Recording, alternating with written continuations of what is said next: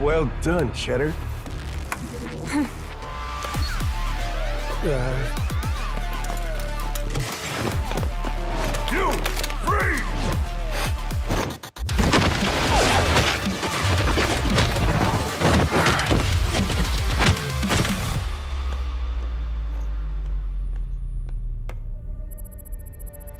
Quite a show. Why waste your talent? Ever thought about becoming a mamba? Double commissions as we agreed. As for your friendly invite, I'll let you know when I feel like it.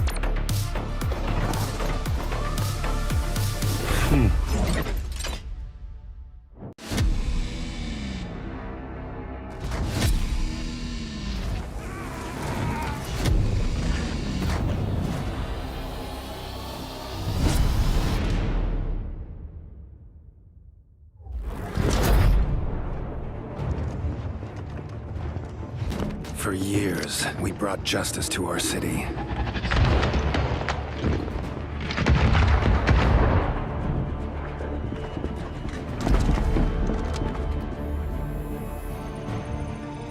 We made mistakes, fought amongst ourselves.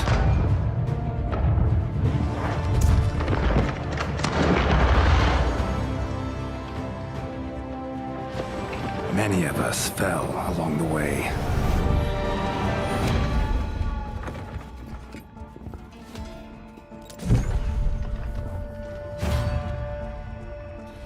I almost admire your perseverance, Tyson. You and I could have been a great team. You'll never put your hands on my research. This ends today.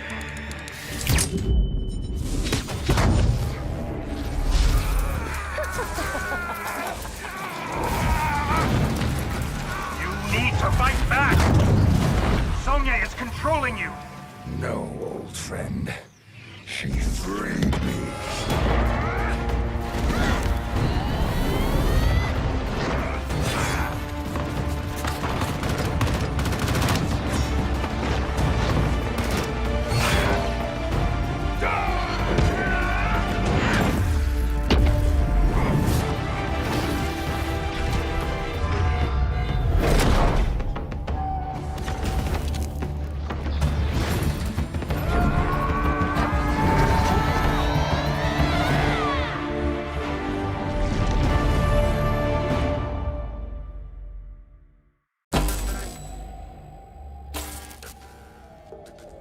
Shiro. Where the heck have you been? Sorry, boss. Training overran. Training? You're a delivery boy. And I've got a code red job for you. Package incoming.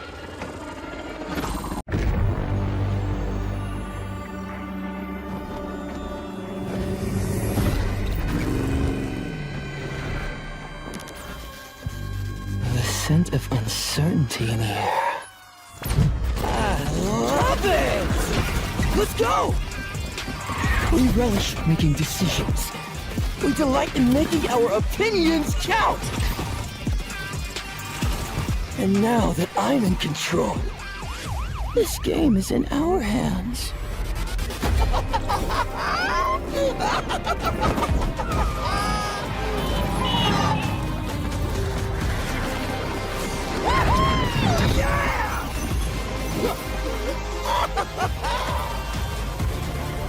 So, it's your call.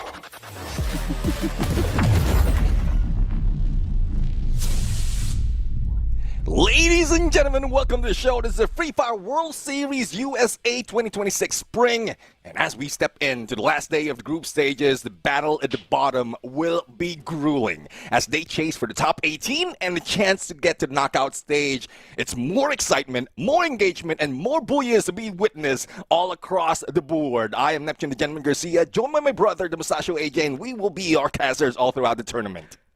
Yet another beautiful day here, Neptune, and it is going to be an upsetting day by the time we get to the very end of this run because, like you said, it's the last day for the group stage, which means 6 teams, 5 teams, 4 teams out. Will be going back home today. See, unfortunately, we have to cut them off because only the top 18 teams will survive to the knockout stage, where we have even more grueling battles next week so that we can find the top 12 for the grand finals. We'll walk you through the schedule in a bit once again. But, you know, yesterday, just continuing on some of our conversations, right? We've got a few squads down there in the bottom. The problem here is that they're so close to each other. Every single game will matter, my friend. Yeah, exactly. I mean, we are looking at some of the teams who have reached, based on my calculation, the cut line already. If they can put out all those games that they had in the past, even more, probably like 1 point per game more in average, then they might be able to make the cut. But it's just unfortunate, but there's a lot of inconsistency with most of the teams that we have right there to bottom. So we just hope that they will go, take out of those consistency, make sure the mistakes are corrected, and bring it all out. Because this is the last chance for teams, especially for those at the bottom. Absolutely, man. Let's take a look at the prize pool and see exactly what are they hustling for, right? Because $30,000 on the table. And of course, the champion gets the biggest slice of the pie, 10,000 USD in their pockets, as well as something that could be a little bit more valuable, right? Pride of representing the USA server on the Esports World Cup. The EWC Riyadh, Saudi Arabia awaits the champions, and we will get to see exactly who they are. But for now, we have been able to see, you know, some teams who potentially could get there, and the teams who could potentially enjoy this prize pool, because only the top 12 teams will be able to get it. Exactly. I mean, it's the top 12 who will be getting the prize pool, but that number 1 spot is what everyone is chasing for. After today, it will be a reset by next week. I'm really looking forward to how they are going to play. But tournaments are bound to end once this calendar has been crossed off. And so far, last week has been crossed off.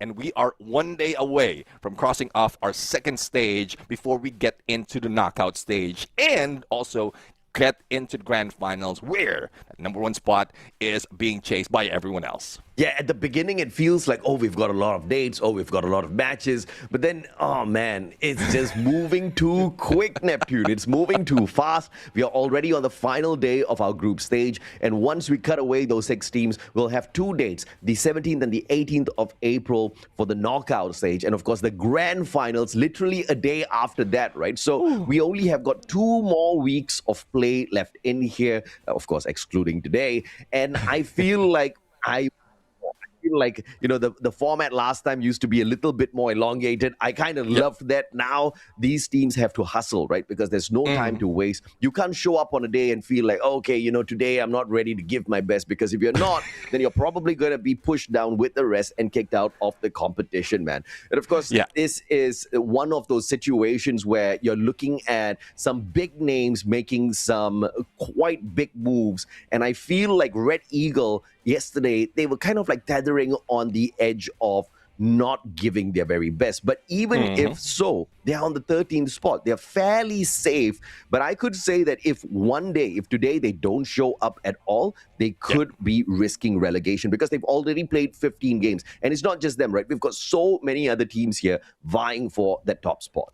Yeah, exactly. I mean, a lot of teams right here are still chasing for all those points, regardless of how high they are in leaderboard already. And even those who are returnees, the ones who have been invited in here from the previous competition of the USA, is still showing up, especially with Fuego, GCT Arrow, a little bit questionable, but Vipex, MIA Corp, INV Esports, them showing up yesterday was quite different compared to what we've seen them in last week. So, again, hopefully we see more challenges against these 5 teams, and unfortunately we have to say goodbye from yesterday. One of the teams that I have, so Punjabi Stunners will not be able to continue since yesterday, and this increases the odds for those at the bottom to chase it, because I did see that Punjabi Stunners did put up a few of those points, which is good enough for those who didn't make it from last week. Yeah, and of course, TF Esports missing a couple of matches towards the tail end of yesterday as well doesn't help the case. That's why I said possibly just 4 teams that are going to be relegated, because TF Esports kind of relegated themselves from the process. It's a little unfortunate, right? Because if you're already here, you might as well play out each and every single opportunity of yours. But understandably as well, their hearts could have been crushed, their spirits could have been crushed, because these are some grueling lobbies, man. It is not easy to score a booyah, let alone score a couple of eliminations out there on the battlefield. You talked about Punjabi Stunners. They were part of Group A and they're out, which leaves Group A with only 5 squads right now. You've got O1 Esports, you've got Austin X Dami, Vipex, 90 Piketty Esports, as well as Fisher Tiger. And obviously all 5 of these squads have made a little bit of a name for themselves already. But Austin X Dami, just one of those teams who are literally tethering on the edge of relegation. They are currently sitting on the final spot available to make the qualifier to the knockout stage. They're sitting on the 18th spot, so we are definitely going to have our eyes on them today. And what's worse for Austin X Dami is they only have 3 matches compared to those who are with them. So if they keep their average below 7, then it decreases their odds, and they might end up just on the edge on the 19th spot. But as we head into the other groups right here, we have more of those that is already on the top of our leaderboard. We're talking about Gaviota, Cartel Sur, INV, and YLS is one of the teams that might surprise us. Very close to Austin X Dami on the 19th spot, but their average is even more than the previous team. So I'm really looking forward for them to chuck it up in terms of placement point. That's where they are doing so well, and then just add all those eliminations just to make sure that they are part of the next stage. And to your point that you brought up about Austin X Dami has 15 games played so far. YLS, on the other hand, only have 12 games played so far. So they've got 6 opportunities today to pick up those points. They are 9 points behind Austin X Dami. So, yeah, man, Austin, they better run to the finish line and hope they score.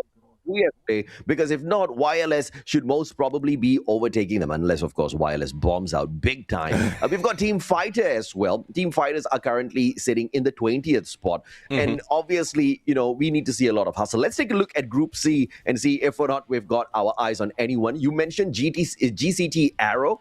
Not so impressive. I do agree with you. I expected a lot from them. Not a single booyah out of this squad, and they're currently in the 15th spot. The saving grace for GCT Arrow, 12 games played so far. They've got 6 more to go. TVM Technology, one of those teams that are currently in the bottom 6. They have got the 6 matches to go, but we haven't seen the consistencies out of them, right? Flash by Ross, you've got Blue Cheese, you've got Texarians, you've got 5 Stars.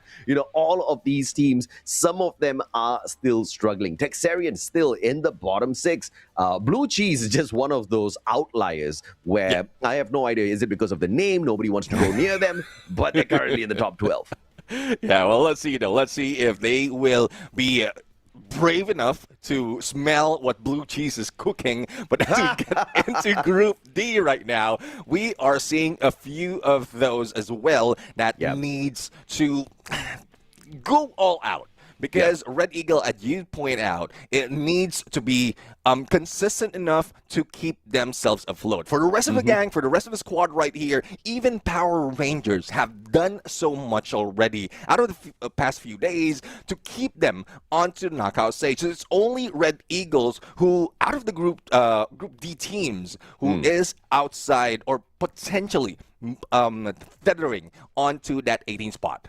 Oh, yeah, absolutely, man. So, obviously, we want to take a look at all of these teams. But even in Group D, you'll notice that, hey, wait a minute, why do we have 5? We don't have 6. Because like we mentioned, TF Esports yesterday, they kind of removed themselves from the list. They have forfeited their spot in the competition. They have given up on, moving forward. And understandably so, right? Because they've played already quite a number of matches. They only have 3 games to go. And it'll take a monumental task. I think about 45 points just to catch up with the 18th spot. And that is providing nobody else plays those games. Nobody else in the 18th spot gets any points, which is too much to ask for. So totally understood. I feel for TF Esports, but I really wish to see teams see this through, right? Because it really makes the difference between a squad that is super serious about not just participating, but improving for those future matches as well. Because we've seen some underdogs in the past, Neptune, where they didn't really cut it, and then they are great in this season. And then, of course, we've seen some teams who were great in the previous seasons, not really cutting it this season, but still qualifying those. So I guess that's one very big difference. Here are the match schedules. We've got 9 games once again. And as you guys know, every 3 games, we switch those groupings. Yeah, exactly. And now we're going to start once again in Bermuda, followed by Solara and Nextera for the first group. And we're starting it off with Group B and D. And then for the rest, Group C will be participating from Game 4 to Game 9. Group A would be part of Game 4 to 6. And then back into the board will be Group B on 7 to 9. So you can see some of the maps being repeated right here. But you will also see other teams who will complete their journey in group stages to get all of those games on their board. So I'm really looking forward to how they adapt this time around, because this is the second time for most of the cases that the teams would be meeting up with some of the teams, but they need to stack up in the points, grab those booyah, and grab that 12 points. Yeah, so BD, AC, and BC. The BD, AC, BC. You know exactly how we roll. The point system, on the other hand, ladies and gentlemen, boys and girls, it is absolutely the same. You hit the booyah, you walk away with 12 placement points, 9 placement points. If you hit that second spot, you minus off 1 point for each consecutive placement that you get on the leaderboard. But the problem is when you get down to the 11th and 12th place, no placement points whatsoever for you. But if you want to save your skin, you can aim for those eliminations. Every single elimination gets you 1 point out there.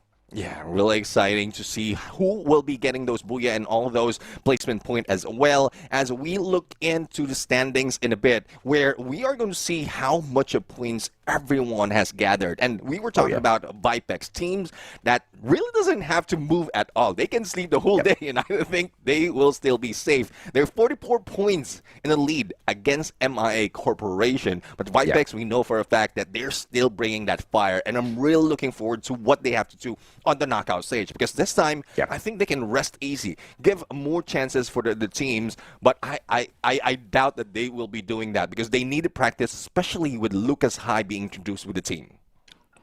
Looking at the way he played, though, I don't think they need practice. But I do agree with you, right? Because the teams who are in the top 12 are technically using this as professional scrims. They just want to measure up as to how well they will do later on in the knockout stage, as well as the grand finals. Let's take a look at the next page, because that's going to be the most important page for today. Like we've mentioned already, teams who are in trouble, Wireless Esports, Team Fighter, Texarians, TVM Technology. Is it possible for them to climb up?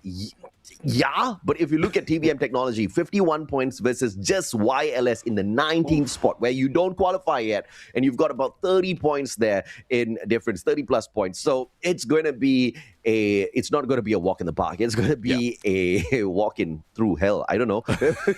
Whatever term you want to come up for it, it's not going to be an easy one. And of course, teams like Austin X Dummy, you see one Booyah there, you see some potential in them. They are decent when it comes to some of those engagements. Gold Esports, Fisher Tiger. These are the three teams that they're competing for or competing against for their spot. And they're not the greatest teams out here, but they do put in enough to stay in the top 18. So we've got the work cut out for our bottom six. Exactly. I mean, I'm really looking forward to what YLS has to do right now, because YLS is one of the team that might be able to push down Austin X Dummy if they are not doing their best at this point. Because based on calculation, they have even more, like 7 points on at an average compared to the 6.5 or 6.3 that Austin X Dummy has been doing per match. So it's you're going based down on to the decimals, man. Now, it's based on the numbers, and we have a few of the teams as well who are missing out on some of the games. So those potential matches, potential points has been left out even from the earlier parts of the group stage, and that's what we call out these teams wherein they could have joined and added more of those points, but unfortunately they have to deal with that. And also there are a few, and this is something that has been visible even from a previous tournament in the USA, the discipline of each team abiding by the rule book. This is something that they need to consider, because you would lose out on a lot of points. Yeah, you would lose out a lot of points if you do not abide by the rule book. I mean, you would think that's basic by now, right? But of course, some of them, might not read the rule book. Some of them might not be big followers of the rules. But I totally understand. I'm a rebel, right? I've never followed the rules. But one of the bigger points that we have to also talk about is, Neptune, if you look at the number of games that have been played so far, Austin X Dummy, Fisher Tiger, these guys are in hot soup because they've already played 14, 15 games. And then you look at YLS, Team Fighter, Texarians, they've played 12 matches each. Even TBM Technology is the outlier because they've missed a couple of matches for themselves. But technically speaking, they've played 12 games. So they do have a very big advantage. But in order to take that advantage, they actually need to go out there and make the best of their matches. They better hope and pray that the big teams who have already collected their points go to sleep early, because or ate a big meal and don't feel like performing today, because they need every single point. Let's take a look at the groups that will be in participation in the upcoming 3 matches. Groups B and D. First off, Group B, we've got Gold Esports Official. They are the ones currently sitting in the 17th spot with 12 games played. Technically speaking, they should be safe, but I wonder if or not they are going to be putting up a big fight. You've got INB Esports, Gaviota, Cartel Sir, as well as YLS Sport, and these are the teams who are going to be in a big fight in a little bit. Yeah, I mean, really looking forward to what GOAT Esports has to offer, because of the performance that they have from the last day of last week, the clutch play that one of their players then managed to do, as well as a combination of the team's effort. They managed to push themselves up the numbers, I would say, but in terms of their position right now, they might look like they are in trouble. But they're still above the cut line based on the number of points as well as the matches that they will be playing for this day. So really looking forward to all those numbers in, and together with this Group B would be, as we called out, it will be Group D. So Group D really showed us something when they were introduced, especially with Fuego. We have MIA Corp, Celtic Gaming. This is one thing that I'm asking from yesterday. I mean, they have been showing so much from the previous week, especially with Hugo on the board, but it seems like the rest of the squad is not following through on what he's doing. Yeah, Group D is practically safe from our group stages, right? Because the only team that's like deep down in the depths of not even the bottom 6, but they are sitting down in the 13th spot is Red Eagle. And 13th spot is very, very safe, right? Because you've got a decent number of opportunities for them, mainly 3 more games for them to pick up points. And Red Eagle is the kind of squad that does enough for them to make it into the next stage, usually into the knockout stage. So there's really nothing to worry about Group D. Group B is the one that we have to be concerned about because, again, you've got GOAT Esports, you have got YLSS, you've got Team Fighters. These three squads are vying for the top 18, and not all of them are currently in the top 18. YLSS as well as Team Fighters, they are the ones who are feathering on the very edge. So Group B, we have definitely got our eyes on you. You better hope and pray that Group D just lies down, takes a beating, and not picks up any point whatsoever.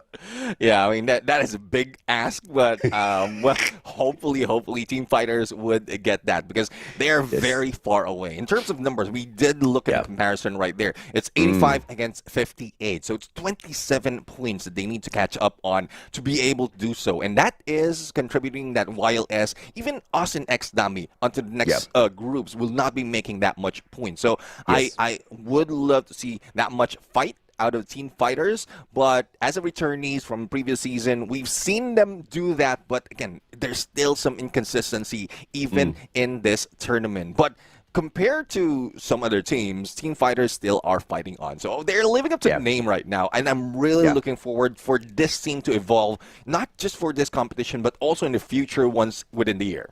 Yeah, I totally respect squads who are getting their butts whooped out there, but still showing up for each and every single matchup early, logging on in, and waiting for the match to start in that lobby. I really respect, right? Because at the end of the day, it's all about whether on you.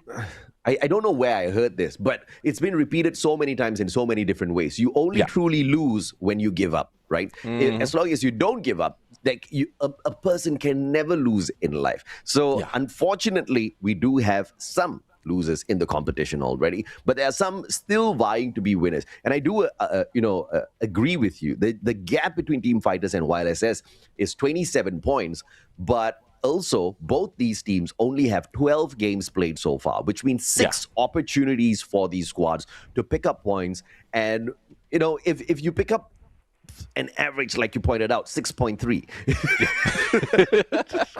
If you pick up an average of 6 points per match, you're going to be all right. You're going to be... Thank you, production.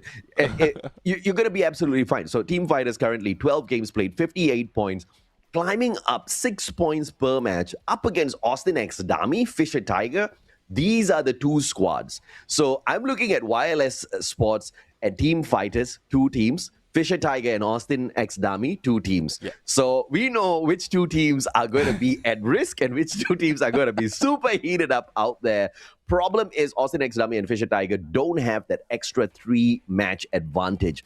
That means they have to pick up, an average of 10, 15 points per game here, Neptune. Yeah, I mean, I'm really looking forward to that because Austin X Dami from yesterday, we were not expecting them to play. We got that information wherein they couldn't play just for yesterday, though. But I think they realized that that's the most maps that they will be getting compared to today. So why not? Whatever happened, it motivated them, and they put up a great fight because if I'm not mistaken, before the day started, they were below the 18th spot, and now they managed to catch up with only 2 points below GOAT Esports, which I would say is a team that they can catch up to. They most definitely can, right? But I think we got to check these boys because there's something wrong either with their devices or with the players themselves because this is a squad that has not performed at all throughout the whole group stage. And then yesterday, when we initially heard that they are not going to be joining the match, we were like, oh, okay, all right, here comes another team that pulls out. And then they go into the game and they whoop butt, all right? So this is a crazy, crazy team that has got a lot of potential. And then that potential dipped instantaneously in the very next match of theirs. They made a good comeback in the last game that they played. So, a very up and down team. Maybe this up and down, just throwing out numbers out there is enough to get them qualified for the knockout stage. But are they going to get into the grand finals? I think that's going to be a line that's very difficult for them to cross. Unless, of course, they can sort out their consistency. Because we don't need the super big games. We definitely don't want the super small games. As long as they can hover somewhere around the middle. Because Austin X Dami, surprisingly, is a decent survival squad out there, Neptune. Yeah, exactly. I mean, they know how to find the final circle. They even managed to find a Booyah compared to the other teams who is part of that cut line from 13 to 18. But I guess there's no more waiting as we head into the first game of today, the final day of the group stage. We're going to start off in the green grass of Free Fire, which is Bermuda, and the group B and D will be knocking it out. Out of these team, it is, I would say, Gaviota squad who would be taking the lead, followed by INV as well as MIA. But I'm really looking forward to Red Eagles to grab a Booyah because up until this time, they had two already. Flight path cutting through Keratin all the way down to Rimnam Village, which means this opens up the full map for everybody. These squads should be able to reach the far edges of the map, which means avoiding those hot drops technically is a possibility. But are they actually going to avoid hot drops based on our experience so far in the FFWS USA scene? Hell no. We're definitely going to see at least one or two teams out there in a little bit of a pickle very early on, and that's exactly what keeps our adrenaline pumping up high. But INV Esports, YLS, as well as Fuego are in the clear. Red Eagles seem to be in the clear as well, surprisingly. Yeah, well, let's see though. Red Eagle is in the clear in the middle, but we're seeing from afar, I think it is Rimnam Village, that we're going to see Power Rangers going against Goat Esports. The first engagement might happen here, but I was also reviewing the map earlier because Fuego is quite near in YLS as well as INV, so they might be in trouble if they don't move that fast. So hopefully YLS will survive that onslaught, head into Red Eagle in peak, and then that's where they gather the points, survive, and wait for the final moment. But as we begin, Galito will be taken down. It's Gabuzin with a mini Uzi for the takedown, and the following by Mateo makes two already for the Goats. This is the kind of start you want if you are Goat Esports, because you're one of those squads that are vying for the top 18. You're one of the squads that's playing for survival in here today. The heat is behind you, and if you don't run ahead, you might just become that barbecued lamb that we are looking for. It's been a while. My wife has been convincing me to become pescatarian, maybe even vegetarian, but I'm like, no, man, I cannot let go of that lamb just yet. Well, soon enough, we will have more of that lamb, you know what I'm talking about. But soon enough, Eric will be losing out of real estate because he's the only one survivor out of Power Rangers, is moving far away. Now, on to Celtic Gaming, who might be meeting Gaviota squad. Now, Celtic Gaming, I did mention that there was a slowdown in performance from yesterday. And this is, despite of their position, I think they will need to show up a little bit so that they won't carry over this performance onto the next stage. And there's what I'm talking about. Up close and personal with that core does work even best with an M1887. But seems like Celtic Gaming is not yet over with Gaviota squad just yet.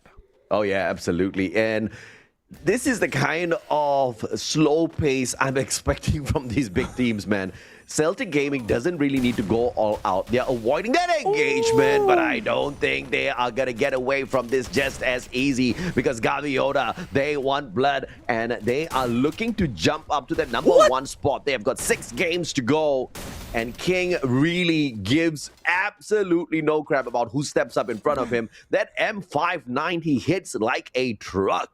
Yeah, definitely. M590 is, especially in the best hands, like one of King in Gaviota squad. But the chase is on right now. INV is slowly moving into them. It's a good thing that Revive saved Gaviota to back away and replace INV from where they jumped from. But I don't think they will be following through. Now, Headless has been triggered as well, as you can see in the map. And Gaviota is the ones that needs defending. It is King right now who needs hiding, but he's no hiding anymore. A clutch play, but unfortunately from above was hit with that P90, and Cardell Soar is putting themselves on board with 3 already. Yeah, dude, I mean, it took 6 players to come across King and finally for one to take away enough life to drop him, right? Clearly, he is named well, the one and only King from Gaviota. And now, Fuego versus YLS. Yolkis and Kenny in a lot of trouble. Kenny does have the medkit on him, so going to be backing away from this engagement for a little bit. Fuego, on the other hand, has got a King of their own, looking for an opportunity to pull away some points off of YLS. He's got the cord, not the best gun to have in a CQC. Chino pulls out the time turner at the very corner of the wall, but YLS Yolkis backs away, has got A good blue wall and the moves, but Yol Kicks unfortunately could not get away from those shots off the Trogon. Yeah, Kenny did manage to go for a knock. And let's see, though, if they can continue this on. Again, YLS is in trouble if they keep this up. They need a lot of points to be able to catch up with the points and maintain their 18th spot. But YLS, I've seen one players who has been using that Ray, but I guess this would be the turning point right now with him worse not being spotted as he get close as well, snipe them out. Distraction best to be able to backstab Almir, and King is doing so with that Ray. He knows exactly where to point. Yeah, absolutely, man. I mean, all the Kings are doing really well today with the M590. King once again on the chase, this time from the side of Fuego, but player catches him on the circle around with a VSK. Fantastically played by Fuego. No squad can withstand such a aggressive maneuver. And now they've got the very edge of the circle, and obviously they don't have to worry much about the damage from the blue for the time being. But INV up against Gaviota. This is a battle between two big squads, and INV not receiving the better end of the stick.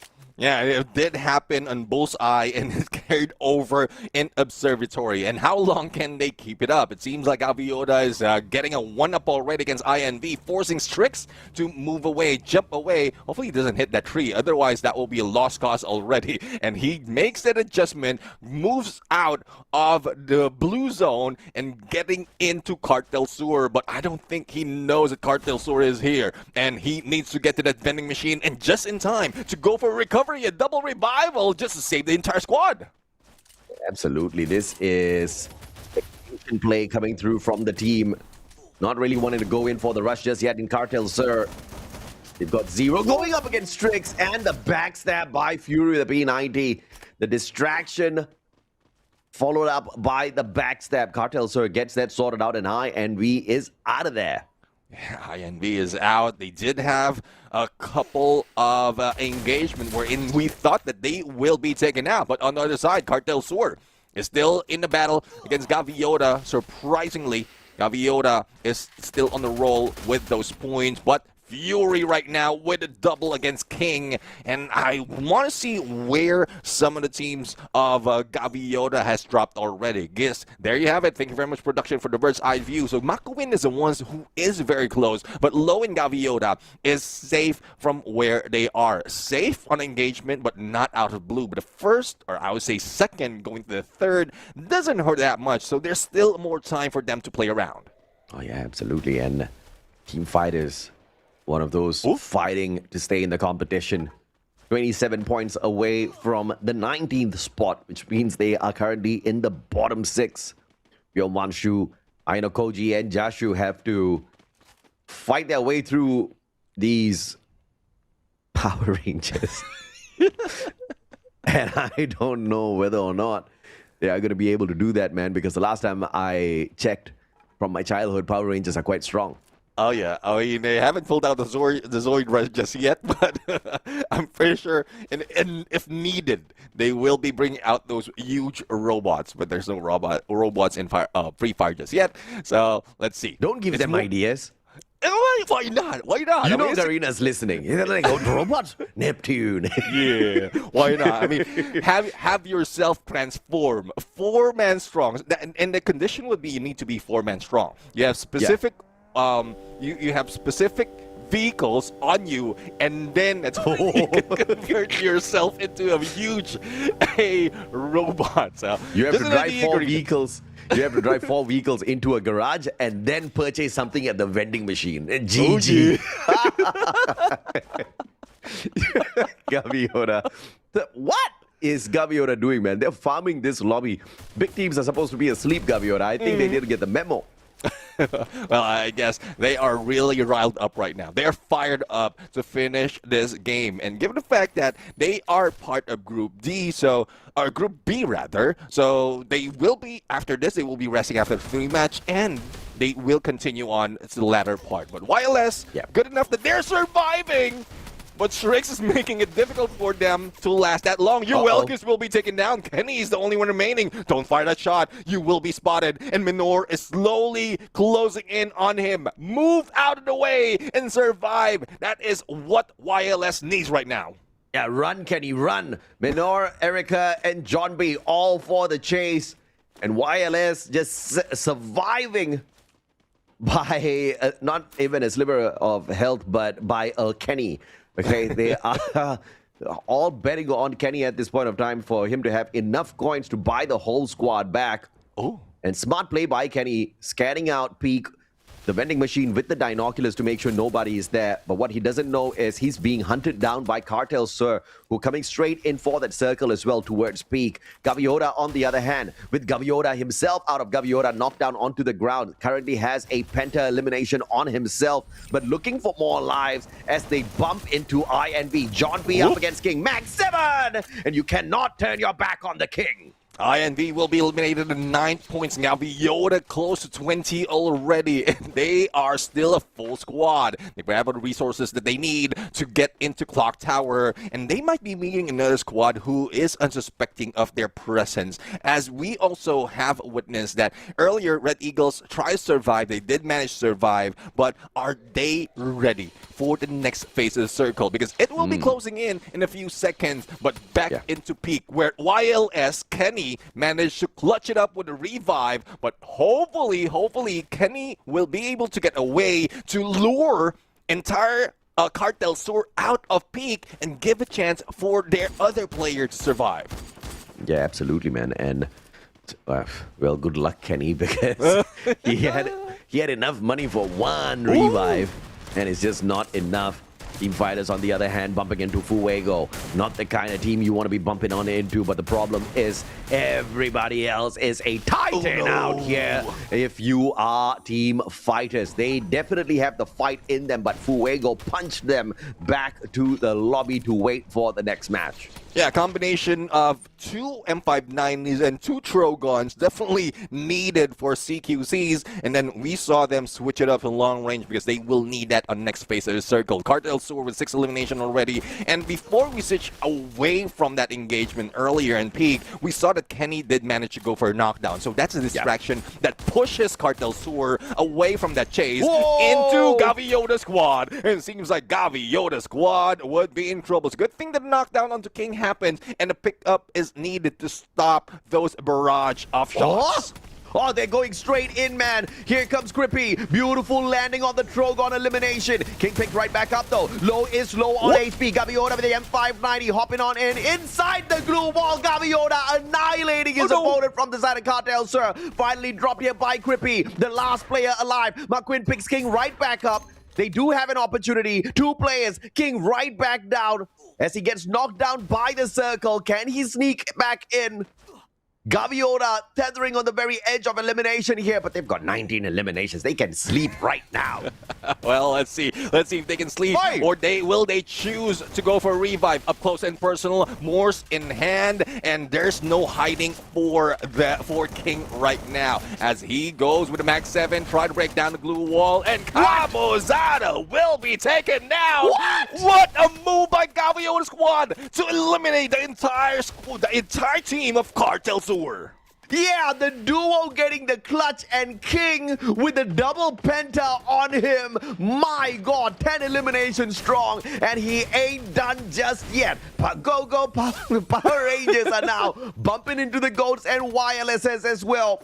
There's a vending machine right in front of them in case anything does go wrong, but a revival so late in the game is going to be deadly because there's no real estate for their players to land on. 6 more teams alive and kicking. Everybody wanting to squeeze into this next open circle, but that's the problem. It's a little bit too open unless you get to the very top of the factory. Oh, let's see, though. Let's see. I mean, that top of the factory is what Power Rangers has been doing earlier, waiting for the opportunity to jump in. And Crazy right now would be in trouble. It's a good thing it does have that Bison, but is that enough? There goes the shot from Fuego, taking down Power Rangers, probably saving Crazy just a little bit, but a nade cooked, and a nade caught, and there goes YLS out of the picture with a power nade, but unfortunately Chino tags him as well. God damn it. One had a phenomenal God nade, and then Fuego's like, okay, your time is over. Thank you so much for putting on a good show. And now we've got Titans and a GOAT. We have got Titans and a Red Eagle out there. Red Eagle and Goat. Obviously, the Goats are the ones who are in trouble in the competition if they do not pick up these important points. Red Eagles, on the other hand, just a single elimination on their side, but they've survived long enough to give themselves those average points that we were talking about. And Gaviota, bro, the revival. The full squad back in it. 22 eliminations. Gaviota of Gaviota looking for the 10 eliminations just like King as well. And he bumps into the whole squad of Red Eagles. McQueen gets the SVD knock. King with the M590. He fails, but the rest of the squad following up. 23 eliminations strong. And you know Fuego's trying to steal those points. Yeah, Fuego's trying to steal. It's a good thing that Gaviota is focusing on them as well to distract them from that goal. But they did lose King in the matter, and I don't think that is that does matter for them to be taken out that easily, because we've seen great elimination as well, as Goat will be taken out by player. Now it's a 3v4 situation. Let's see if Gaviota can go for a clutch. Gaviota moving in close, a little bit too close I would say, but Makuin for the flank, and player has his eyes on him. Yeah, he sure as hell has his eyes on him. Fuego, 17 eliminations already, 2 big squads, and both vying for those big numbers. Fuego with the numbers advantage, 4v3. Gaviota takes down King. Tiki Low as well. What a shot with the Thompson straight to the head. Time Turner outside the circle. They're sustaining the damage, but from outside with the Trogon, shuts down Low. One final survivor, and Fuego scores the first booyah of the final day here at the group stage. They started off hot right now as Fuego literally is on fire. Now we are looking forward to how well they did in terms of numbers, because against Gaviota it seems like not a small task to be able to catch with them onto those points, especially as Gaviota squad did get that 9 extra points. So it's just a matter of how much both teams got in this match, but also for those who are trying to catch up, because we did see them survive a little bit longer compared to the previous days. Yeah, no doubt, man. I mean, all thanks to the tag market, obviously, you get to survive, or the team boosters, I have to say, you get to survive outside the circle a little bit longer. And I think teams have been taking great advantage of that fact, right? Because in the past, if you stay outside the zone that long, especially when the circle is so small, you are as good as gone. But the Time Turner saved them shots, and then they returned in there. The players who were playing it safer, unfortunately, just could not sustain long enough, Neptune. Yeah, and that's one thing. I mean, if you're playing it safe, you won't be able to get all those eliminations. Well, compared to what we see in those active players. Power Rangers is one of those, but we saw some activity out of the final battle in Factory. So I'm really looking forward to how much points they have, but I'm really, really amazed with how Gaviota is doing this. And I think there was a day wherein Gaviota is not that squad that will be taking it all, but they know for an instance that if they lose that #1 spot, then they need to catch up, and I think Fuego is the best target to do so. 6 points, like potentially 6 points based on the numbers that they gathered by the end of that match, and they will be taking that #2 spot. Yeah, absolutely, man. And this is not a small feat, right? Because you are looking at the dominators of the competition coming through from groups B as well as D. So this is not a easy lobby. This is one of the toughest lobbies to be a part of if you're in the group stage.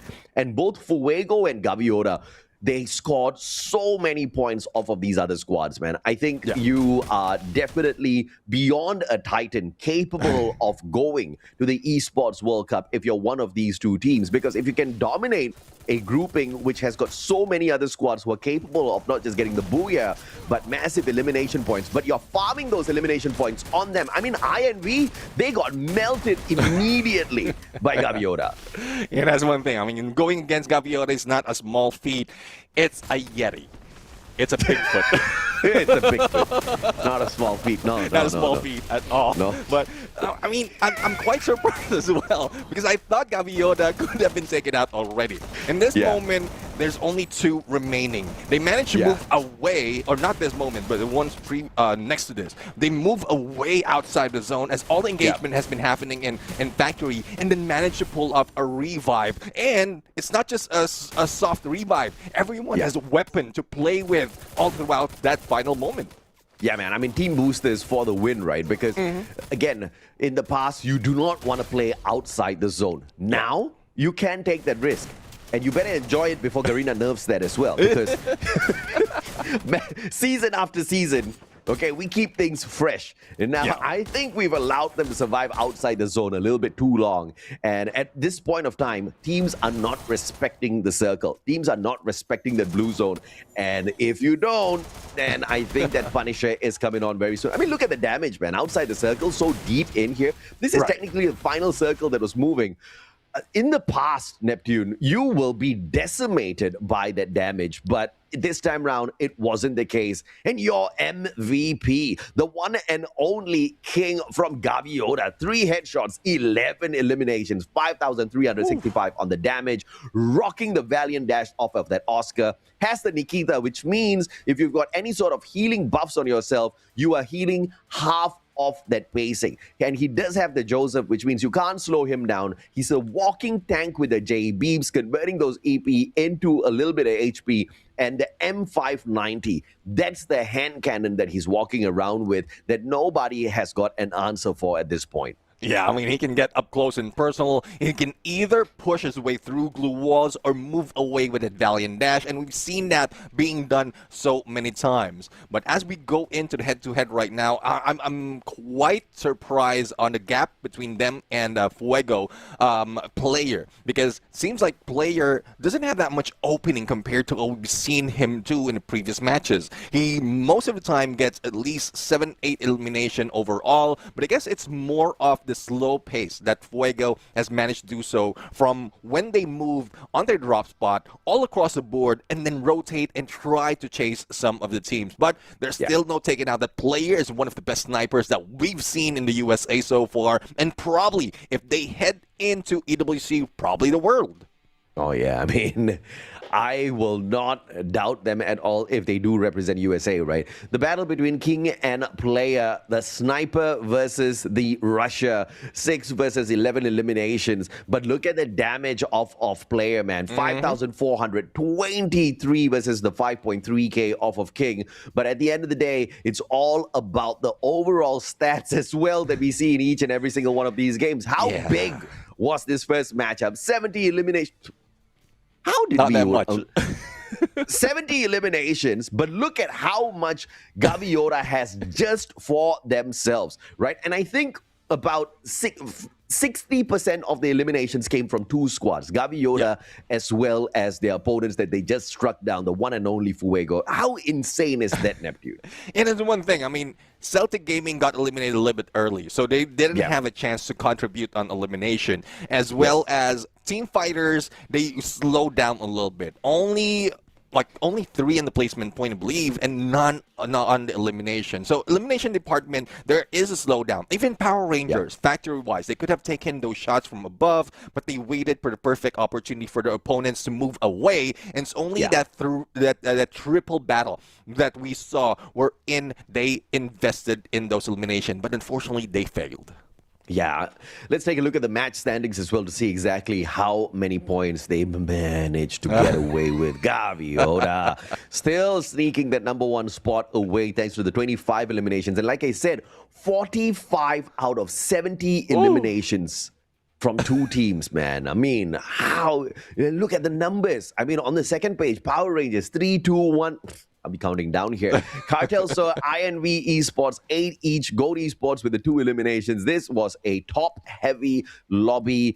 And my God, just 2 teams scoring a total of 66 points. Yeah, I guess they're going for numbers. If I'm not mistaken, they heard me saying that the highest points that we have is 43. So they're trying to chase that.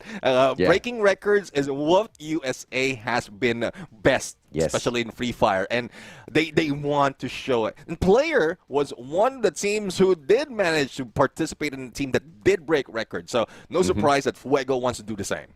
Yeah, I mean, no doubt at all. Fuego, though, I think the fight between Fuego and Gaviota is a little bit, falsely represented on the overall leaderboard. Because if you look at Gaviota, they've got 3 games advantage. Yeah. Yes, Fuego is picking up those big points, but Gaviota has got 3 extra games to continue picking up those big points. So there's a very, very, very, very big possibility that Gaviota ends up on that number 1 spot. It's going to be heartbreaking for me to take a comparison between Gaviota squad as well as Vipex, because these 2 teams are just phenomenal in their own ways. Fuego has got my favorite player. So I don't know, man. I think I'm going to be more upset than happy when I see the grand finals and who gets to go to EWC. Not of those getting into the next stage before EWC, let's take a look at some of the teams right here. And again, just to set the expectation, not all of these are coming from Group B and D. Red Eagles is one who managed to get a few points but didn't cross over the 12 spot just yet. They only need 6 to be able to catch up on Blue Cheese. But for those who are like YLS, only 3 points is needed to catch up on Austin X Dami, who would only be playing 3 matches for today. So they need to invest on those, whether it's placement or elimination. They need to bring it all out. Yeah, absolutely, man. And of course, let's take a look at the match schedule. Once again, we are on a train ride here through the games today because we want to check out exactly who gets eliminated, exactly who gets to the next stage of the competition. So Solara is going to be game 2, still between groups B and D. This is going to be an exciting one because the reposition from compound to compound a little bit easier off of those slide rails. And Solara usually gives us quite a decent number of eliminations. Not as much as Nextera, but definitely exciting games for sure, Neptune.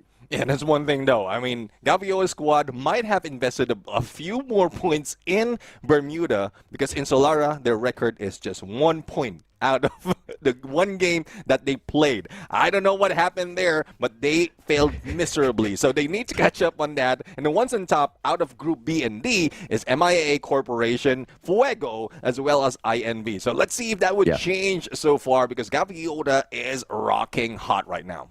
Oh, yeah, absolutely. And yeah, I wonder exactly why Gaviota kind of bombed out on that one, but it doesn't matter. At the end of the day, as long as you are out there with the hustle, you should be able to get it. And it looks like today it's all about the hustle for Gaviota squad. Perhaps in the past, they didn't really aim for those booyahs, but I think they're quite pissed that they did not manage to secure that booyah, even though the number of eliminations were quite big on their side, right? And speaking of which, Fuego continues to extend their lead as well as record here in the FFWS USA group stage with their 6th booyah. So congratulations to them, and I think they're aiming for 2 more. Well, let's see. I mean, it is achievable looking over how Fuego has been playing overall. But let's see, though. Speaking of playing, here comes a plane path from Aquarium going in between the hub as well as Waterfall. And Cartel Sur might be feeling the wrath of Gaviota a little bit early or vice versa. On the south side, we did see Power Rangers that might be going against INV Esports. So I did mention that INV is one of the teams that did manage to get a booyah in this map. But let's head over to Aquarium and get themselves wet as they go in for the battle early as this. Yeah, absolutely. And Gaviota looks like they're going to be having a little bit of fun here. Cartel Sir. Holy mama! That was too quick, and it was no chump squad. Cartel Sir for sure was one of those big teams that I was expecting big points out of, but Gaviota is playing this on a totally different level this time around. INV versus the Power Rangers. This time, it is not going to be an easy one for the Power Rangers, and Myota knows that for sure, and he is out of there. Now let's see if he can move away that far, but no shots coming from Strix with the SKS, and then inconsequential, they couldn't fight back. And INV right now with 4 eliminations already. I guess we're looking at the right numbers. INV did get themselves on the top of the leaderboard when it comes to Solara, and they're still carrying it on. It's just unfortunate the Power Rangers couldn't even gather as much point as possible. But on the other side in the hub, it's Team Fighters, Red Eagles, or 1 Red Eagle and 1 Goat into the mix. So I guess this is something that Team Fighters can take advantage of as a battle on the other side between the 2 of the Animal Kingdom. What? Goats beating Eagles. Who would have thought? All right. If only goats can fly. If only goats can fly. If only goats could fly. But of course, let's see if or not the Fighting Dragons, Team Fighters, will be able, because technically speaking, the goats have got nothing up against a couple of dragons here in Team Fighters. And the court off of Jashu proving exactly that. Locke saying, no, you cannot hurt us by reviving Gabos in instantaneously. We've got money and the vending machine. But Team Fighters overtaking the compound as Red Eagles back away from the engagement as well, focusing on those revivals. And that will force Red Eagles to move away from the hub. I'm not sure if they can take Studio because, well, there's still plenty of time and still near the next phase of the circle. But as we go in YLS against INV, this is a team that YLS doesn't want to go against. And on the kill feed, it's MIA going against Fuego right now. And Josh Ver has been taken down despite of King being knocked down, but the pickup was instantaneous. Yeah, I mean, we moved away from that fight the moment it started, man. MIA versus Fuego. Big time! Tiki with a god name. Josh went down to the ground. Tiki with a follow-up as well. Chino fights Drighty. And this is Fuego going for the finisher. Biblico on the back foot, backing away. Does he have the sniper? Either way, the vending machine gives them the instantaneous revive, and Biblico continues on his merry way out of there. Fuego does have an option to go in for the chase, but a couple of goats might be able to catch on to Biblico. Well, let's see that. I mean, Biblico right now pull off a miracle. Great shot with a VSK. Unfortunately, misses that. He didn't take advantage of the changes, but did manage to go for a crossover against them. It's just too many Fuegos out in the mix, and Biblico couldn't survive. I mean, you gotta love the battle of the slide rails, man. I thought he was almost gonna pull that off, but smart play by the Fuego players, pulling out the glue wall on the slide rail only later once they are challenged by it. So the VSK couldn't really take them out. And of course, it is a little difficult to get the headshots when the players are on the slide rails. Fuego versus Goats. Now, this one is going to be a tough fight for the Goats, and they are on the back foot instantaneously, trying to get out of here. Question is, can they outrun Fuego, who is on a spree after bumping into MIA and knocking down player after player? They want more off of the Goats. Oh, let's see. I mean, I'm only seeing 3 Goats out here and 1 on the flank. So this might be a rescue mission later on, because it seems like Fuego is in a steamroll and 1 backs away from the other side. Garcia 9 trying to get away from King, but I don't think he will be giving that opening. Winchester against M590, not a combination of weapon that you want to use against Fuego right now, who is really rocking and trying to chase on the points, especially after they grabbed the Booyah but didn't take that #1 spot in the previous battle. Yeah, time turner played well by Chino here, and yeah, almost got to the vending machine and then got instantly annihilated. One final survivor off of Goats. Question is, can they hang on somehow? Do they have enough coins to make this happen? King on the ground. John B, the trade between Gaviota and INV seems to be heated. The lightning zone by Gaviota pushing INV away. And I think this was a smart investment from them, because Gaviota definitely does not want to go down super early.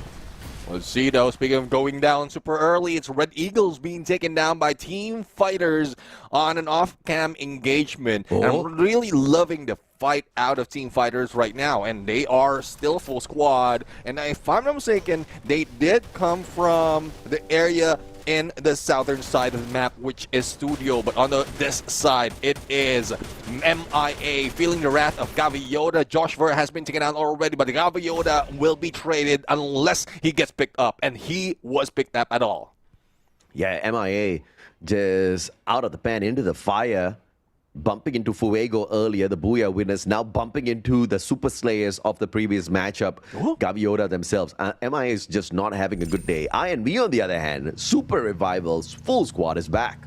Yeah, full squad, 9 elimination, really good run for INV right now. Let's see if they can continue on. Gaviota's squad will try to move away the blue right now, probably stack up on coins, and then get back into the battle. For SKG, I mean, the team has been slowing down. And I'm not just talking about the movement, but also the points. They're not even going for the engagement because they are, I assume they are afraid of losing out a battle early, similar to what we've seen in Bermuda. But right now, they're trying to go in Funfair as the next phase of the circle shows up, but that would force everyone to be in that same area. And I think with that binoculars scan being used by Fuego, Celtic Gaming is not safe.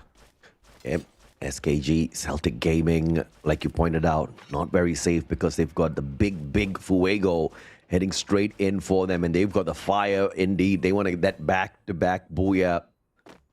And the Celtic, on the other hand, just wants to survive long enough so that they can continue their looting progress.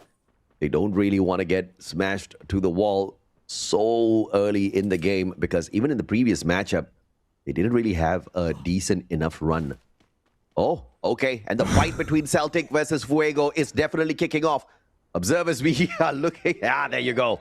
Jumping on Celtic Gaming with the reposition off of 3 players. Hugo is on the flank. Oh, no. And Hugo gets the flank shot and a double! Celtic! Big brain play up against Fuego, and the sniper is making it work. But the rushes on the side of Celtic Gaming. Yavi God, M590, takes King Anchino down. Tiki down as well. Fuego getting absolutely obliterated. All thanks to the reposition by the 3 rushes. And of course, the GOAT of snipers on the side of Celtic, Hugo himself, making those plays available for their players. Player in trouble right now as he is being chased, and behind him would be GOAT. There goes the shot, M590 with player survive, and there goes the shot with an M24, but unfortunately, they get eliminated as well as shots from the other side from the GOATs will need to be covered, and I don't think they will be able to move away that quickly as the GOATs does have the weapon AK on the hands of Gabozine to break down the glue walls, but there's so many glue walls right here. Here comes a cryo mine, but doesn't tag up anyone from SKG, and it has been taken down that quickly. Oh, smart play here. But Celtic Gaming overcommitting and Goats just spotting out a big opportunity. But I have to say, again, that was a damn good move from Celtic Gaming. They spotted out Fuego, and they were in a situation where they had to get into that engagement. Sorry, the Red Eagles, they had to get into that engagement, and they quickly repositioned. And the sniper Hugo, he stayed behind, man. And all he did was play one of the best snipes that we have seen in a long time. Of course, we didn't see it, but through the bodies hitting the ground, we definitely saw the impact coming through from him. And Hugo again brings in the impact by getting a double revival for the squad. So this is a big play off of the guy. Yeah, I'm seeing a shadow of a do out of the gameplay coming from Hugo. He goes in position, not really asking for help for the rest of the teammates. It's more of initiating those engagements, making sure the damage has been dealt before the rest of the squad rushes into the front line. And I'm really loving that reposition as well as shots accuracy you can see from Hugo, even up close and personal. He can use the AWM, VSK as well, and this is something that we want to see even more. But as we look into the other side of our map, Celtic Gaming will be stuck outside the blue. MIA will be reaching the next phase of the circle quite easily. And Team Fighters, who I know didn't fight that much in Bermuda, is now making sure that they have the points to carry on, and INV would be their next contender. Oof, Team Fighters don't have the high ground advantage here like Strix does. In fact, the whole squad of INV with that high ground vantage point. Circle is going to be squeezing INV into a different spot though. Strix choosing to stay behind and find those eliminations. Red Eagle, Fuego out. That is a little bit of a surprise. And Fuego, man, 10 eliminations. After the Booyah earlier, they were clearly aiming for another big match. But Celtic had different ideas for sure. Yeah. I mean, I was expecting Celtic not to go for an engage. I guess they spot out Fuego and just to make sure that, oh, they don't know it's Fuego, but they want to make sure that they have enough points before going in onto the next phase of the circle. And they managed to reach it. But it will be a stack right now on Waterfall, and it would be difficult as well as GOAT is trying their best to survive, but unfortunately a little bit too late to catch up and avoid. Hugo for the shot through the window, not through the wall yet, and YLS right now would be in trouble as a cryo mine helps them as well, and doesn't stop Hugo from taking those aims. No, absolutely not. And GOAT Esports out. in 7th. A early exit for the Goats, and they shouldn't be in a situation like this, but unfortunately, such is the lobby. Wireless Esports currently in the 19th spot. Cannot go down here. Gaming, who looks so strong up against Fuego with their reposition. But thankfully, in a small compound like this, Hugo is not going to be a big challenge, but you cannot count him out just yet. Those flurry of nades connecting with the players on the side of Celtic on that lower ground. Vex going in for the recovery, and nobody taking advantage of the follow-up on that split blitz snap. Yeah, I think what they're doing right now is making sure the pressure is onto Wireless so that they can jump out the window, probably peek out the window, and then that's where Hugo will start shooting at them. But it's just so difficult. Despite of the glue wall melters, it's just an unlimited resource of glue wall being brought in by Wireless. I think this is it. This might be the end. They have lost all those glue walls. Ice Grenade is still available though, so that forces SKG or Celtic Gaming on the lower ground, probably outside of this compound to get into the next phase of the circle. Absolutely, and Celtic Gaming now. YLSS in a 4v4 battle. Wireless has got the compound to play with, and again you can see Hugo flanking around, but this is not a good position for Hugo to hold on to. He's tanking the damage from the blue. Gaviota on the other hand up against INV. McQueen! Oh, with the position just like Hugo on the flank. Takes advantage, and Low gets absolutely high with all of those eliminations. The M590 obliterating INV. 3 teams remaining, and it is a full squad from all 3. Now let's see if Gaviota will be able to get into next phase of the circle, because they have been delayed. But here comes the Lightning Zone, and they might be meeting up with MIA as they give chance for Celtic Gaming to move in the next phase. But it is starting to hurt. Yavigad will be taken out by the zone if he doesn't recover. And it's a good thing that there is a pickup that can be done, but shots coming from MIA is giving them a lot of trouble. Oh yeah, absolutely. And you obviously want to find a decent spot. You do not want to be Celtic Gaming in this situation, because out in the open, and as I say that, they take the jump back. Quick reposition for them. Gaviota does spot the players on the side of Celtic going in for this reposition, because being out there in the open grounds just not going to help them. And Celtic calls for the Lightning Zone. Beautifully played. And now, although they are out in the open, nobody can challenge them so easily. They have to wait this out. Smart move coming from Celtic Gaming, and this forces MIA to move directly onto them. So whether it is in front or behind, they need to move fast because the blue's closing in. Bibigo is recovering, but there's no space for him to use that M24. And Celtic Gaming taking that high ground. I'm not sure if they can stick to that, because Hugo would be shut down if in case shots from the other side of Gaviota will land. Vegas, though, will be picked up, and 7 elimination plus a full squad, and it is nail-biting right now, who's going for the first engagement. Yeah, absolutely, man. MIA versus Celtic, and Gaviota closing in the gap as well. They spotted the opportunity, and they went in there for the engagement. Next with the M590, a double connection. Hugo from up top, getting the job done, getting the damage in. Josh Ware could not get away from King, and Gaviota cleaning up house. All those Celtic Gaming tried to control this chaos. Yeah, I mean, don't give him a chance to take those shots, and now they're forced to go against Gaviota squad. MIA would be MIA in a bit, and Gaviota will grab a few more points to their side. King with M590 wipes the floor with MIA. It's only 1 player to go, but it seems like Gaviota will have a little bit of trouble. No, not so much of an angle for them to take this, and even next phase of the circle, the shift would give an opportunity for Hugo to survive long. But here goes Gaviota with that Tyson, and Hugo was at a loss where to point and shoot, and Gaviota's squad grabs that booyah. From an almost booyah to a sure as hell. Yeah, not as big with the number of eliminations, but I don't think Gaviota cares because, again, they have a great numbers advantage when it comes to the number of matches that they have to play. And if they continue picking up big points like these, they are not going to be doubting themselves at all as they continue the climb to the top because it is pretty much guaranteed for Gaviota.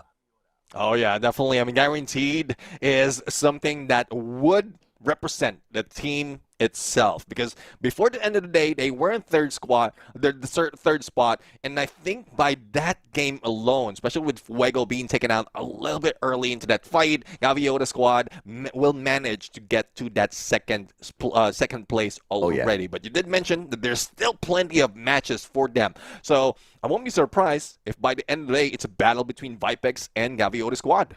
Yeah, I mean, and the battle between Gaviota as well as Vipex, there's only 9 points between Gaviota and Vipex after this because they picked up a solid number for themselves. And this is that shocking point about Gaviota squad. How can a team pull away 25 eliminations off of the first monster lobby and then 19 eliminations off the second monster lobby? And in just 2 games, Neptune, they've scored a total of 65 points. This is this is Gaviota at their best, my friend. Yeah, definitely. I mean, Gaviota squad, and we were not expecting that much out of Gaviota squad. No record from the past other than some of the players who are showing up in the first day of play. But this is what happens. If you watch all these games, especially that's happening from FFUSC to FFWS USA, you will get ideas. And that, together with practice scrims and everything that follows, would help you improve similar to what we are seeing from Gaviota squad and the other top dogs that we have in the competition. Yeah, absolutely. And, of course, look at us. We said so many times that we're going to focus on the bottom 6, but we end up talking about the top 3 because that's just what Gaviota is like, right? I mean, they don't allow you to stop talking about them with their performance. I mean, they just kept bumping into big squads. MIA Corp, big team, seemed like nothing up against Gaviota. Fuego up against Celtic, though. This was that clean battle that took one of the biggest squads out early. And Gaviota will personally thank Celtic Gaming right after this because it was all about how they opened up that fight, right? First of all, 3 players, Vex, Yavigod, as well as the third guy, I forgot what's his name. They went in there for the rotation with the jump pad, leaving Hugo behind. And Hugo got 2 knocks off of the Fuego players. And then the job for the Russians became so much more easier. And of course, after that, the Goats took advantage of all of that chaos and went in to pick their players off. But it's the survivability again from the side of Celtic Gaming. They went on to escape from that situation and pulled off those revives. Yeah, exactly. And Celtic Gaming is also the team that eliminated Fuego or helped eliminate Fuego. So that gives more chances towards the final end of the battle, giving Gaviota squad this booyah. So I'm really looking forward to more of this gameplay coming from Gaviota squad, not only in the group stages, but also knockout stage where it really matters. Because if they can maintain this, they will be a threat to every team that will be part of the grand finals. And we might be looking at another team that would represent FFWS USA, similar to how we looked at T-Rex back then. Oh, yeah, absolutely, man. I mean, like I told you, either way, by the time we get to the end, of the grand finals, I'm going to be an upset kid because there's so many squads in here within FFWS USA that I feel like deserves to be on that Esports World Cup stage. But unfortunately, there's only one spot available. Everybody has to slug it out for that. And McQuinn, your MVP of Gaviota this time round. 6 eliminations, 2 headshots, 2 assists through 3,435 damage. He plays the most this time round.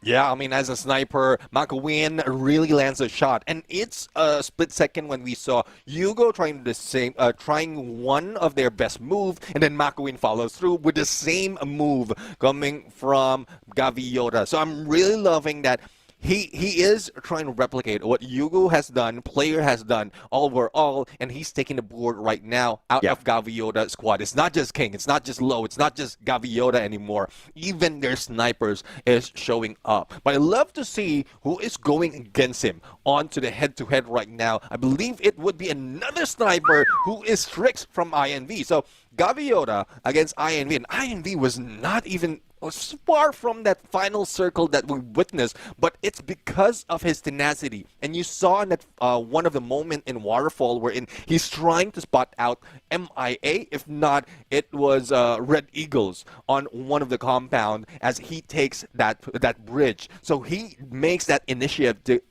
to get information, also find a place for the team, and with that, he gets all those knocks, all those elimination overall. Yeah, man, and of course, the cherry on top was the fact that Gaviota personally eliminated INV in their engagement earlier on. I mean, head-to-head through the eliminations, they are literally toe-to-toe, 2 assists, and that's the only thing that I think is the biggest of difference. Yes, the damage is there, but it didn't really convert into much of the other stats coming through here out of McQuinn, except the 2 assists. Headshots, both of them are clearly very proficient at those snipers. Let's take a look at the overall statistics as well, Neptune. I want to see if or not we've got any record breakers. Well, the throwables are decent. I mean, instead of record breaking, it's heartbreaking. Throwables definitely is decent, but it's just again, it's sort of top heavy. It's not that heavy compared to what we've seen earlier, but when you say top heavy, it's only, I think, Gaviota's squad is making that much of effort in getting as much elimination. Fuego, though, they did manage to get a few elimination in, but didn't last towards the end. So that could have increased the odds of elimination, or total elimination out of the full stats. Yeah, Gaviota's squad, yesterday, they played a total of 3 games, and I think they ended up getting about points in total, which is ridiculous, right? Because just today alone, I think they've already done better than the 3 games yesterday. And they've only played 2 matches. They have got 4 more games to go. Gaviota is on fire. They are looking for big, big numbers today. Let's take a look at the match standings overall. 19 eliminations plus the Booyah gives Gaviota squad a total of 31 points. Celtic Gaming right behind them with the 17. INV Esports and MIA Corp as well in the 3rd and 4th spot. If you look at the second page, Power Rangers, Cartels, Red Eagle, Code Esports eliminated early. And I think the 2 teams to highlight here would be Red Eagle as well as Code Esports. Because Red Eagle, yes, they're kind of tethering, somewhere around top 12, 13. Yeah. But Code Esports, they need every single point they can grab out there, Neptune. I have my eyes on YLS right now because I'm looking at the numbers that they need, and I think this is what they need to be able to get themselves in the top 18. A little bit more out of the remaining 4 maps that they have, and they will secure their spot in the knockout stage. Just make sure that they don't lose out on any of the points. So let's take a look at the overall standings. Just make sure that we have that confirmation in there, but we will not see YLS just yet. So Gaviota squad, as mentioned earlier, with the points that they gathered, they overtakes Fuego, and that's a decent lead. I would say as well, because if Fuego doesn't survive the match as long or as longer, similar to what we've seen in Solara, then they will be stuck in there in 3rd or probably pushed down 4th. Well, we've already seen the battle between Gaviota and Fuego. We will get the pleasure of, watching that one more time. And then later, we get to see the battles between Vipex and Gaviota on a day where Gaviota is super serious. But will Vipex be as serious, I wonder? Let's take a look at the next page here, which is the important one that we have been talking about. And yes, YLS Esports just did enough to bump themselves into the 18th spot. As you can notice, they have got 14 games played so far. So you're correct, sir. They've got 4 more games to play. Fisher Tiger, Goat Esports, they do have some matches as well. Austin X Dami, Team Fighters, Texarians, TVM Technology. Oh, man, it's going to be a tough climb for teams like TBM as well as Texarians. But Austin X Dami and Team Fighters, they still have got maybe a decent chance here to chase after Fisher Tiger as well as YLS.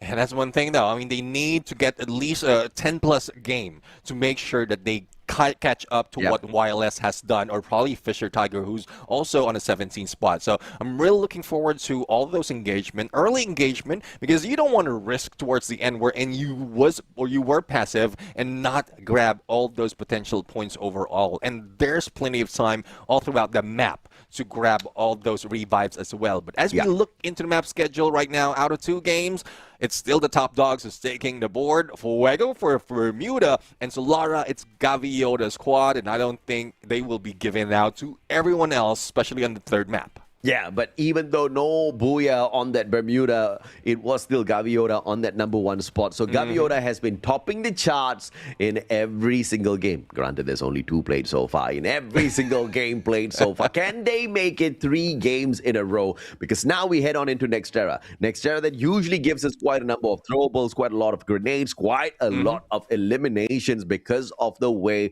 you've got those compounds, you've got tons of vending machines around, you've got those coin machines to really farm up and buy your team members back. But are they going to be faltering, or are they going to be using those coins to really beef themselves up for a super slaying run here today? Ladies and gentlemen, we will find out. A quick short break. When we come back, the 3rd game between groups B and D.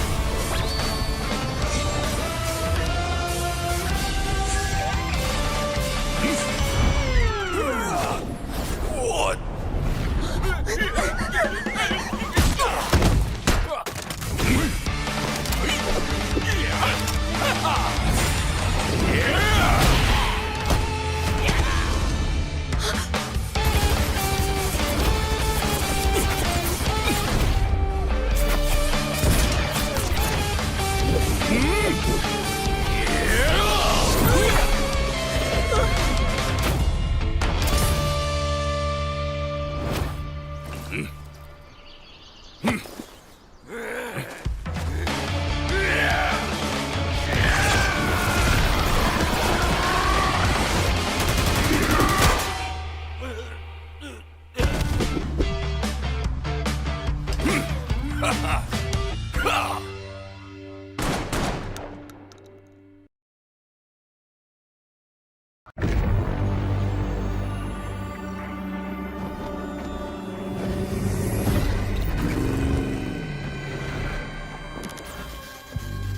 scent of uncertainty in the air. I love it! Let's go! We relish making decisions. We delight in making our opinions count! And now that I'm in control, this game is in our hands.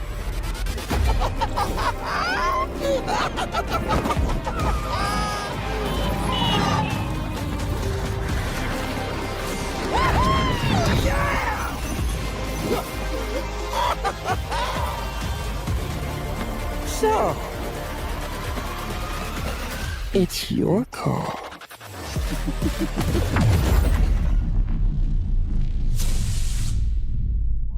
Welcome back, survivors. This is the Free Fire World Series USA 2026 Spring. My name is AJ. I'm the Mustachio down here with the one and only Neptune the Gentleman Garcia, and we've only got 7 more games to go. It is definitely a fun day here because it's the final stretch in the group stage. And when you expect teams at the bottom to hustle, yeah, the teams at the top just don't give them any room to do so whatsoever, man. I mean, stuff really, especially if Gaviota Squad Fuego is doing what they have been doing all throughout. INV tried to do the same as well towards that second map, and it's getting real tough, especially at the bottom right now. The chase is happening, but how can you chase it if these top dogs are pulling you away from that target? So it's getting real tough, and you can see some of the passiveness out of those in the bottom half of the leaderboard. Absolutely, man. Let's take a look at the match schedule once again, just for a quick recap, because Gaviota kicked butt on the first game, but Fuego managed to sneak away that booyah, although they did end up on the #1 spot. In game number 2, they gave no room for that whatsoever, and Gaviota climbed up to the top. Of course, that's also thanks to Celtic Gaming after that phenomenal play up against Fuego that I'm not going to forget, because Hugo, I tell you, is one of the best snipers out there when it comes to positioning. Player on the side of Fuego is definitely one of the best when it comes to those quick aims off of the VSK. I am so excited because this is the lobby, and the lobby goes into Nextera right after this. Yeah, I'm really looking forward to what Nextera has to offer for the teams right now. Again, this is the final match of the group stage for Group D, and it is Fuego who needs to get a few more of those points. Just make sure that they will be in the top 3, if not at least top 5 by the end of today. But we're also looking into Red Eagles, who, yes, despite of their safe position, but they need to stack up on a few more points to cross over the 12th spot, as well as ensure that they get into knockout stage. Out of Group D, these are the only factors that might push them lower, but not too low to be relegated.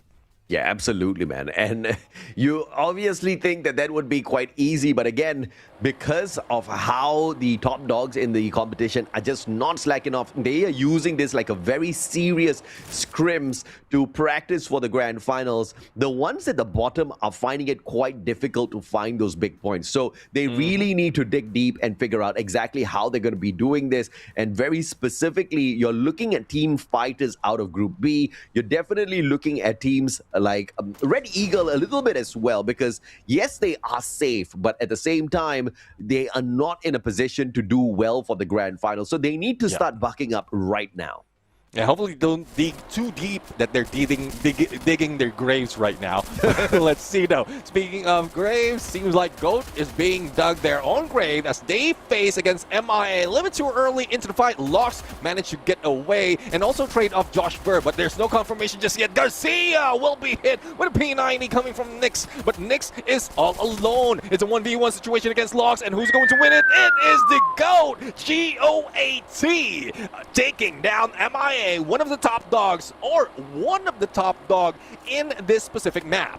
Thank God MIA understands the mission here. The mission is for the big teams to sleep and for the slower teams who need those points to rise up. But GOAT definitely rose up to the occasion there in that engagement. A phenomenal early battle. But of course, as you know, these early hot drops are very 50-50. GOAT's just having those better weapons. And in that particular situation, the better shot calls. Power Rangers, though, beaming themselves across up against Cartel Sir and Furies. He knew that, man. He knew he was going to be chased, was waiting for that player, VSS in hand, gets sprayed down either way as Yuan pulls out the G36. The final player, Crippy, Cartel Sir, one of those big teams as well, is on the run.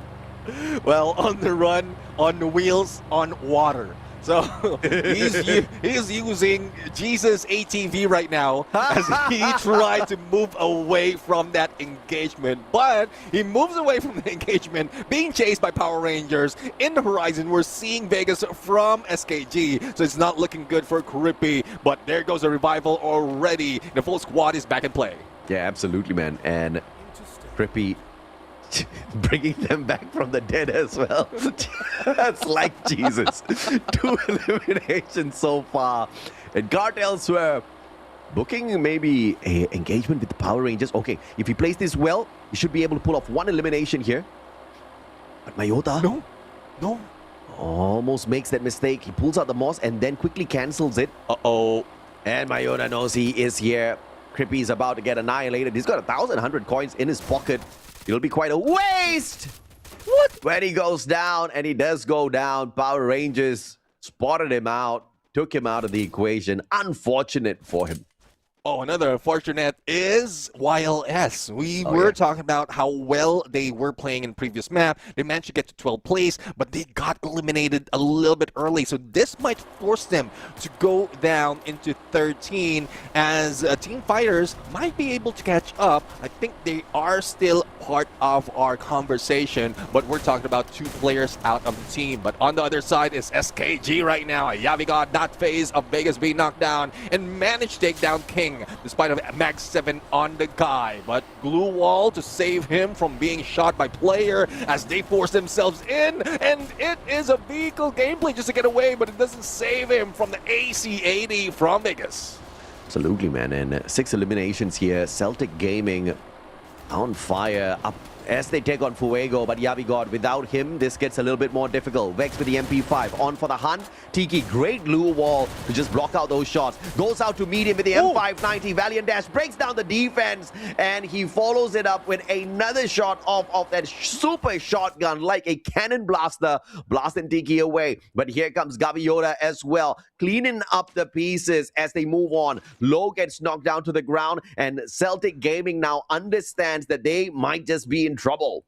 Well, let's see. I mean, Yugo is being forced away from Zipway, but also Celtic Gaming is not done just yet with Fuego. They are trying to go for the chase right now. Yugo is just in position to give back up, but it just so happens Gaviota showed up. I think information has been relayed that Power Rangers on the horizon, and shots coming from Makawin with that VSK as we continue the battle between Vegas as our SKG and Fuego. Seems like Fuego is up to their final player right now, who is player, and Red Eagles is also stepping into the group. Absolutely, man. And it looks like the Red Eagles might be able to catch a freebie here off of the Fuego player named Player. A sliver of health left on him. Barely has enough time to recover. Dragon with a cord and of all guns. Okay, bro. The big teams are getting the message. They are going to sleep early. You gotta appreciate this. Fuego and MIA out of the race now. Yeah, let's see now. I mean, SKG is still there. Team Fighters being eliminated. I mean, they could have catch up a little bit against YLS, especially with how YLS ended up. But unfortunately, they were taken out with 0 elimination. Celtic Gaming is still on the board with 9 elimination, and this is a chance for them to really show up because we have Fuego away from contention. MIA is not in here as well, and Celtic Gaming is one of the teams that grabbed the Booyah from previous days. So I do believe that there's a chance for them to grab another Booyah to break any record that Gaviota has been taken. Yeah, big drop by Team Fighters there. They needed 20 points just to catch up with Austin X Dummy, who's not even playing now. And unfortunately it's just that kind of a lobby, Neptune, where it's very difficult. I mean, even Fuego couldn't go much further. MIA is getting kicked all around the place, so obviously Team Fighters is going to find this a little bit tough. And their early elimination, putting them in a pickle. Celtic Gaming buying back their most valuable player in the name of Hugo. Cartel Sur, on the other hand, taking Triple X out of the Power Rangers squad, and now 3 hunting for 1. Literally. Well, let's see. It's not over if in case the Power Ranger player will be left out of contention. There goes a Quadra out of Cabozada. But Power Rangers still alive, and they managed to bring back Triple X into the battle. But as we look into next phase of the circle, who's sitting pretty right now? It is Goat, who is on the intellect center and very high above everyone else. I think they use the launch pad to get here. Hopefully this is a smart move from them, because we know that snipers will try their best to take their heads, and this is the best spot to really wait for that perfect moment for a headshot. But I guess this is planned out by Goat, hopefully, otherwise that would be a lost cause for that move.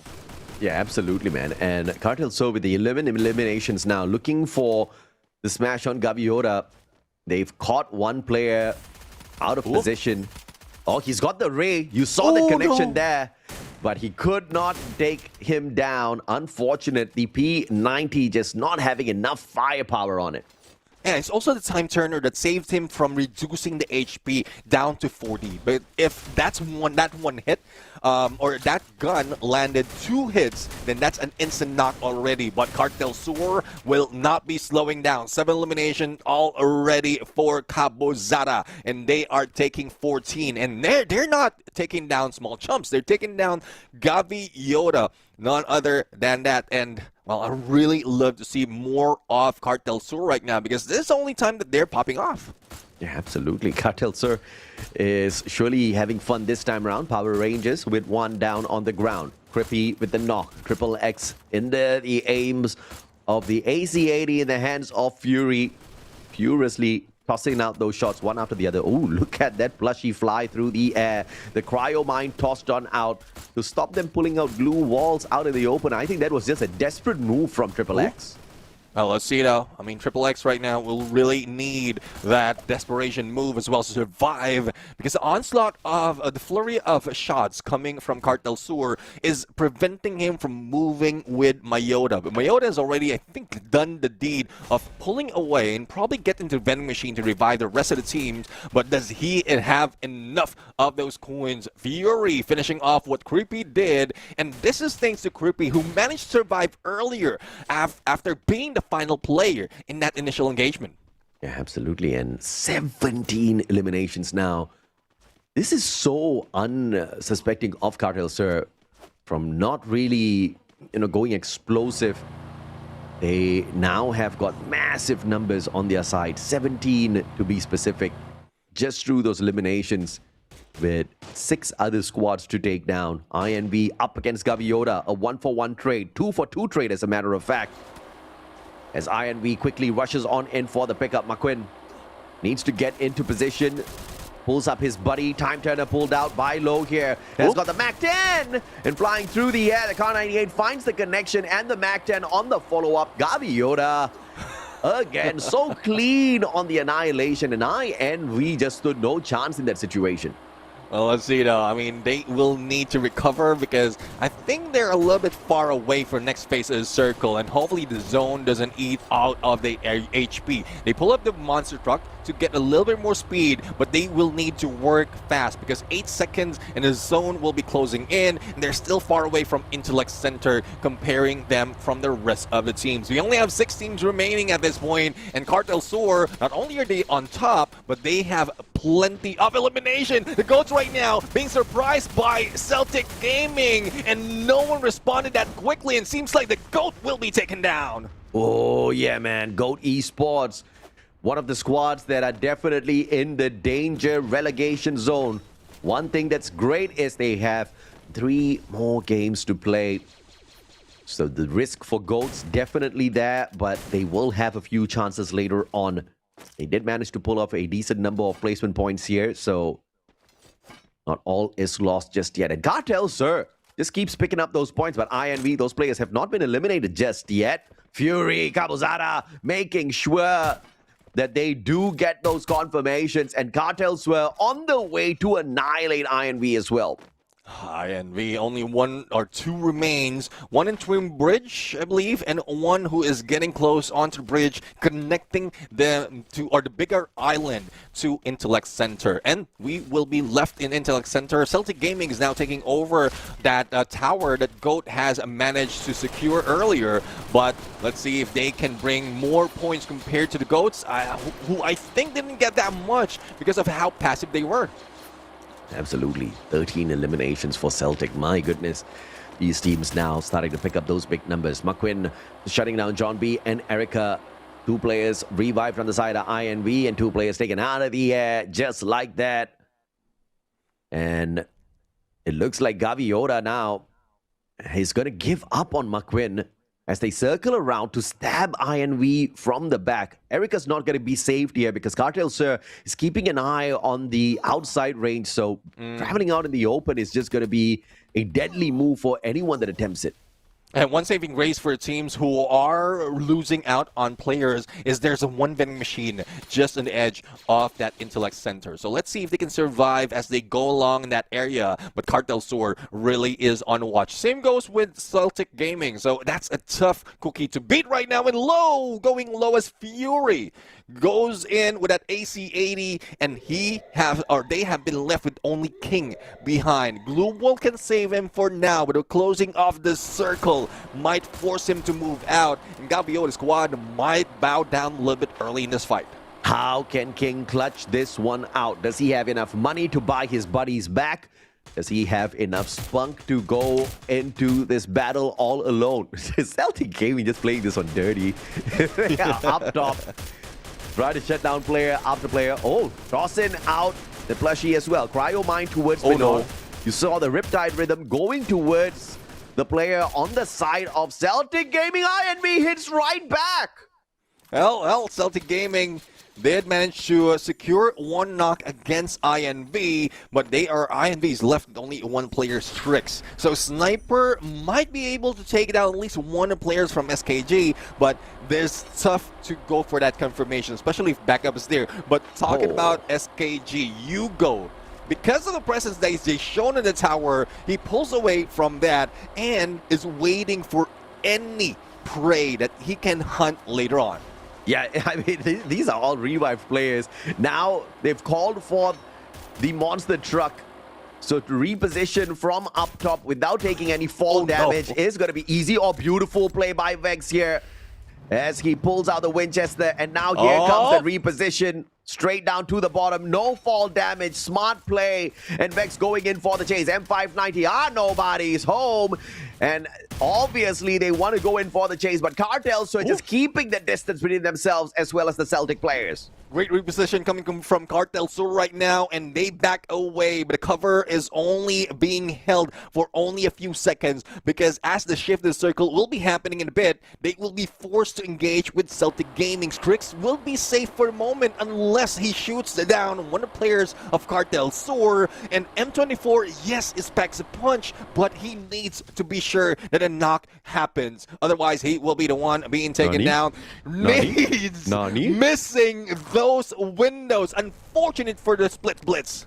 That wasn't a split blitz. That was an M79, bro. He tossed 3 grenades at himself against the wall. I used to play that like with tennis balls, you know, like just toss it at the wall and then you catch it. But thank God he didn't catch his own nade because that would have been disastrous.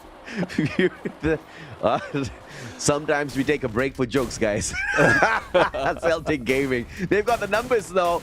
And Cartel Sir obviously is not going to be regretting missing out on those snakes. Now, a fair fight, 4v4. Cartel Sir up against the players of Celtic Gaming.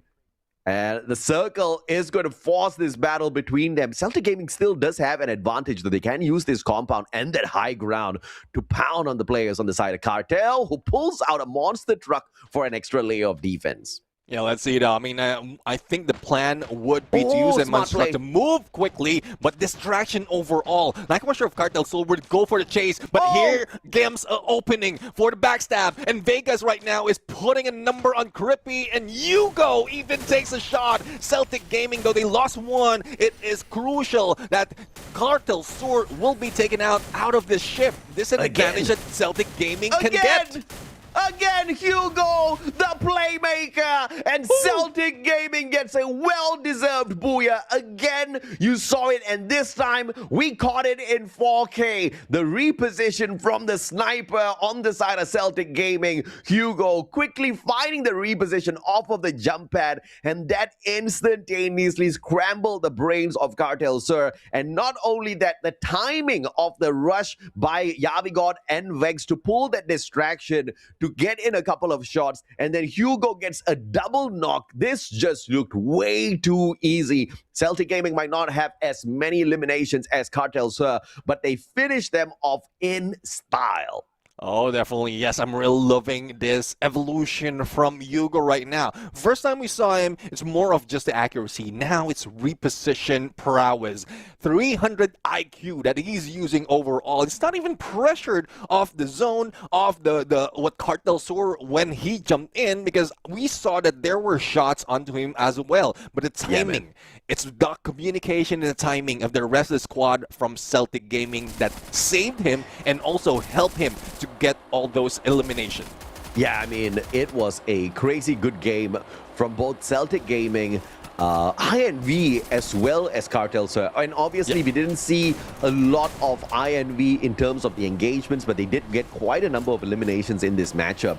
But Celtic Gaming, this started from, way back at the start. Cartel Sir picking up the most number of eliminations, and I think the most shocking thing is Gaviota squad just not getting the best of the lobby this time around. I think they got eliminated with just about 10 eliminations in hand by the end of it.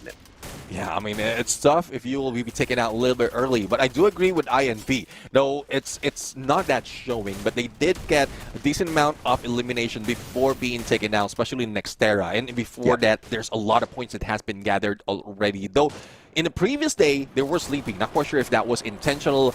Probably they know already that they are safe in getting into knockout stage, but this time around, they want to show that they can still survive. This, though, GOAT, the response, knowing that there's another player that jumped onto them, no one from GOAT responded that quickly, and they were easily overtaken on that tower.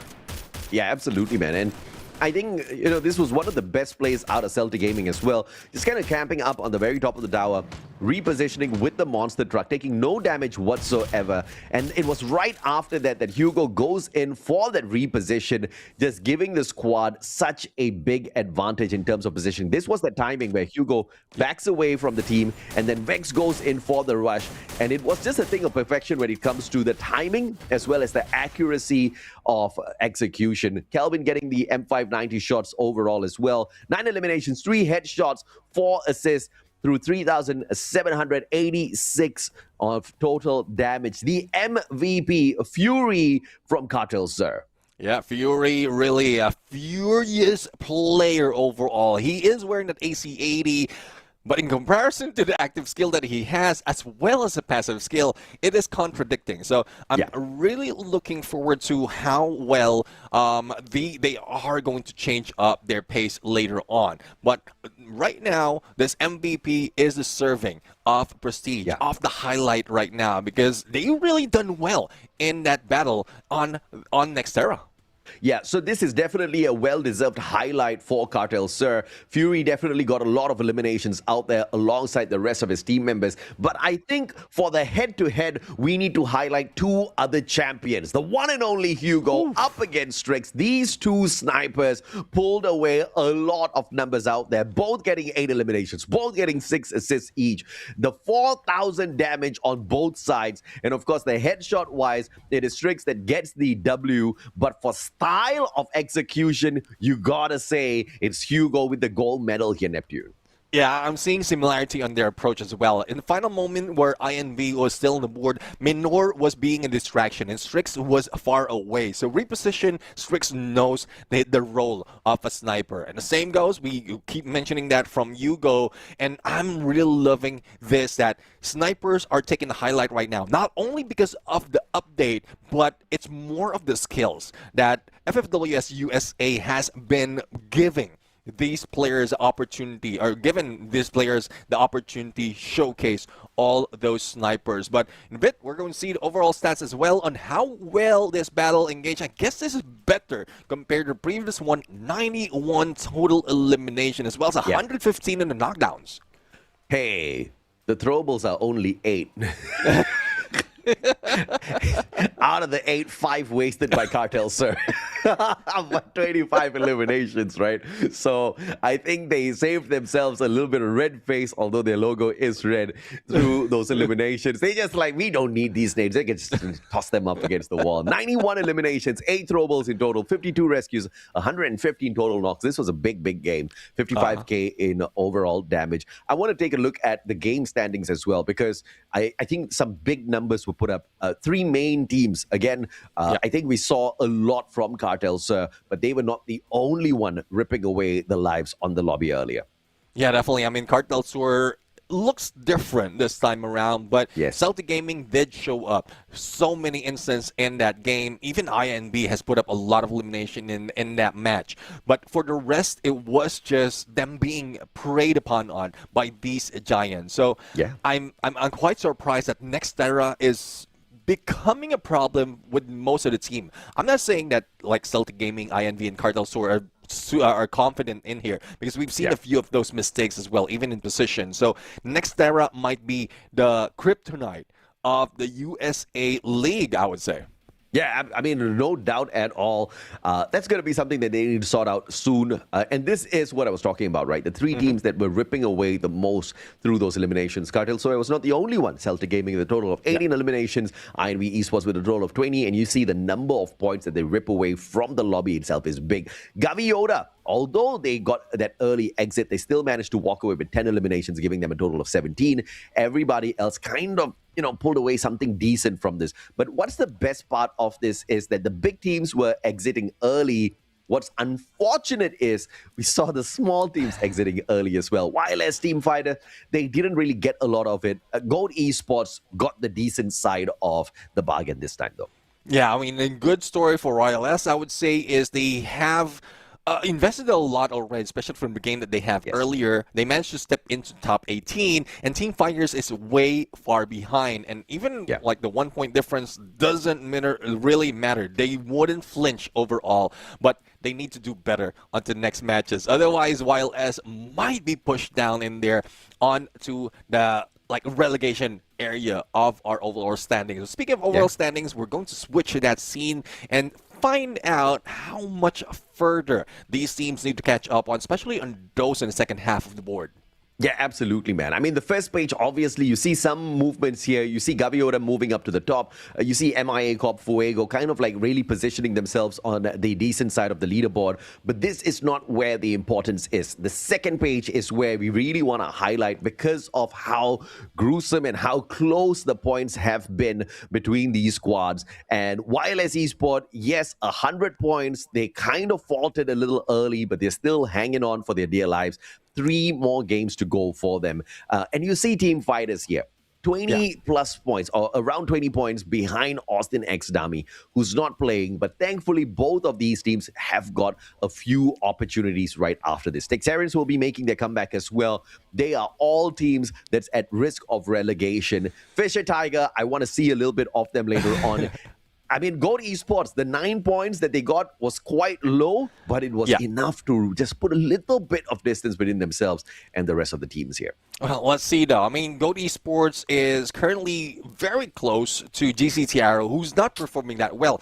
But given the fact that GCT Arrow, this is a team that has a little bit of a showing already in the previous competition, they won't be sleeping all throughout this. They will be waking up. They want to make sure that they are in a better spot later on, so that gives more pressure to Goat Esports, Fisher Tiger, and let's include YLS Esports as well. But there's still a lot of work that needs to be done, especially for YLS Esports. Looking at the numbers, doing a little bit of calculation, YLS is projected to be an 18th spot. They are carrying the cut line right now based on the number of games that they have overall, and they've increased that already by 0.5.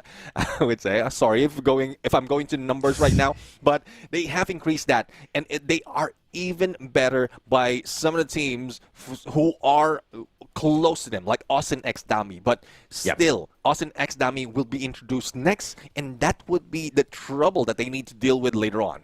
Yeah, and GCT Aero doesn't need to sweat.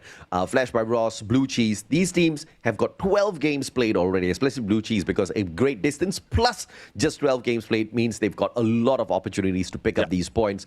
As for the rest of them, they've got 3 more games to go. So, we need to just see hustle from the bottom.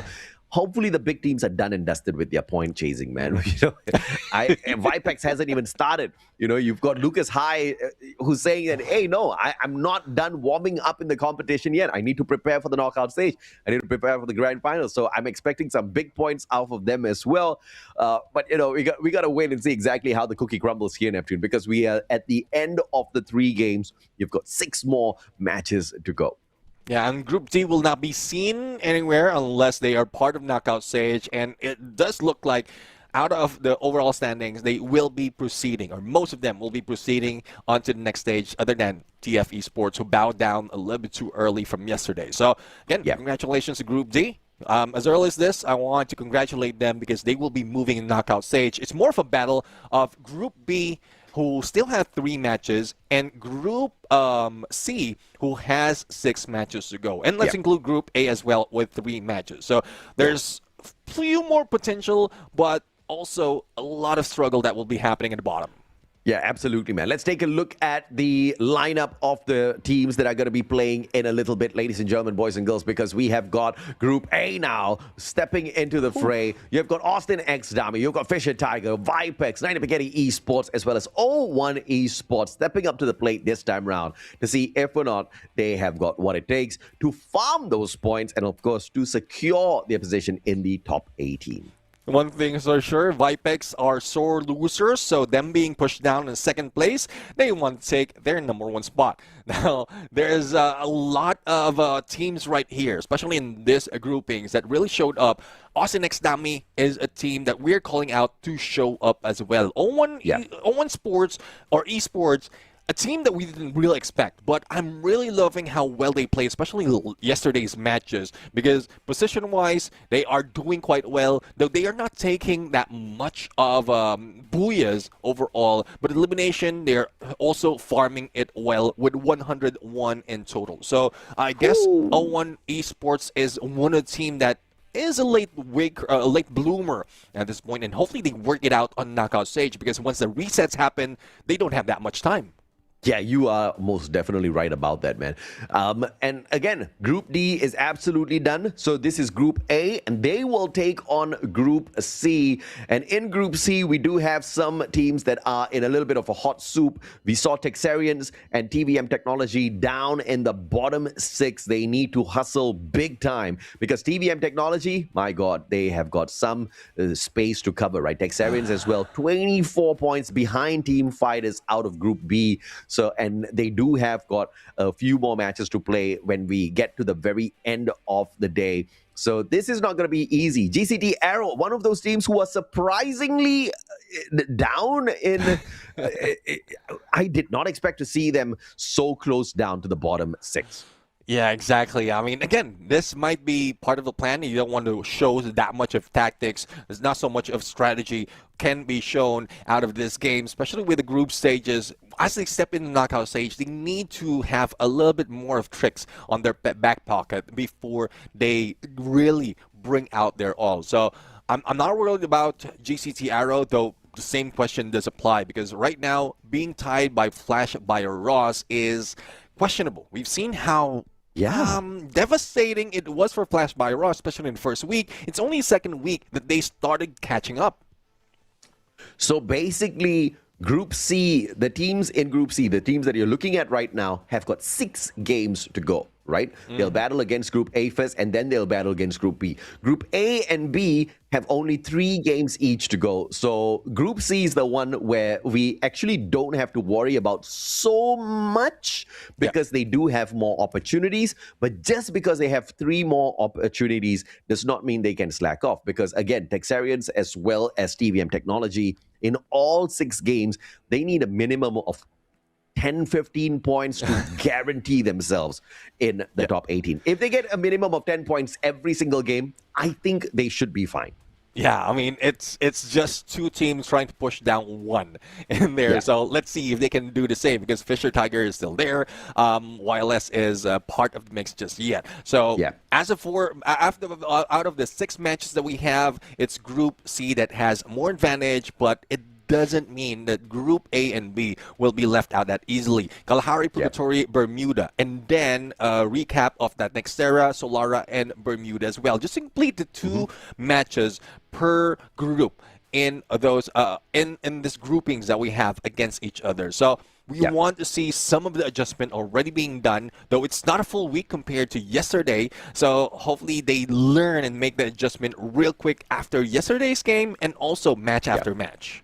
Yeah, and just because Red Eagle has managed to climb up into the top 12 now doesn't mean that they will be absolutely safe, right? Because there is still a very big chance that Red Eagle gets pushed down to the bottom 6. Because if all the teams who are struggling right now, okay, not struggling, if all the teams who are from the 13th spot onwards really hustle in their next few opportunities, there is a very big chance that this can happen. Because down at the bottom of the overall leaderboard, the points are just really, really, really close to each other.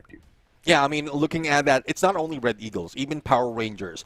As projected, Power Rangers might take 14 spots, 15 spots for the Red Eagles, though it's still safe out of the 18, but that would depend if Austin X Dami would, as well as Texarian, let's include TVM Technology, though it's a far shot, it's a long shot, I would say. But if they outperform themselves, then like everything moves from that 12, from that 9 spot towards the 18. So it's still a shuffle that we're looking at. It's dependent on their recent performance compared to the previous one, and hopefully the last day put that pressure, put that fire, put that motivation in their hearts to do even better and even against the top dogs. Yeah, absolutely, man. I mean, the motivation within the squad is going to be very crucial for them to take these next few steps because, again, this is the final run. It's the final 6 games of the group stage. Group D cannot do anything about their points anymore. They do not have those options. And only one group, which is Group C, has got literally the lives of everybody else in their hands. They've got 6 opportunities. So if in every single game we see them climb up in a decent way, we are going to see many changes on the overall leaderboard, which is going to be shocking, which is going to be upsetting for some of these teams. But that's exactly how the cookie crumbles. Again, we will eliminate the bottom 6 as we complete the remaining 6 matches. Yeah, I'm really looking forward to it, as well as the next map, because a little bit change of pace, a little change of scenario for the teams as we are jumping into Kalahari. And if I'm mistaken, this is a 1 Kalahari out of today's match. So snipers really need to gear up as they take the high ground. They take all those platforms to themselves, but depending on the flight path as well as a circle, as the desert lands of Free Fire is open for battle. As we head on into game number 4 here at Kalahari, Vipex as well as 5 Stars. Both of these teams have secured a booyah each on this map. And we are definitely looking forward to the return of Vipex. This time though, unfortunately, we are not going to have Lucas High playing. Leanne9 will be in replacement of him, and we have Lopez XL.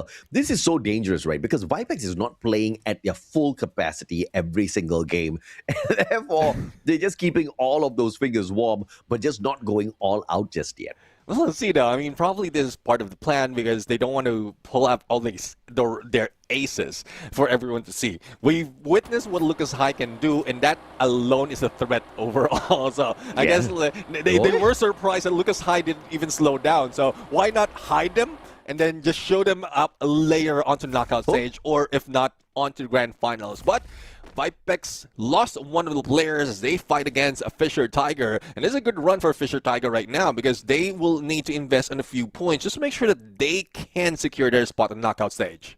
Oh, it looks like there was an error on the lineup there because Lucas High seems to be playing, and it is our buddy who's not in this matchup. And very early on, Wason got knocked down already. So this is Lucas High trying his best to get out of this situation with that Morse. But the problem here is, here comes the team of BC just inching towards them, looking to see if or not they can get a slice of cheese. I don't know where I was going with that one. Well, we'll see. I mean, a slice of cheese is one thing that they need to work on right now on this battle because they definitely need to eat a lot of elimination. But speaking of eating, it seems like bullets are being eaten, but not by Vipex. Vipex is winning that fight to trade off against Fisher Tiger after the engagement, the elimination that happened earlier. But Dung right now, powerful in hand, plus Koi, who might be able to go as a distraction, goes in for a push, but the timing was off, and they lost one of their players. Now, Lian is already 1 point to them. Dung is putting so much pressure on Lian, but Urix will be helping him out. Not quite sure if that Morse will help him with a drop. It's a good thing that Hookan is there as well, but shots onto Urix, onto the flank. Great reposition from this guy. Yeah, fantastic reposition. Knew exactly which sort of angle to play that on. But unfortunately for him, Lian 9 is on fire.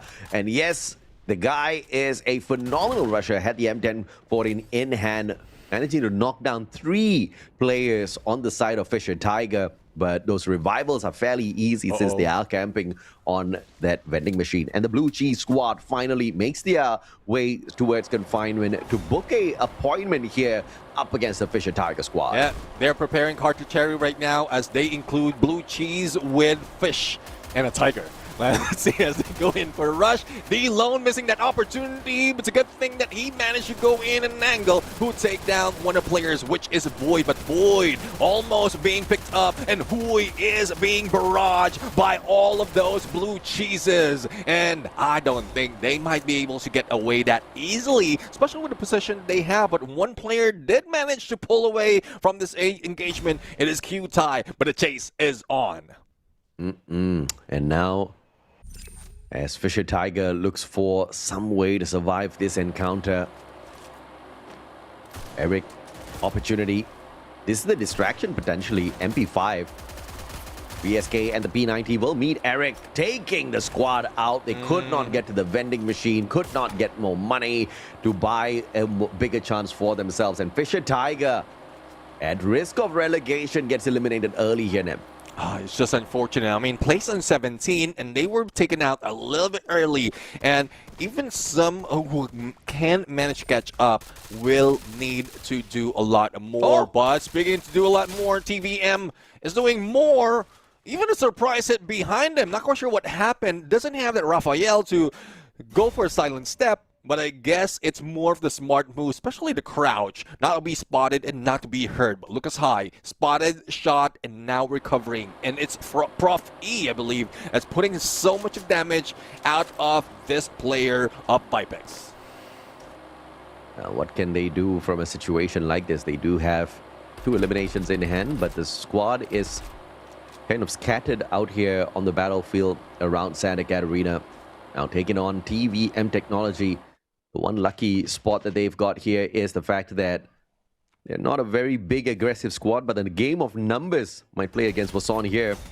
As he shows up against Henry, pulls out the time turner, Max 7, and Wason gets sprayed down. It's just the win of the gun in that situation. I'm really looking forward to more of TVM Technologies. Based on calculation, they need at least 12 to 15 points each map, and that would help them move up on the 18th spot. Though they're very, very far down, I think the presence of Blue Cheese would not help with that. But Neil, a little bit too aggressive, though, want to get information, probably heard a little bit of shot, but might be surprised. Shot on the side, unable to get to the window, and 2 players already waiting for them. Ice grenade onto Blue Cheese, and TVM goes for a revive, but I think they need to back away. Oh yeah, absolutely. TVM Technology could not get away As at least one player could not get away. As Blue Cheese arrives, there's the vending machine here, so the revival isn't going to be too impossible, but they can't keep pulling that off again and again. So the revive player will try to drop again exactly there at Santa Catarina. They want to take this fight up against Blue Cheese. Oh, let's see though. I mean, the fight is on. Blue Cheese did lose one of the players and now has been revived. But the split of TBM might not help them. Jen is now in trouble as receiving damage from Italo as well as the rest of the squad. But I'm loving the Blue Cheese can slow down if needed. There's not really so much of pressure because what they need to wait for right now is the next phase of the circle, and that would pave the path onto not only the next phase, but also if they want to go for that engagement. But unfortunate for Blue Cheese, they're losing out on some of the players, especially with the snipers, M24 from TVM. Yeah, absolutely, man. And 5 stars on the other hand. Lightning Zone called out. That doesn't seem to tickle anyone. So one could perhaps call that a waste of use of a very powerful advantage in the game. As they continue their hunt for players. Blue Cheese. Italo down on the ground. And as they try to turn things around, it looks like TVM Technology is not here to mess around. They are farming.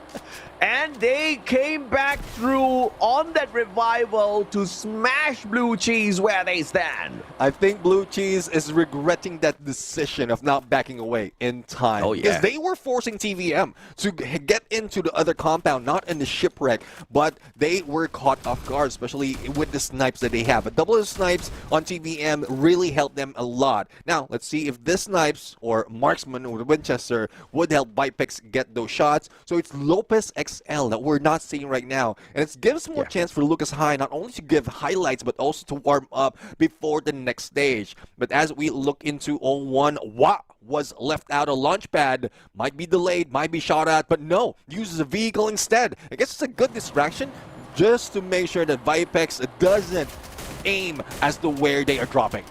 Yeah, 01 Esports finding the players of Texarians, and that's not good for Texarians at all because yes, they are in Group C. Yes, they do have great opportunities, great number of matches to go, but unfortunately for them, they need a lot of points to catch up with the rest of the competition in the top 18. Let's see. Austin Exdame, a team that really needs a lot as well. Though very close on 19th spot, they need an average of 10 match per game out of the 3 games that they will be playing, including this one. So 5 already in, a few more, and probably Puya doesn't hurt if they really want to catch up. And we thought that we will not be seeing them from yesterday. It's a good thing they did show up, and they show up quite well. So Austin Exdame, they might be a team that might be pushing down YLS Esports out of relegation. Oh yeah, absolutely, man. And 90 Picketing Esports here is staying long enough to unlock this massive goodie box because man, all they need to do is just waste a couple of bullets to speed up the timer. You gotta appreciate that in this box. So you know for a fact that they are gonna be absolutely tanky right after this. But it's not going to be an easy one because it's calling forth a little bit of attention to them as well. So they have to be very careful in the overall grand scheme of things so that they don't get sniped from afar. Yeah, I mean, Kalahari is one of that map that really gives potential for them to be sniped at. But I do agree. You need to prioritize on artillery, and that's what they're doing right now with the airdrop. But let's see if this will help some of the players, especially those on higher ground in Refinery. And Asta might have been spotted, but it is one player from the side of Texarian that has been up in the face of Daddy. And that Thompson does help. Now, here comes Fabian.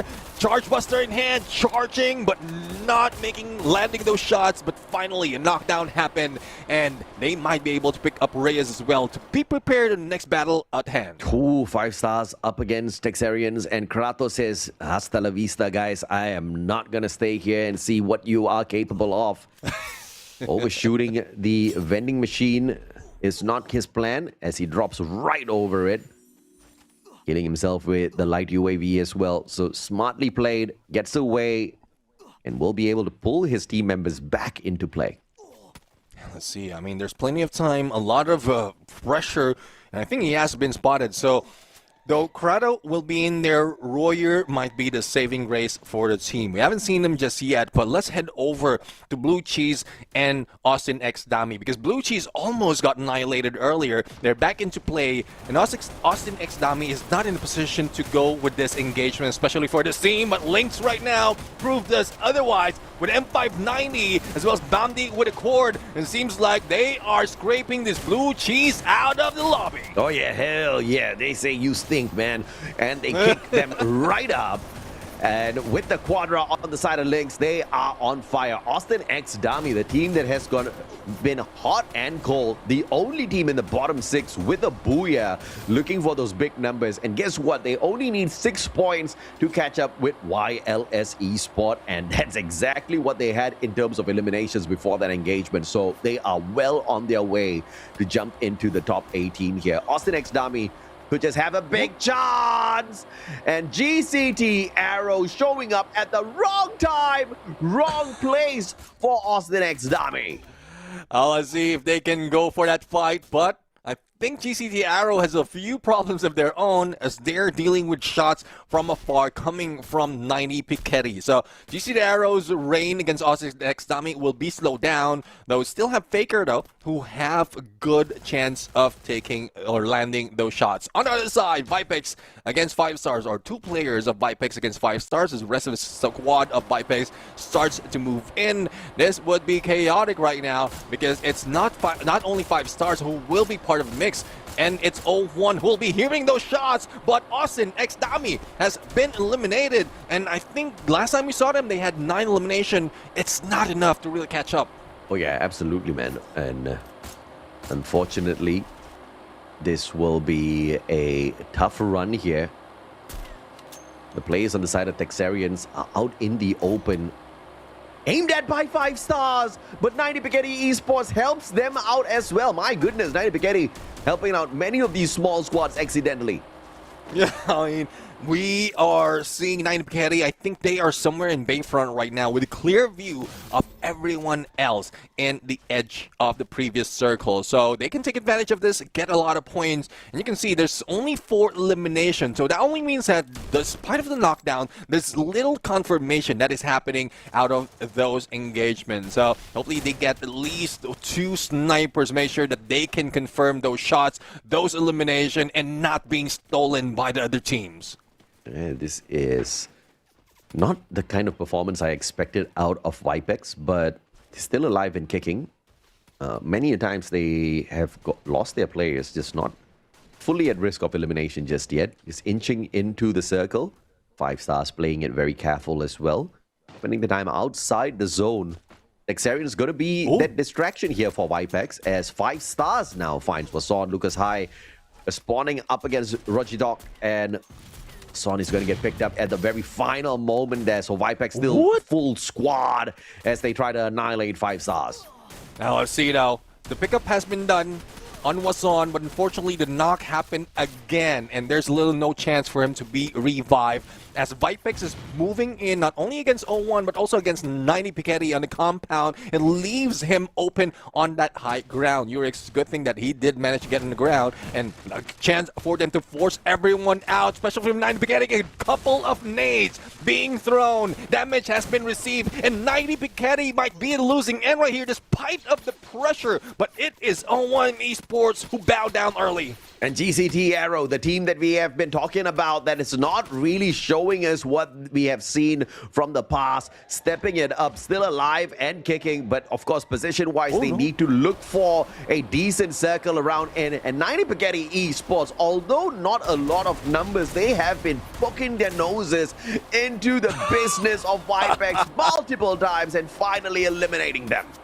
The savior of this lobby would be 90 Piketty, as they put so much pressure of those in edge earlier, but now they need to deal with a few more. GCT Arrow is one of those that might take them down on snipe, but it's a good thing that they're a little bit busy with TVM technology, and TVM technology is not sleeping at all. They're putting in so much of a fight, but they are in a tough spot right now. Out in the open, not so much of a glue wall to cover, and they're spread out too thin. So hopefully they can regroup and back away from GCTA and probably probably deal with a different team, but how can they do so if they are being smothered by all those shots? Yeah, man. I mean, TVM Technology is the one that's far, far, far down this leaderboard here. They need to survive. They need those big elimination numbers. Now taking on GCT Arrow themselves. Just a couple of glue walls between themselves and GCT. Here come those nades as well. Henri, the final player. And Brian sorts him out with the AC-80. Out of the meta, doesn't matter. Still a gun that is very viable in the hands of the GCT players. GCT players indeed.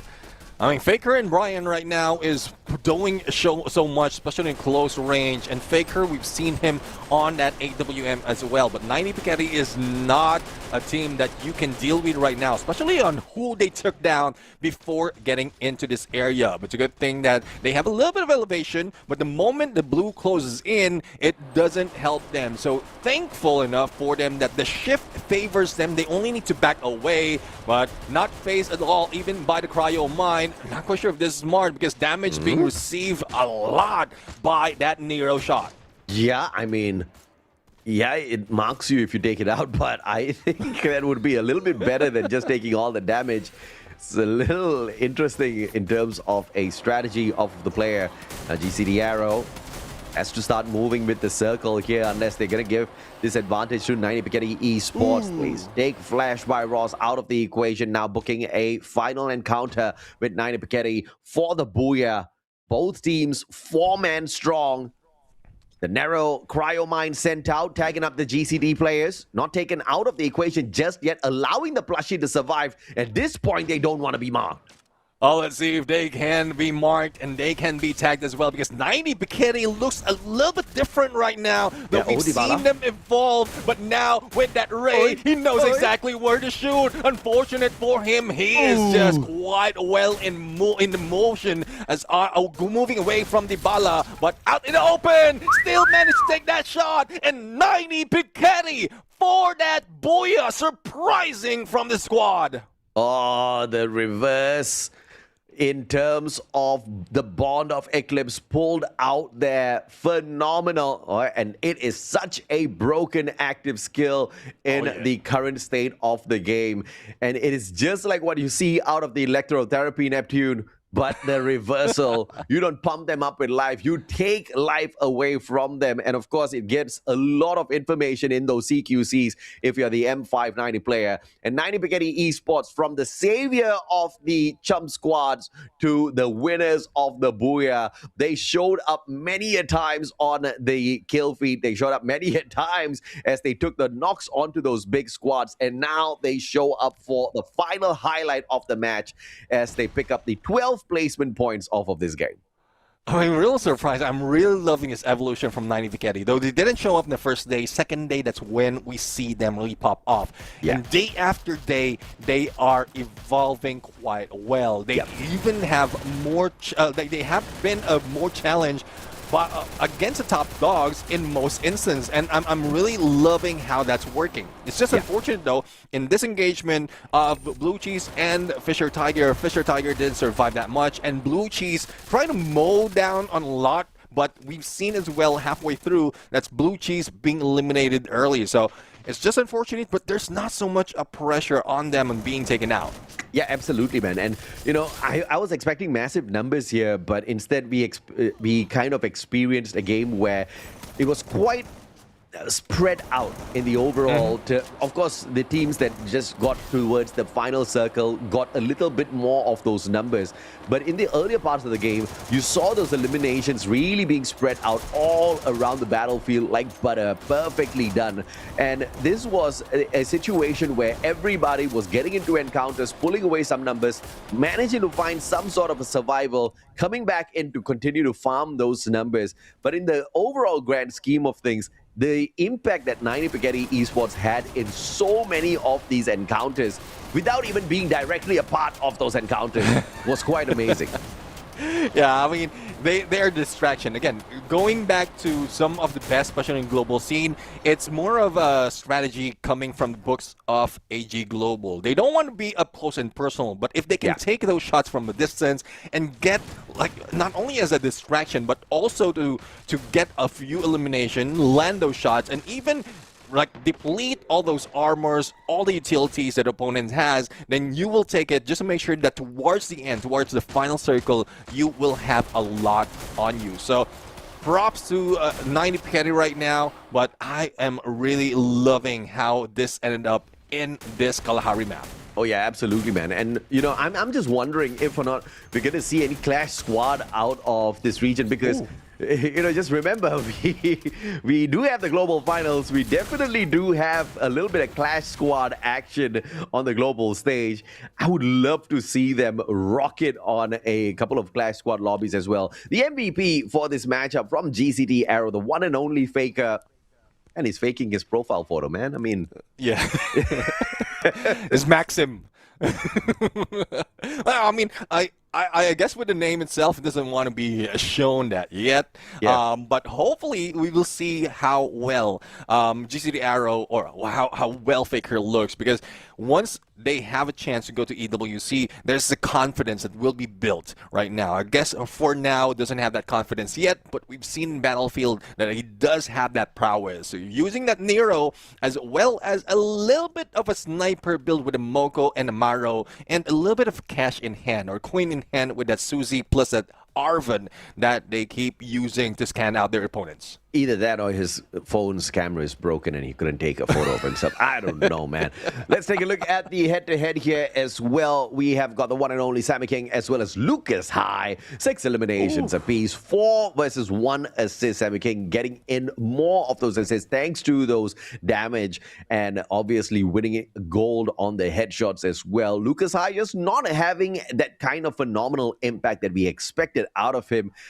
Yesterday obviously was a different story altogether. He made such a big impact and was so exciting to watch. Today, just a little bit of a slower start, not just from him, but the whole squad of Whitepex. Yeah, it seems like on the final moment that Lucas High was alive in that engagement, doesn't have that much of opportunities because HP is eating him up as well as a few shots coming from behind from the other teams. But I still give props to Lucas High on how well he can not only land shots, the accuracy on the long range, but up close and personal, and even the movement out of the snipers. But Samu King right now taking the brain as well as the booyah for the squad. So we seldom see this, and if I'm not mistaken, this is the first booyah for 90 Piketty. So another props for the team for making it this far. Let's take a look at the overall statistics from this game as well. And it's an unsuspecting big game. 95 eliminations, 125 total knocks. But as you can see, it was not farmed just by one squad here. Just 15 eliminations off of 90 Piketty Esports. Yeah, I mean, 90 Piketty as well as GCT Arrow, I think, have most of the elimination. And that let's also include Vipex Esports. But I think when we look at the standings or the match standings, every elimination will be across the board, which is good. Because we don't want it to be top-heavy. We want it to be even from everyone in the team. And I'm really loving this kind of situation. And there you have it. Thank you very much, production, for giving us. And yeah, I do agree. It's across the board. Even in the second page, we're seeing 7, 9, and 8 in there, well, other than Fisher Tiger with 3 on elimination. I mean, this is great, man. Everybody on double digits, except Fisher Tiger. Sorry, Fisher Tiger. Just a little bit too early of an elimination. As I said, right, you saw those eliminations. You saw those revivals coming on through. They were keeping themselves quite alive for quite a little bit throughout this whole game. So this is fantastic. This is what we want to see out of the lobby. We want to see the survivability, even from teams that were not really cutting it initially in our group stage. Texarians and Austin X Dami doing very well. Flash Pyros, of course, doing well as well, but they're not really in a position where they are, facing a lot of heat. But TVM Technology desperately needs a ton of points, and that's exactly what they farmed. Managing to get 9 eliminations, 7 placement points for a total of 16. Let's take a look at the overall standings. Of course, don't expect them to move up so high. This is the page where I don't really care about at this point of time because we've got a lot of teams, doing fairly well. Vipex back up at the top though, and this is a big opportunity for them to scrape away at all of those points. Unfortunately, they will be completing their next 2 games without bumping into Gaviota's squad, and then later on, Gaviota has a good chance. But looking at the second page here, you look at TVM Technology on the 21st spot. 67 points in total, 10 points behind Team Fighters, who have already completed their matches, but they've got 5 more games to go. So this is a big opportunity for TVM. Yeah, I mean, 37 points to get in onto the 18th spot against Austin X Dummy. And I don't think it is a really terrible spot right now for TVM Technology, as long as they continue their survivability as well as getting a lot of elimination. YLS, though, it's so unfortunate that they have been pushed down after all the efforts that they have, but there's still more opportunities for the team later on. 3 more matches. So as they sit, they know, they are calculating and know exactly what they have to do or how many points they have to get to be able to get that 18th spot back. But Austin X Dummy is not slowing down. They want to take it for themselves. So let's see on how it goes later on. Absolutely, man. TVM Technology and Texarians, they need to hustle all the way down to the very end. What doesn't help TVM's position is they missed out on a couple of matches as well. So obviously, they could have farmed a few extra points. It'll be a little unfortunate if they get relegated and you realize that, hey, you know what? If they had made it up for those matches, they could have scraped through to the knockout stage, right? But of course, this is the overall leaderboard, ladies and gentlemen. So that completes the game number 4 that we've got in our day here. 5 more games now that's left in the group stage, Neptune.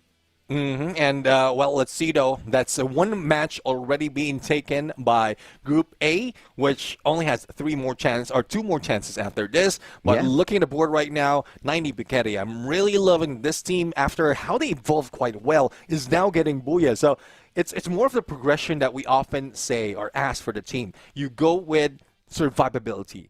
Find the final circle. Though you don't get the Booyah, at least you survive. You know exactly where to go. And then you get those elimination. Nine Bikeri had shown it that. And now the Booyah is showing as well. So a promising team overall. Yeah, very, very promising team. I think 90 Bikeri Esports has just been that outlier squad that has been able to do enough to show us that they are capable of stepping into the grand finals. But this is stage, which is just the access into the knockout stage, ladies and gentlemen, boys and girls. We're only looking for 18 squads. We're going to take a quick short break. When we come back, more action here from FFWS USA.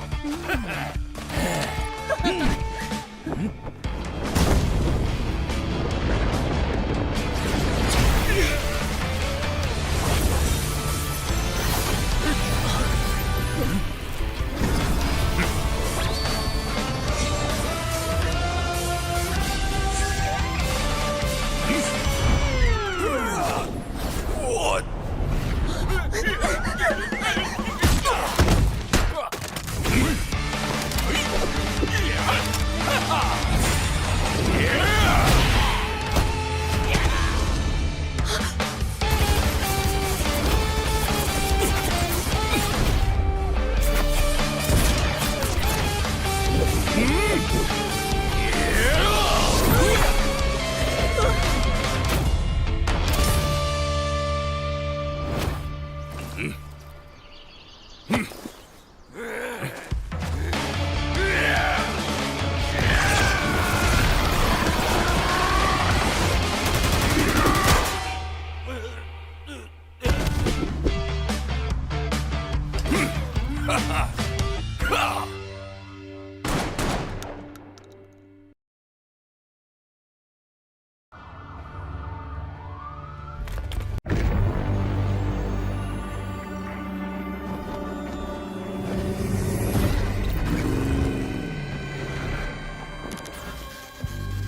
scent of uncertainty in the air. I love it! Let's go! We relish making decisions. We delight in making our opinions count! And now that I'm in control, this game is in our hands.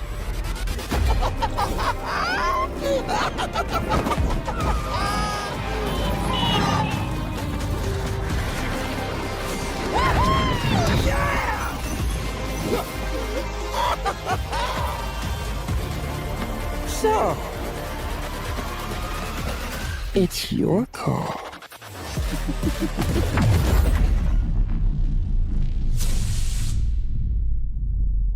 Ladies and gentlemen, welcome back to the show. This is the Free Fire World Series USA 2026 Spring, and we are back after 4 matches already. 5 more to go, and 5 more chances for some of the teams to get in top 18. Back in this, I'm Neptune the Gentleman Garcia, joined by my brother, Sasho AJ, and we will be guiding you all throughout the matches for today and for the competition.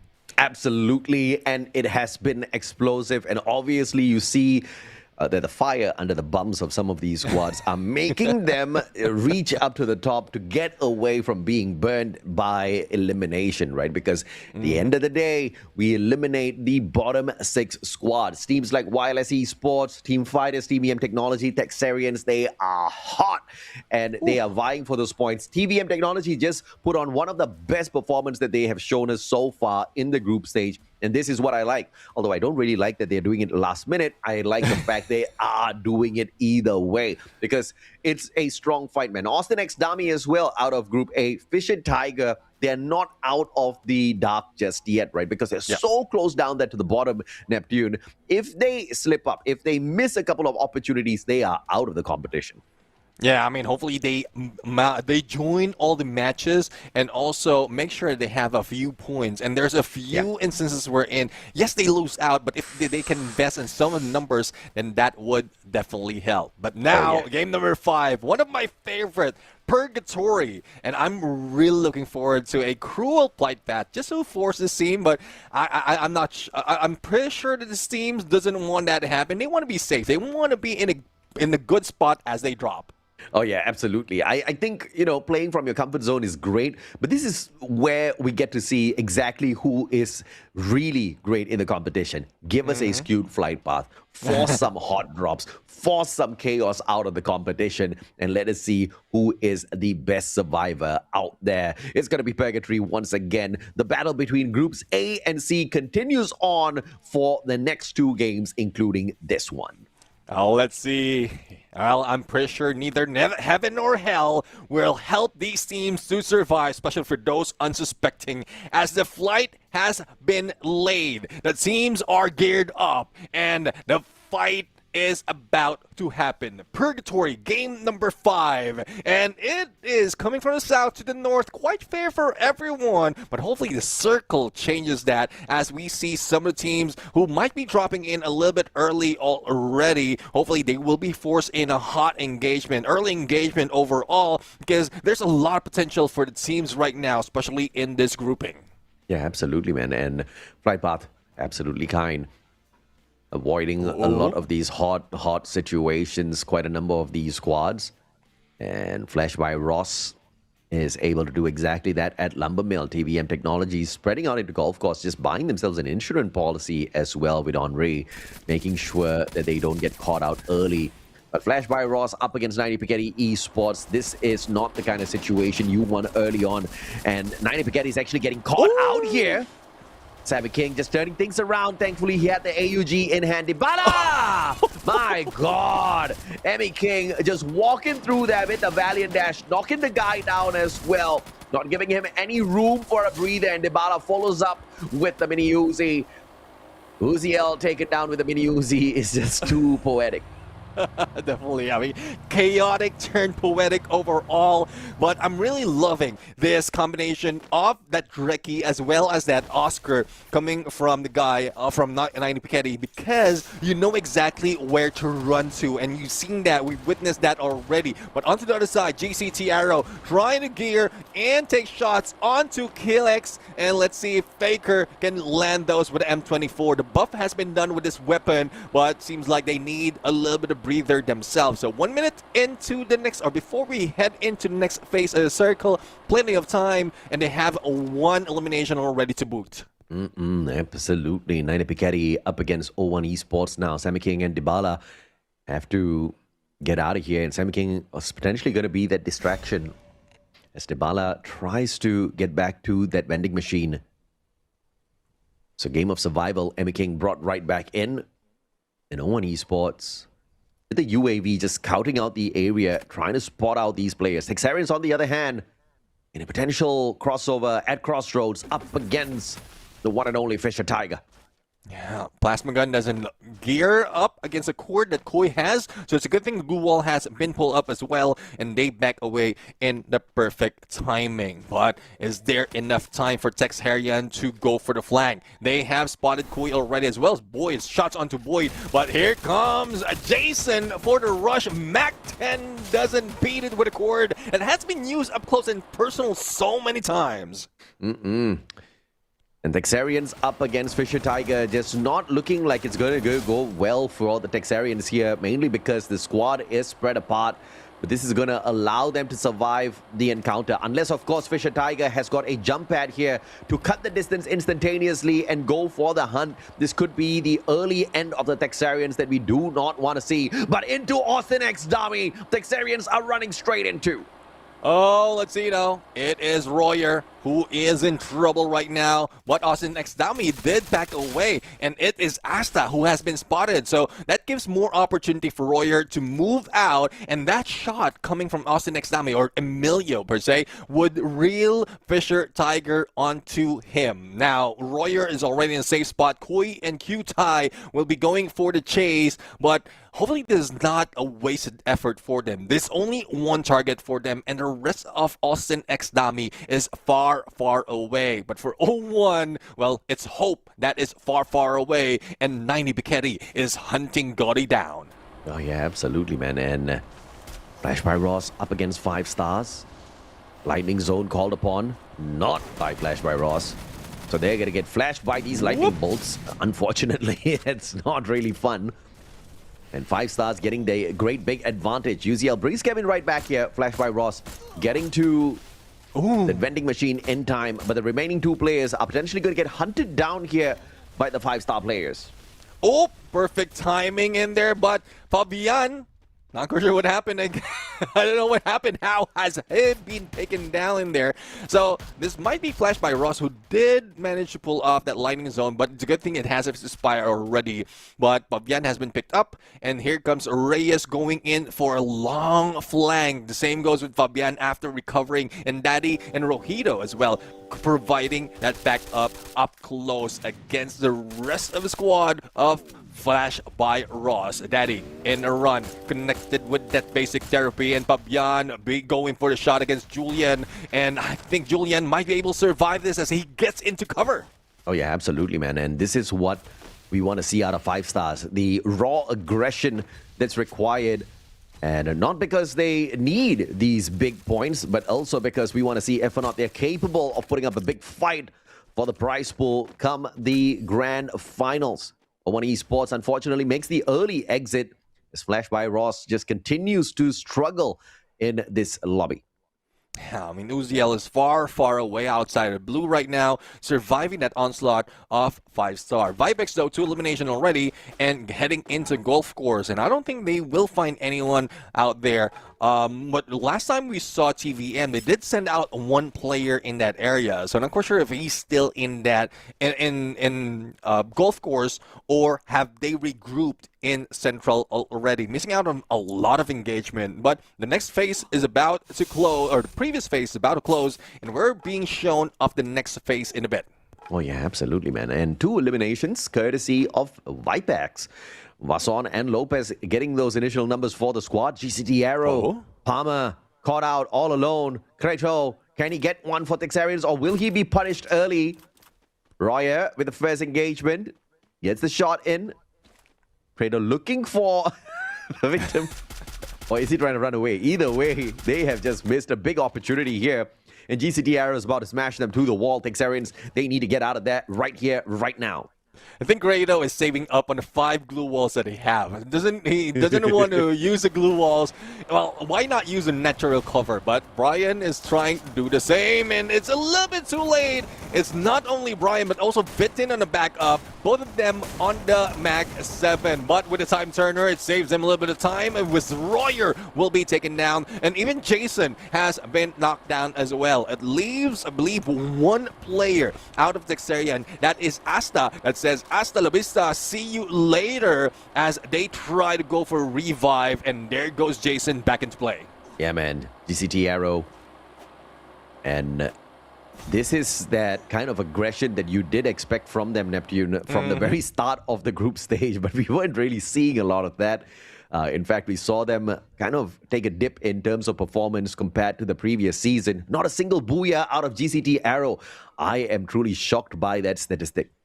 Yeah, let's see now. I mean, GCT Arrow is like twisting our brains right now with how inconsistent they are, but still manage to get in a comfortable spot in the top 18. So let's see though, is this the time that they wake up? And seems like they are slowly waking up with 4 elimination already in this map. Vipex though, we've seen the slowdown earlier, being eliminated early in the previous map of Kalahari. Now in Purgatory, I think they are still in the slow run. Not that aggressive compared to what we've seen them before, but we've also witnessed Vipex not really engaging from the early parts, and then that's when they grab that booyah towards the end with a decent amount of elimination. Pretty much a global tactic from some of the best teams we have in Free Fire. Oh yeah, absolutely. And coming down on the ground, 5 stars now up against Flash by Ross. This is a great big advantage here for 5 stars with that high ground. BSK, Jan's taken out.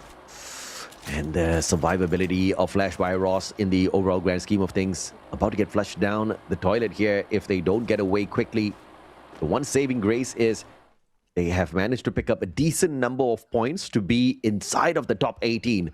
Blue Cheese up against Nine Spaghetti. This one now is about to get dirty. Still without Benny Lone with the shot of the Woodpecker straight to the head. Instant pickup though, but inside the lightning zone that does not belong to them. Perhaps Nine Spaghetti meets their end right here up against Blue Cheese. Here comes Ray being triggered by the Bala. Mag 10, I don't think that is a weapon that you want to use, especially up close and personal with the Mag 7 coming from Blue Cheese. But Blue Cheese says goodbye as Eric 02 flies away and couldn't make the cut. He is being tagged with a hit list right now, but hopefully this skin helps him not to be taken out that easily. One Punch Man might be a one-shot man as Emmy King tries to take him down with an M249, but he needs to recover. He needs to put out all and everything that he has, and unfortunate for him, it doesn't make the cut. Blue Cheese has been taken out.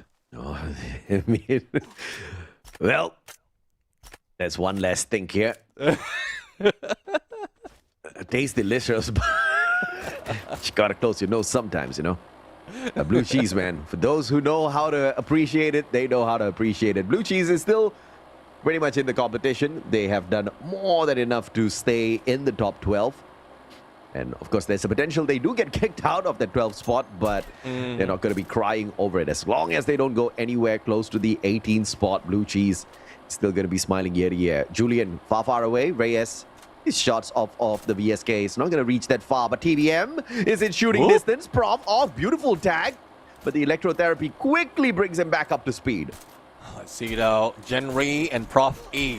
Now, it's a long way for the other player of TVM to regroup with them, but they do have a little bit of cover and a few compound behind them. So I'm not quite sure why they're not taking it. Probably they want to waste a resource of 5 stars or reel them in so they have a better advantage once they saw them on that jump. But speaking of jump, well, a jump of trust is needed for Fisher Tiger to be able to beat the team like GCTA, as well as a little bit of distraction on the left-hand side coming from Flash by Ross. So GCTA is dealing with both as well, and it's a 3-way engagement that is quite slow, I believe, but it is good enough for them to buy a few more time before the next phase of the circle comes in.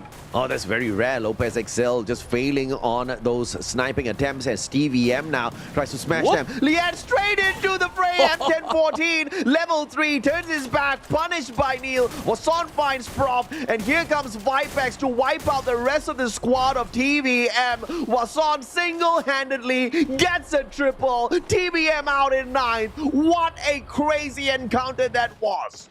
Leon using that vehicle much like an Oscar's Valiant Dash. And with the boost itself, with the nitrous, I guess it does help. As we switch over to Texarian going against Austin X Nami, a team that is chasing or trying to maintain their spot on the knockout stage, and let's see who will survive. Austin X Nami is quite near on the next phase of the circle, but hopefully they don't make that much noise, because as you can see, it's GCTA Arrow as well as Vipex who might be charging towards them before they get into the next phase of the circle. That would not help them survive. Wowee. That was an encounter I did not expect, man. But now AXD up against Texarian's Neptune. This one, I don't know if the Texarians are ready for it. Well, Jason fell for the wrong person right there as he go in and wet his shoes. But Crater right now, again, not quite sure why they're still using the Mag-10. It's not a weapon that you want to use. You want to use a Mag-7 because of the buff that he has. And Texarian right now is feeling that wrath. Let's see if they can go for that elimination, as Asta has been picked up and there's no contention overall. But with all that noise, AXD as well as Texarian might be seeing the crosshairs of Vipex from that horizon, and they are already feeling it. Hopefully Bamdi can recover so much, but for how long? Because 4th phase of the circle will hurt, and they might be the next one to be taken out. GCTA 5 eliminations now. Oh, Flash by Ross. Shutting down the players one after the other there. And Fisher Tiger might just meet their end. GCTA, the third party in the situation. Brian. Brian gets an assistance there from Faker. Gets the damage in. Faker with the final fatal shot. And it looks like Flash by Ross might just be in a little bit of a pickle here. Thankfully, GCTA turning around to look for a different victim instead. Flash by Ross. They are saved by some sort of grace that allows them to survive a little bit longer. Well, Dung needs to deal with the jar of pickles at this point, because he will be stuck in the middle of a lot of teams. And we're talking about Vipex as well as GCTA. Texarian only have one of their players, but it's a good thing that there's a few distraction on the other side. But Vipex is not phased. They go and eliminate Texarians, and we are left with 4 teams. But surprisingly, the Blue Tigers from the previous around 90 Piketty is still alive and still leading board, I believe. And they are doing quite well. So it's Vipex, 90 Piketty, GCTA, and none other than Fisher Tiger who's going for the placement. Yeah, absolutely. And Fisher Tiger is performing beyond whatever they've shown us in many of these matches. But Dung, targeted by 2 different squads now. Still surviving. Man has got fancy footwork. Still alive. GCTA, on the other hand, taking the bitter end of this thing up against 90 Piketty Esports. And look at Vipex going in for the slay. Dung trying his best to get out of there into the vehicle. Grand Theft Auto by Doug, and he takes a Vipex spot instead. That's some survival if I've ever seen one. I am seeing right now, Vipex really are sore losers because they didn't land those shots and then jump in against the opponent or the final player of Fisher Tiger. But this forces them to go against 90 Piketty and also the waiting player, the final player of GCDA. But one, Samu King will be taken down, the rest will be taken out as well, and it is left GG. to Vipex dealing with GCTA's player Faker who faked them. Who went into the wall, but the Riptide Rhythm sees him and got shot. Technically, he got shot in the butt. My God. And technically, regardless of whichever part you hit, it counts as a body shot. Goodness me. And of course, with all things, the AWM that has the armor penetration, it really doesn't matter in the current meta. Yeah. If you're going up against the snipers, man, you better worry. And in this situation, it was just Team Vipex jumping right back up to show everyone that they are better than Gaviota's squad.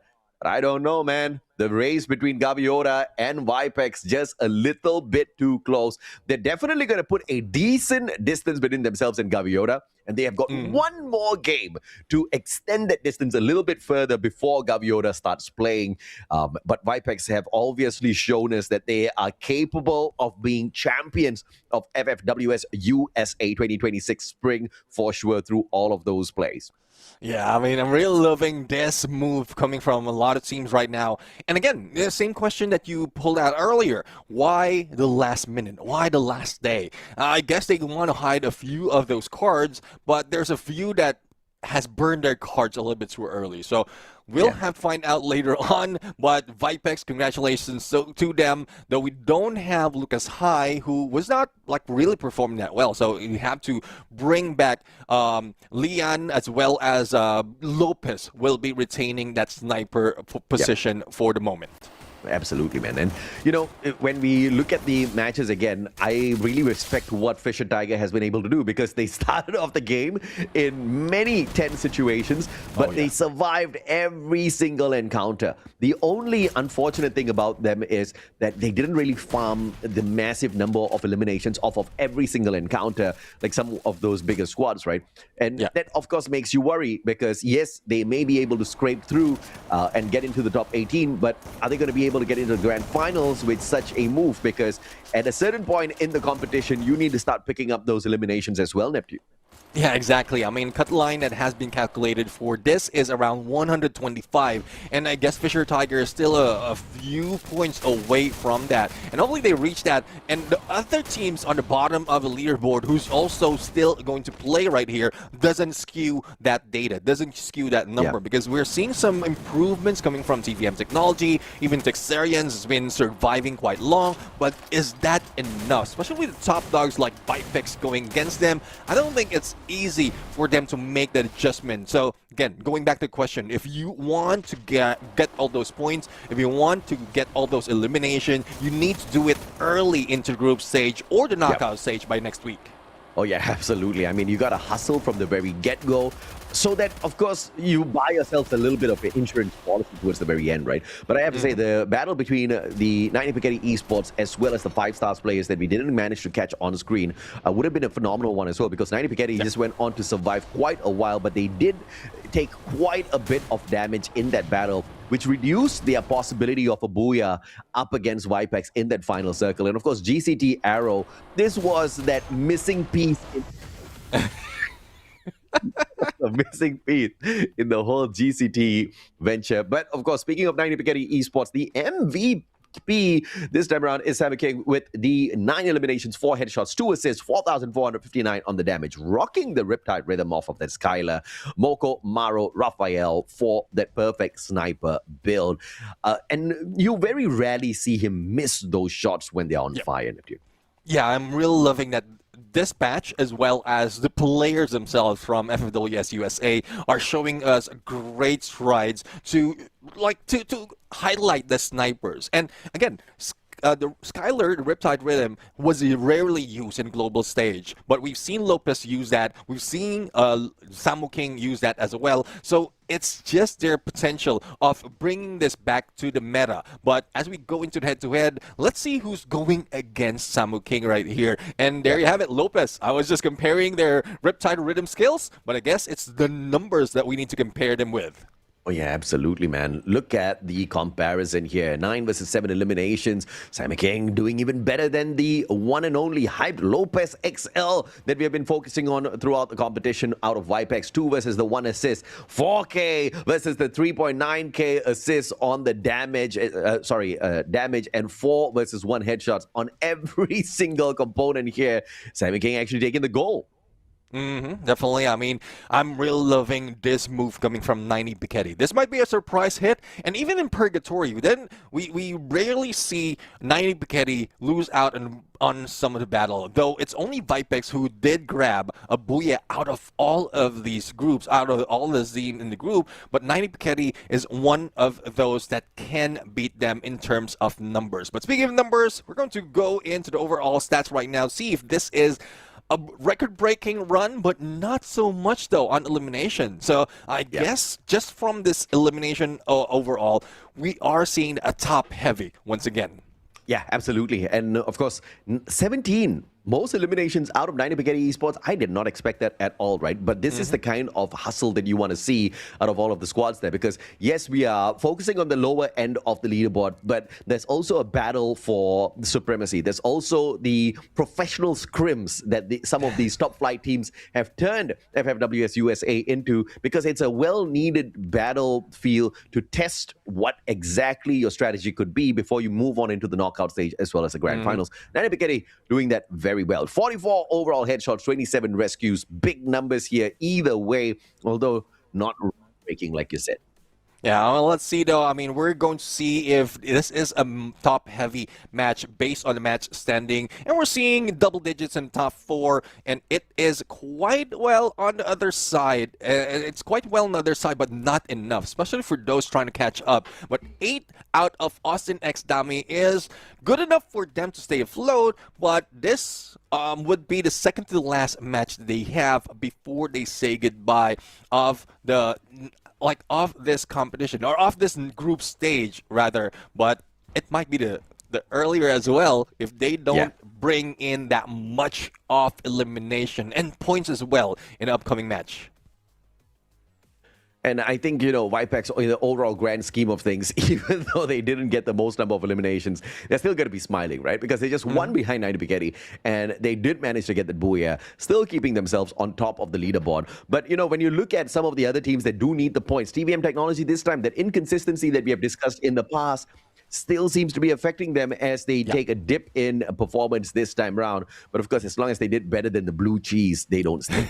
Let's see. As we head over to overall standings, Vipex is still taking the reign and 35 points against Gaviota squad. But let's head over to 90 Piketty, and I'm loving that they are already crossing over top 6. But as we go into next page, this is where it really matters. Austin X Dami 112, and YLS is 100. So it's opportunity from Austin X Dami to move up further away, probably overtake Fisher Tiger or Go Esports before they end their run, because there's only one match remaining for Group A right now, and YLS can easily take over that.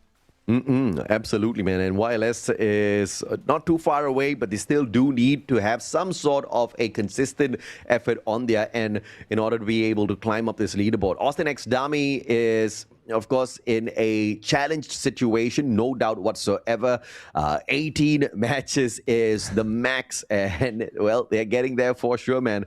At the end of the day, if you don't really hustle early on in the group stage, trying to catch up to the last minute has got its own problems, because, working under stress usually isn't the most conducive situation to put yourself in. Let's take a look at the map schedule once again, ladies and gentlemen, as we get a quick highlight of the map so far. We've only got 4 more games to go. But as far as this grouping goes, Neptune, only 1 more match. Yeah, one more match for Group A, and there's a couple of teams that is in trouble right now. Austin X Dami is one, Fisher Tiger is another. But who's a contender onto the other groups, we'll have to find out later on. But hopefully they can stack up in the points, just make sure that they can secure this. But Austin X Dami is one of those that might be in trouble. I believe, based on what we've seen in the overall standings, they need a 20-plus pointer, but we seldom see that out of Austin X Dami, other than the booyah that they grab in the early parts of the group stage. No doubt at all. And, you know, I hope that this is a big warning for the squads that are gearing for the knockout stage, that they have to start hustling early, right? Because unlike the group stage, dude, we have got just a couple of days there.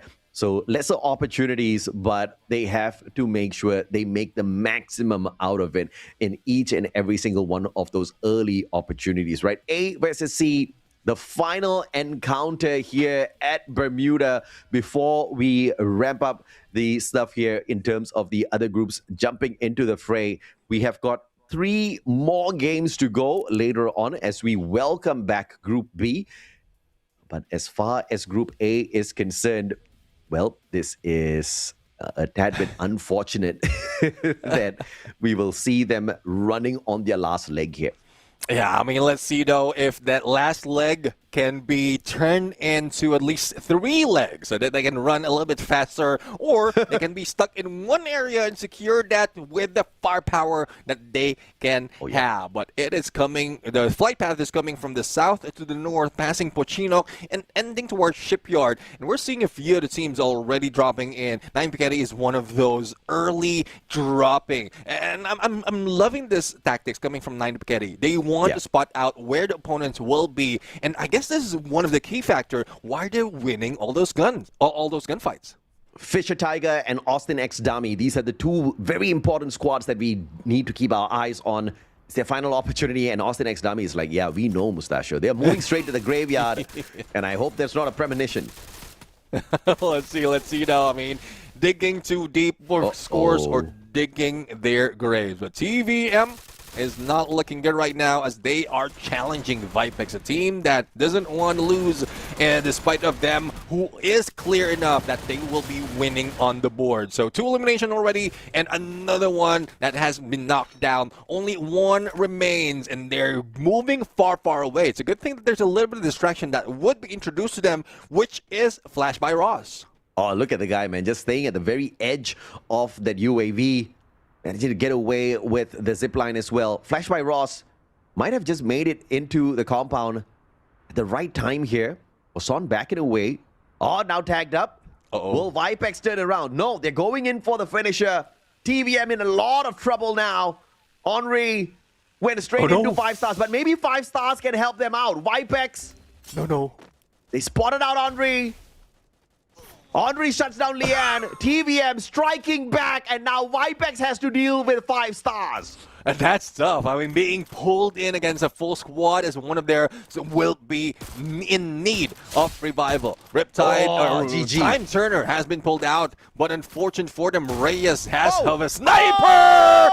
Vipex out. 5 stars. 5-star gameplay. But Genry is the one who needs to be congratulated here. Managed to survive and pull in the opponent.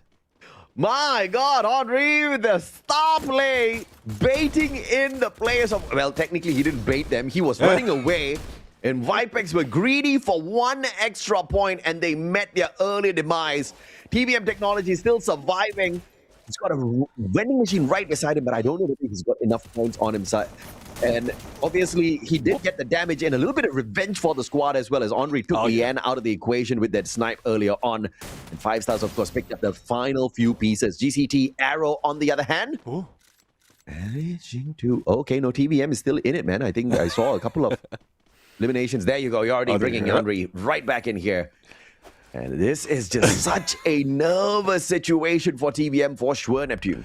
Yeah, exactly. I mean, they should be nervous because despite of how well they tried in the previous round, there's so much that they need to do to be able to catch up in the points. But the good thing about this is that after this, they still have 3 matches to play. So let's see if that would work out to their favor. But on the other side, it is GCT Arrow try and take down Q-Thai out of Fisher Tiger, and he cannot just fish someone on the car. So despite of it burning, he will not be roasted just yet.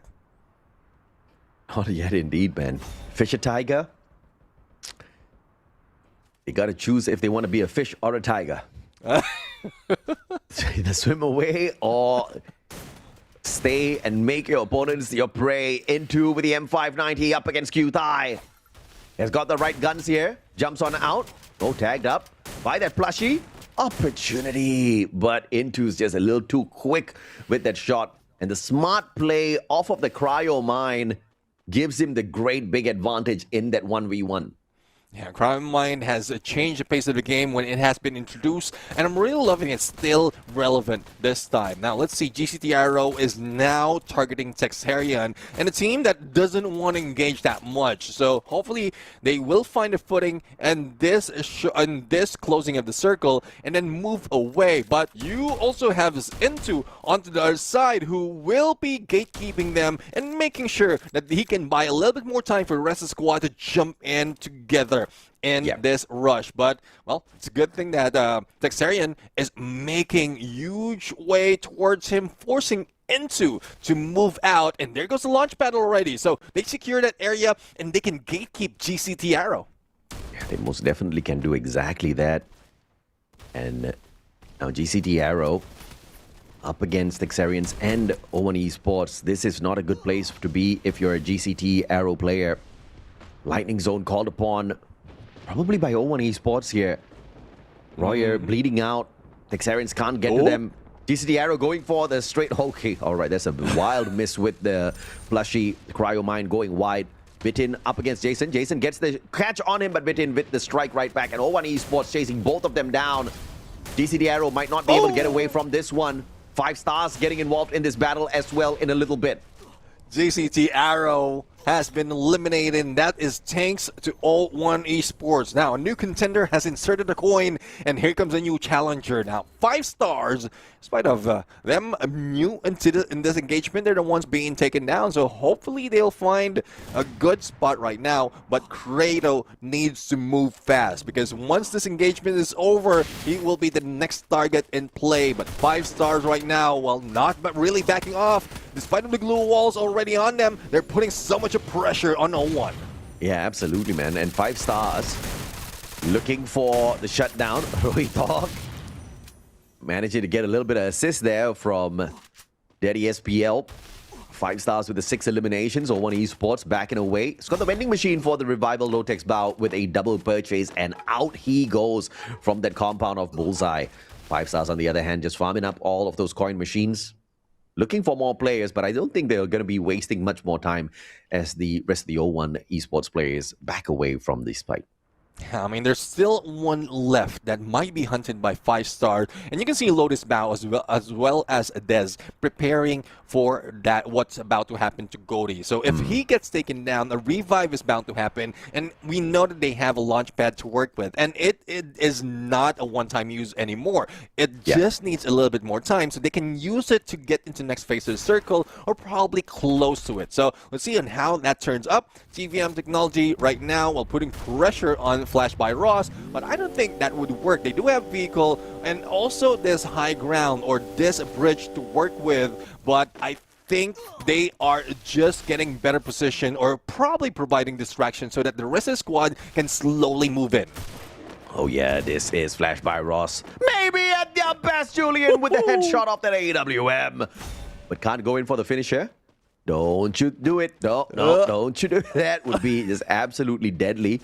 If Julian flies into Yordi, who focused on the pickup. Neil is on standby as well, and he just spotted him out. Trying to take him out of the equation. And Texarian's approaching from the back as well. Oh my god, TVM in trouble. Yeah, TVM will be in trouble. They need to focus on one.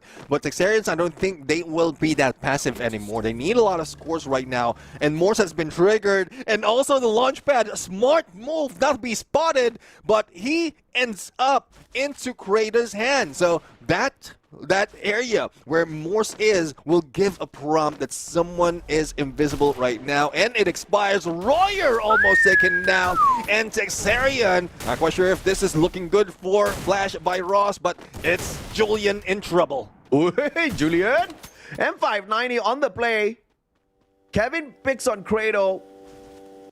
Jason Asta. Julian does get that shutdown. My God, this is Texarian's at a little bit of a pickle here as Jens catches Jason as well. Texarians, I thought they were about to get away from this heated situation, but Flash by Ross managing to squeeze them into mill. 5 stars approaching from the back. And this could just be that bait. And 5 stars is picking up on everybody else who's baited in today. Well, they're listening to the gunshots, and the moment they hear it, they are being pulled in, magnetized by all of those engagement. But I'm loving the numbers that Texarian is putting in right now. And Texarian might add a new one as Prof E is trying to go for a revive. Use the launch pad, perfect timing, and still manage to survive. Now, it's only a few seconds for that revive, and I don't think they will survive that long. But Flash by Ross with Yancy wasn't able to cross over, but that's an action moving move coming from the guy. My God, if he had made that jump, that would have been fancy. But now Yancy, with the final hope of the whole squad resting on his shoulders. If he steps on out, 90 Piketty Esports will have an easy shot on him. Looking for the tuk-tuk to get out of there. He's got to hope and pray that nobody finds a sniper to take him out of the vehicle. 5 stars on the other hand, though. Well, Blue Cheese is the one who is putting so much pressure. And it's not against 5-star, it's against a 90 Piketty. We've seen this in the map earlier, and now the pressure is on. It's a good position that 90 Piketty is taking right now, because the moment that they get a shot, they can just back away, recover, and they do have the monster truck to help them. So we've seen this work earlier for Celtic Gaming and Xterra, and I guess that is the same plan that they will be trying to do. But judging from where the circle is, there's not so much of moving that is needed for 90 Piketty. As we switch over onto the side, it's Fisher Tiger dealing with Austin X Dami. Yeah, Koi, the RGS 50 does manage to get the knock onto the player from the side of Austin X Dami. Boyd, AC80 on the flank, looking for those angles. Can't find any just yet. Dung knocked down to the ground. Wow, the one connection just not accurate enough to knock the player. Fisher Tiger up against Austin X Dami. Fisher Tiger needs every single point possible from this engagement. Let's see if they can land all those shots, make all those points, but time is running out. It's third going to fourth phase of the circle, but on the other side, Texarian's in trouble. Pick up on Royer has been done, or Grado has been done, but here comes Texarian back in play. 6 elimination already for Royer right now, and TVM Technology is losing out all the circuits that they have in this fight. Yenri might be able to go in for the push with that Valiant Dash, but Credo needs to be dealt with, and up close and personal, Credo is not losing that much of life. Yeah, Henri manages to take Credo out. The single survivor of TVM Technology, the only one with a pentakill. What a beautiful run from TVM so far. And onto the vending machine he goes to bring the full squad back into the play. Twice he managed to survive, and twice he get the team back. This is just something else coming from TVM Technology, and really loving it. And we're not seeing Dabadoo into the mix right now, so I was expecting that it will be slow down for TVM, but they know their position on the leaderboard, and they're trying their best to make it work. As we look into the next phase of the circle, it's quite in the open, but we have a few that might be able to take this bridge as their cover, and it is 90 Piketty being taken out after taking so long and staying in here. It's just 5-star who's very aggressive at this point. Yeah, 5-star gameplay for them there for sure. And now Blue Cheese, the team that has gotten squeezed out of the top 12. Of course, not a great big problem for them to face up against 01 Esports, who's very much in the top 12. Have to figure out a way to get off of this spot here. They need to call for that monster truck, just not doing it too early, as in case it gets burnt down to the ground. And this vantage point should give them quite a little bit of points, but it seems to be giving them nothing at this point of time, because everybody else is smart enough to dodge those bullets, Neptune.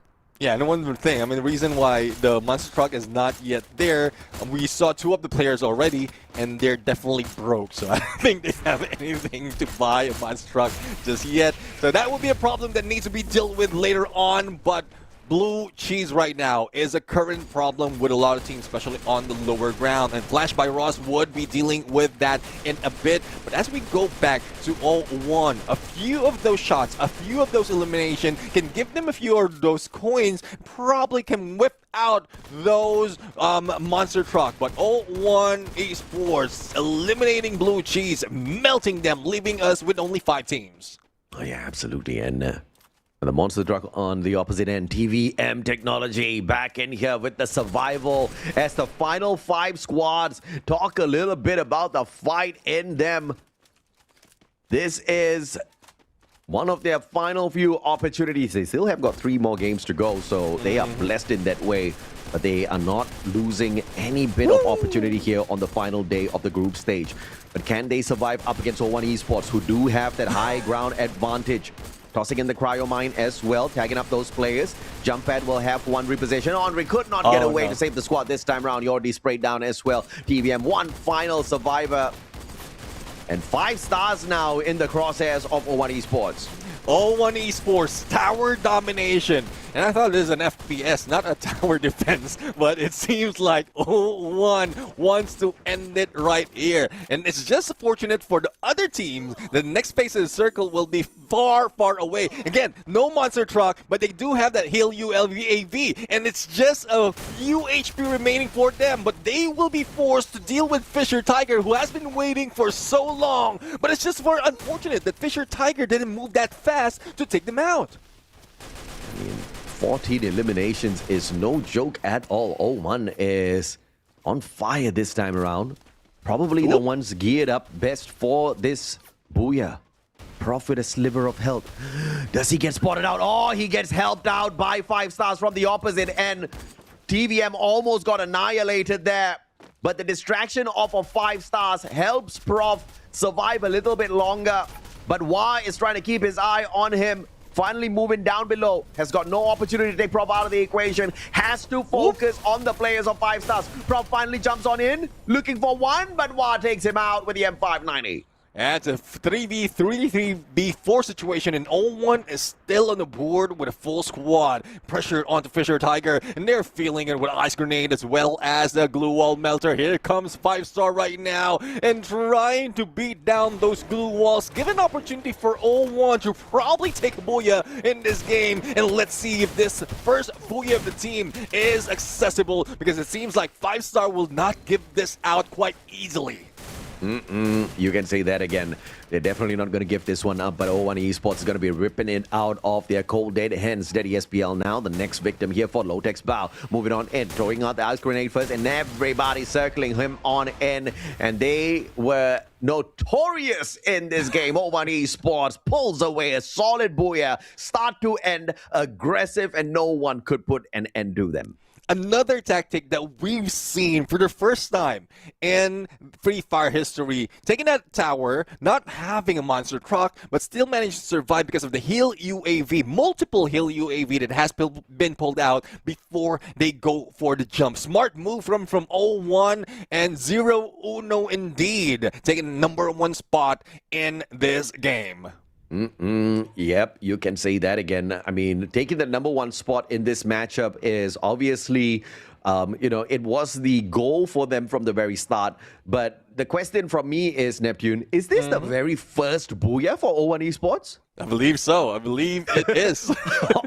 On their last game, on their final match of the group stage, 0-1 Esports finally secures their very first Booyah. And how impressive is it that they are already in the top 12 before they achieved this? So this is definitely one of those teams to look out for. It's going to be very annoying once we get into the knockout stage as well as the grand finals, because if you leave them unchecked, they will send you right back to the front desk to check out of this lobby.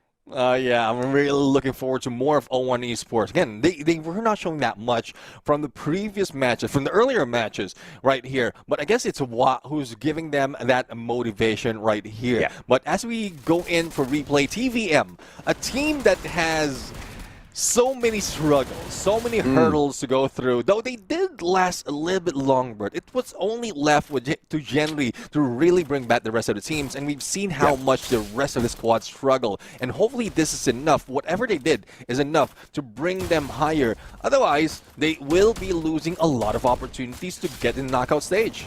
Yeah, man, I do agree with you. But I do respect the survivability of TVM. You clearly see that they're desperate to get those points for themselves. The one saving grace is that they do have another 3 games to go.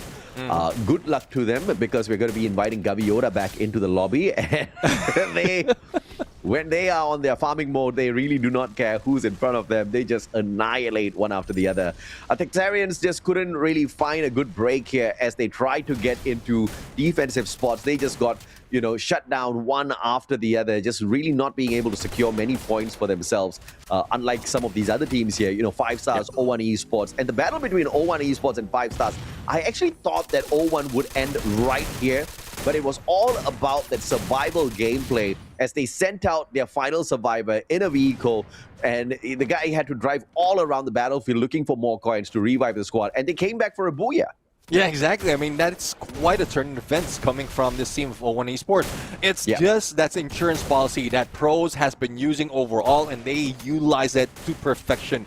But Texarians, though, despite of them being passive, they're trying to get away from all those engagement. They did manage to spot out a few of those stragglers, but they couldn't end the deal with the finishers of the team. Thus, despite of them surviving quite close towards the end, once they meet up with some like TVM technology right here, I think they are struggling to survive as well as they move into each phase of the circle. So hopefully that changes, not just for this competition, because it's getting close to the end for Texarians, but hopefully in the future we see more of them. Yeah, I definitely do want to see more of Texarians, but, unfortunately, in this competition, it's just such a slugfest, man. The fight for the top 18 is not an easy one, and Texarians just are not doing enough. I mean, even if you can survive just like TVM, you might still stand a chance, but they're not finding those right positions. They're not finding those few elimination points to their side in terms of an advantage. But O1 Esports, I have to say, with this high ground tower defense, they managed to pick up quite a number of points off of a lot of these squads out there. TVM fell victim to them as well. Andre couldn't get away from the squad this time round. Flash by Ross got pressured by them. 5 stars got pressured by them. And finally, when they went down to meet the players of Fisher Tiger, it was pretty much the exact same situation. Speaking of which, Fisher Tiger did very well in terms of survivability this time. Yeah, exactly. I mean, they were trying to get away from contention of those engagement, but unfortunately, it was 5 star who just sees their glue walls and make sure that no one is behind him. So let's see on what more these teams has to offer right now, as we are going to take a peek on our MVP, and I guess it is Daddy SPL taking the lead right here, showing us what a little bit of tough love can bring to the competition. 8 eliminations, 2 on headshot, 6 assists, 4K in damage, and again, a combination of both that Valiant Dash and that Dreki, that Dragon Glare, really help out in like crucial moments where you put in damage on your opponent. You just need to confirm that finisher. Yeah, absolutely, man. I mean, the way he plays and slaps out there, everybody's going to start calling him daddy. 8 eliminations, 4K damage. You know that Oscar was running wild. Those wild dashes that he was bringing through with the Valiant Dash, even getting a couple of knocks out there as well that he did definitely secure with the M59 later on. But it's all about the head-to-head as well. Does daddy make it to the head-to-head? Yes, he does. 8 versus the 6 eliminations. They equalize on the 6 assists. But, of course, the big win here when it comes to the damage of Daddy SPL up against Wa from the O1 Esports squad. You know clearly who takes the goal in this head-to-head now. Yeah, definitely. I mean, you see Daddy in there going for the rush, not really phased at all. He's tanking everything. But we've seen Wa doing the same thing because of the experience that he has. If I'm not mistaken, Wa is one of those players from the previous competition, and it was part of Cold Esports, so he does have that experience as well to lead the squad to a booyah. We've seen that, we've witnessed that. So let's see though if this comparison also translates to our standings later on. But before we go to the standings, let's take a peek on the overall stats and if this is a record-breaking run for the rest of the squad. It doesn't seem to be, total headshots, 37, elimination 79, 103 knocks, 44 rescues. But what was definitely impressive is the number of lives claimed by 5 stars. 22 eliminations. They topped the charts, getting 1/4 of the overall eliminations that we have seen in the whole lobby. So they definitely had a 5-star performance this time around there. Yeah, exactly.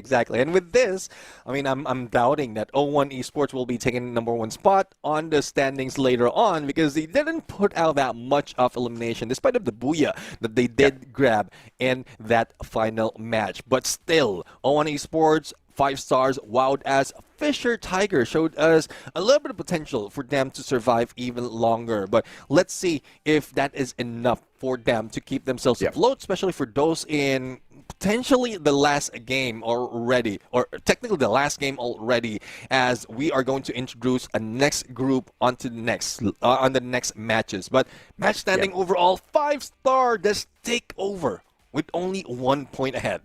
Yeah, I mean, just 1 point ahead. They had more eliminations there, like you said, so they had the numbers. O1 Esports right there behind them with the massive 30-pointer, but flashed by Ross, one of those teams that kind of looked like they were iffy 50-50 in terms of breaking into the top 12. Obviously, doing fine on their own. Texarians with the 13 points. Now, this is a big number that the Texarians have brought in here for themselves. They are part of Group C, which means they've got 3 more matches to go.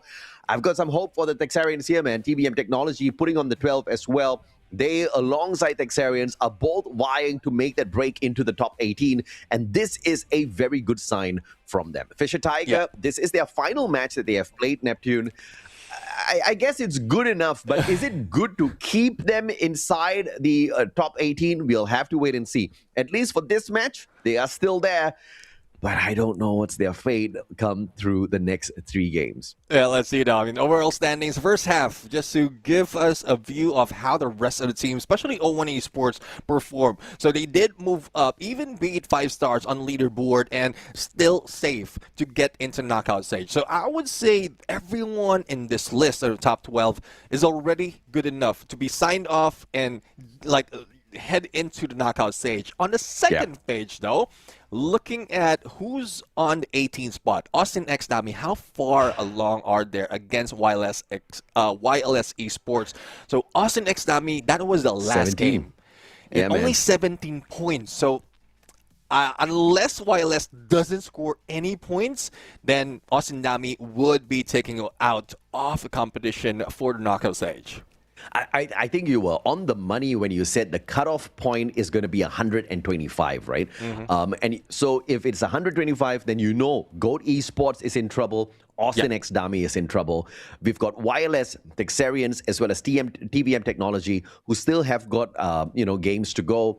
Team Fighter, they've got games to go, but they do have to hustle a little bit more than the rest of these teams. We've got 4 squads vying for 2 spots. Maybe even 3 if they can have an explosive game. Fisher Tiger could still be in danger, but I think Red Eagle has definitely cleared that marker to be safe in the competition. So Fisher Tiger, GOAT Esports, Austin X Dami, they're going to be biting their nails, a little nervous, sweating under the armpits. So Dexterra, Solara, Bermuda, it's going to be the final 3 games of our group stage now.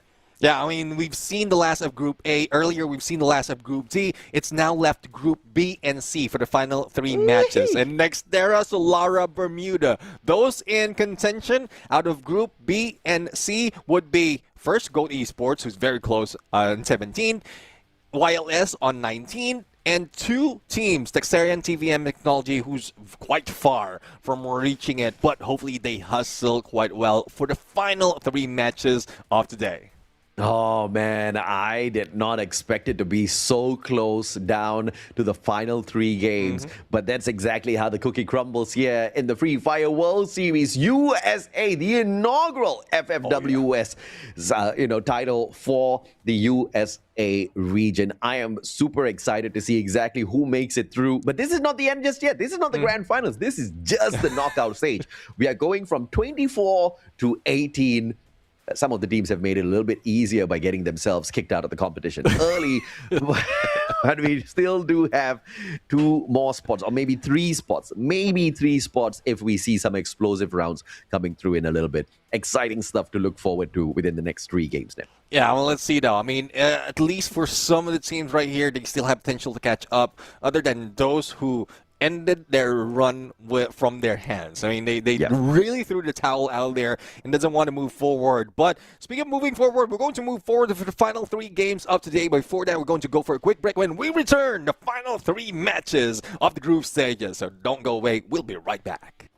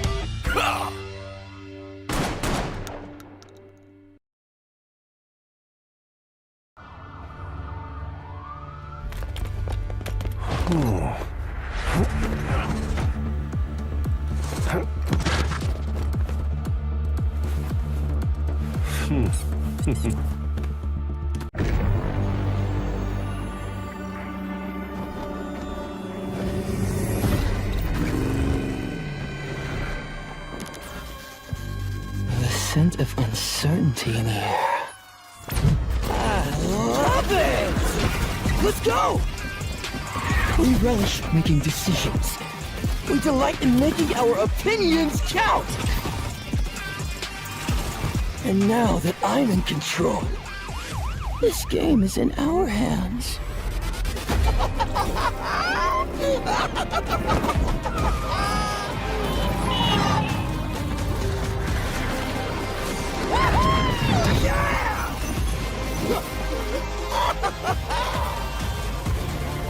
So,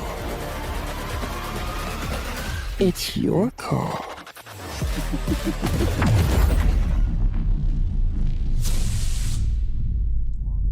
Ladies and gentlemen, welcome back to the show. This is the Free Fire World Series USA 2026 Spring, and we have 3 more matches to go before we end the group stage. 3 more matches, 3 more chances, but only 2 groups that has that chance. B and C will be playing in on the final match. I'm really looking forward to them to move up in the leaderboard and find out who would be in the top 18. Absolutely, man. It is the final stretch. And it is not done just yet. You know, in some competitions, we have seen the final stretch and it's just like, okay, all right, let's just get this business done and dusted with because we already know who's going to qualify. Here with 3 matches to go, we don't exactly know which are the confirmed squads down at the bottom. The overall leaderboard is still in a flux. And obviously, we want to see this one all the way down to the bitter end. Nextera, Solara, Bermuda. I say bitter end because for the bottom 6 teams, it is hasta la vista as we move on into the knockout stage. By the end of the day, we get to find out exactly who those 6 unfortunate ones are going to be now.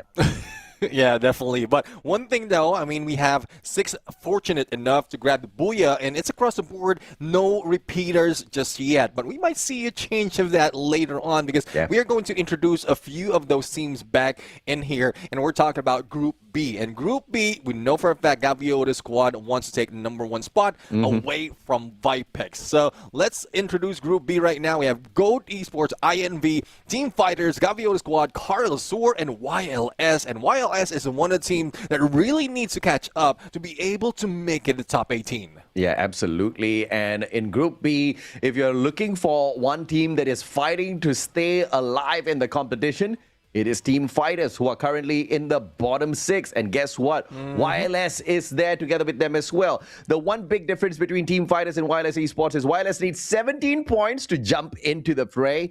But Team Fighters, on the other hand, need way more than that 17. So this is definitely something that we are going to see in terms of a big struggle. But the problem is they share a group with Cartel Sir, INV, Gaviota. These are heavy hitters, big teams with a big possibility to jump into the points and wipe the rest of the squads out of the existence, which is why in Group B, these guys have definitely been suffering. Exactly. I mean, we talk about Gaviota Squad, who's taking or topping the board right now in today's matches. Currently, 82 points in total before they jump in again, and that was just out of what 3 matches. So 3 more to go, and that would increase. And we've seen averages of 150, 120 out of the top teams or top team of the day. So I don't think Gaviota will be letting go of that. But we've seen Cartel Soar as well survive a little bit longer. INV is waking up this time around. So it definitely is tough for both YLS and Team Fighters. But as we introduce Group C into the mix, a few of those contenders would be in here carrying over their run from the fourth map up until the last. So there's still momentum that is favoring them, and we want to see more of that. Oh, yeah, absolutely, man. Let's take a look at the team or the group that they will be bumping into. GCT Arrow, TVM Technology, Flash by Ross, Blue Cheese, Texarians, as well as 5 stars. And we've seen what GCT Arrow can do, but TVM Technology, one of the teams that are dying out there to survive. Pun intended. And Texarians who aren't cutting or who aren't making the cut that easily, right? Because survivability has been a big challenge for them. In totality, you've got 4 squads out of the 2 groups, YLS, Texarians, TVM Technology, and Team Fighters, who are really going to be on that extra hustle out there within the next 3 matches now. Yeah, both of the teams, Texarian as well as CVM Technology, need 30 plus, 32 and 35 to be exact, for both teams to be able to get into 12 spot. And that's considering that the ones above them will not be getting any points. So it's tough. It's even tougher to call that you can get 10 points per map for the remaining 3 maps that we have. So hopefully they can muster up all of those powers, all of those energy, and put everything in the final 3 game. Otherwise, this might be it. And hopefully they don't. They use this as a learning experience for the next tournament that they will be part of. Yeah, absolutely. I don't know. I'm super nervous, Neptune. Are you nervous for the final 3 games? Because, dude, there's so much on the line.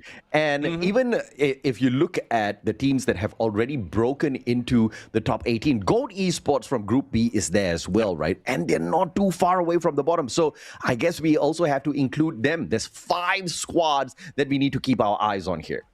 Yeah, I mean, Gold Esports, I would say, is, despite of them below Fisher Tiger, they're doing quite better in terms of average against Fisher Tiger. So I think projected they will be on the 16th spot. Fisher Tiger might be pushed down on the 17 because they will not be playing anymore. So it's Austin Dummy who will be in trouble right now. But as we jump into the flight, coming from Twin Bridge, getting into Grab Labs, we're not seeing anyone drop off just yet. And just as I mentioned, a few teams already jumping out of the plane. YLS heading into Intellect Center, and I think GCT Arrow will make it difficult for them to move forward. Yeah, absolutely. And this flight path is going to be quite the engaging one. YLS, Texarians, GV. Oh man, Gaviota's going to have a field day out there unless they get capped by these 2 underdog squads at Intellect Center. Oh, let's see though. I mean, Gaviota is taking the tower a little bit too early, and it's not so much of a resources in that area. It's a good thing that they have A94s as well as M40, and let's see if they can take out YLS. But the battle ensues on that other side, just on that dip, and it seems like the Texarians are the one winning that fight. YLS might have been taken out a little bit early, but not just yet. There's still Kenny who's surviving, so there's still hope for YLS, but not so much for Texarians. Oh yeah, absolutely. And this is Gaviota at their best. Texarians with the bitter end met so quickly in a 50-50 fight up against one of the most ambitious and vicious squads out there. They stood no chance whatsoever. Flash by Ross. Uh-oh, they might make a quick flashy exit if they drop by Intellect Center here. Oh, let's see. Hit list has been triggered on Yancy right now, but as we switch over onto the other side, it's Ian be feeling the stink out of Blue Cheese, and a few has been eliminated, but a revive has happened already, or only one has been taken down though. The rest of the squad of INB is far away. Looking at the board right now, 4 elimination already for Gaviota, 1 for Blue Cheese, 1 for GCT Arrow, and Blue Cheese is on a hunt, on a higher ground. Make sure that they spot everyone, but Mako win with the plasma gun. Well, before it was a damager, especially in early engagement, but right now with all the utilities that can be used against it, I don't think it's a weapon of choice right now. Yeah, I mean, Gaviota, just absolutely bullying them alongside low. M1014 in hand. That is elimination number 6 for the Gaviota squad. And Flash by Ross is making a flashy exit as quickly as they made a flashy entrance into the Intellect Center. Yes, there is a vending machine not too far away, but it looks like Lowe's not going to get him that opportunity to escape this encounter. Jan's caught out, and with the cord, I mean, come on, man. If someone chases you with a cord and a vehicle, this is no getting away from that. They had the numbers on their side as well. Gaviota, just like that, 3 minutes in, 7 eliminations already.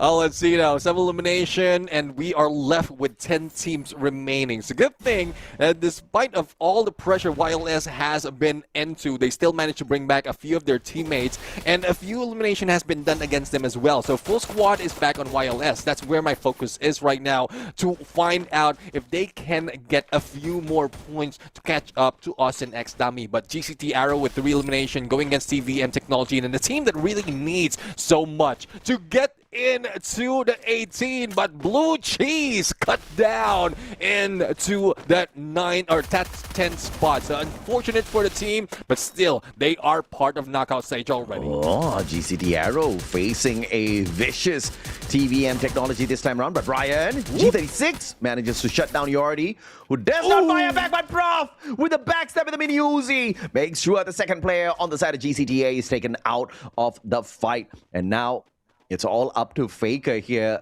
as Into could be the distraction for the team so that he gets away and revives the rest of the team members back into play. Cartel Store with the 4 eliminations in hand, going up against Team Fighters.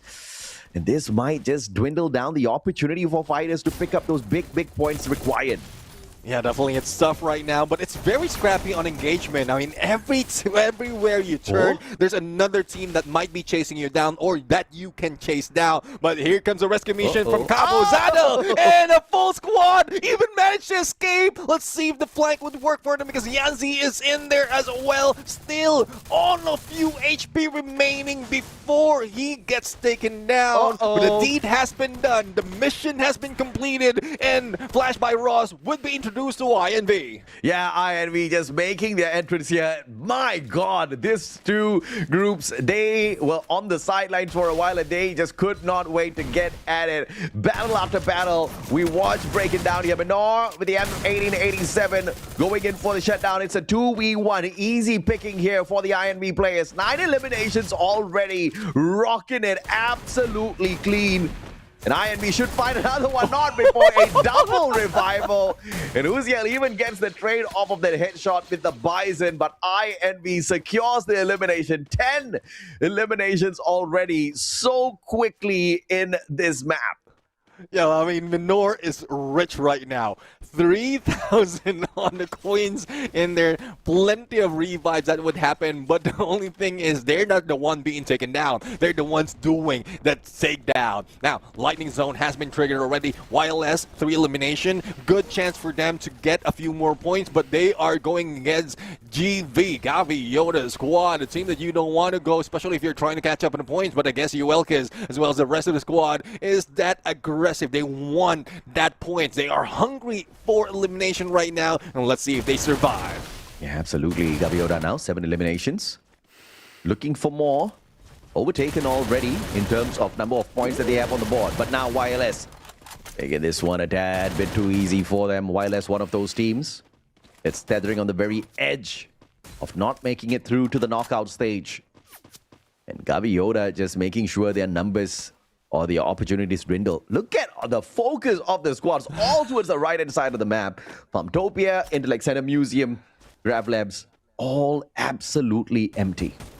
Yeah, they are just chasing for those gunshots, and YLS is the ones trying to move away, especially as they are in a dire strait right now. Just make sure that they survive. They need to move out of all those engagement. But let's see though, TVM bring down one of the players of Gaviota, and King will need to be revived. On the other side, Garcia has been taken down. Gabuzin might be able to rescue and take down Fury, but here comes INV. There goes the plushie being thrown into the arsenal, and even Goat needs to move away because INV would be invincible in this gunfight.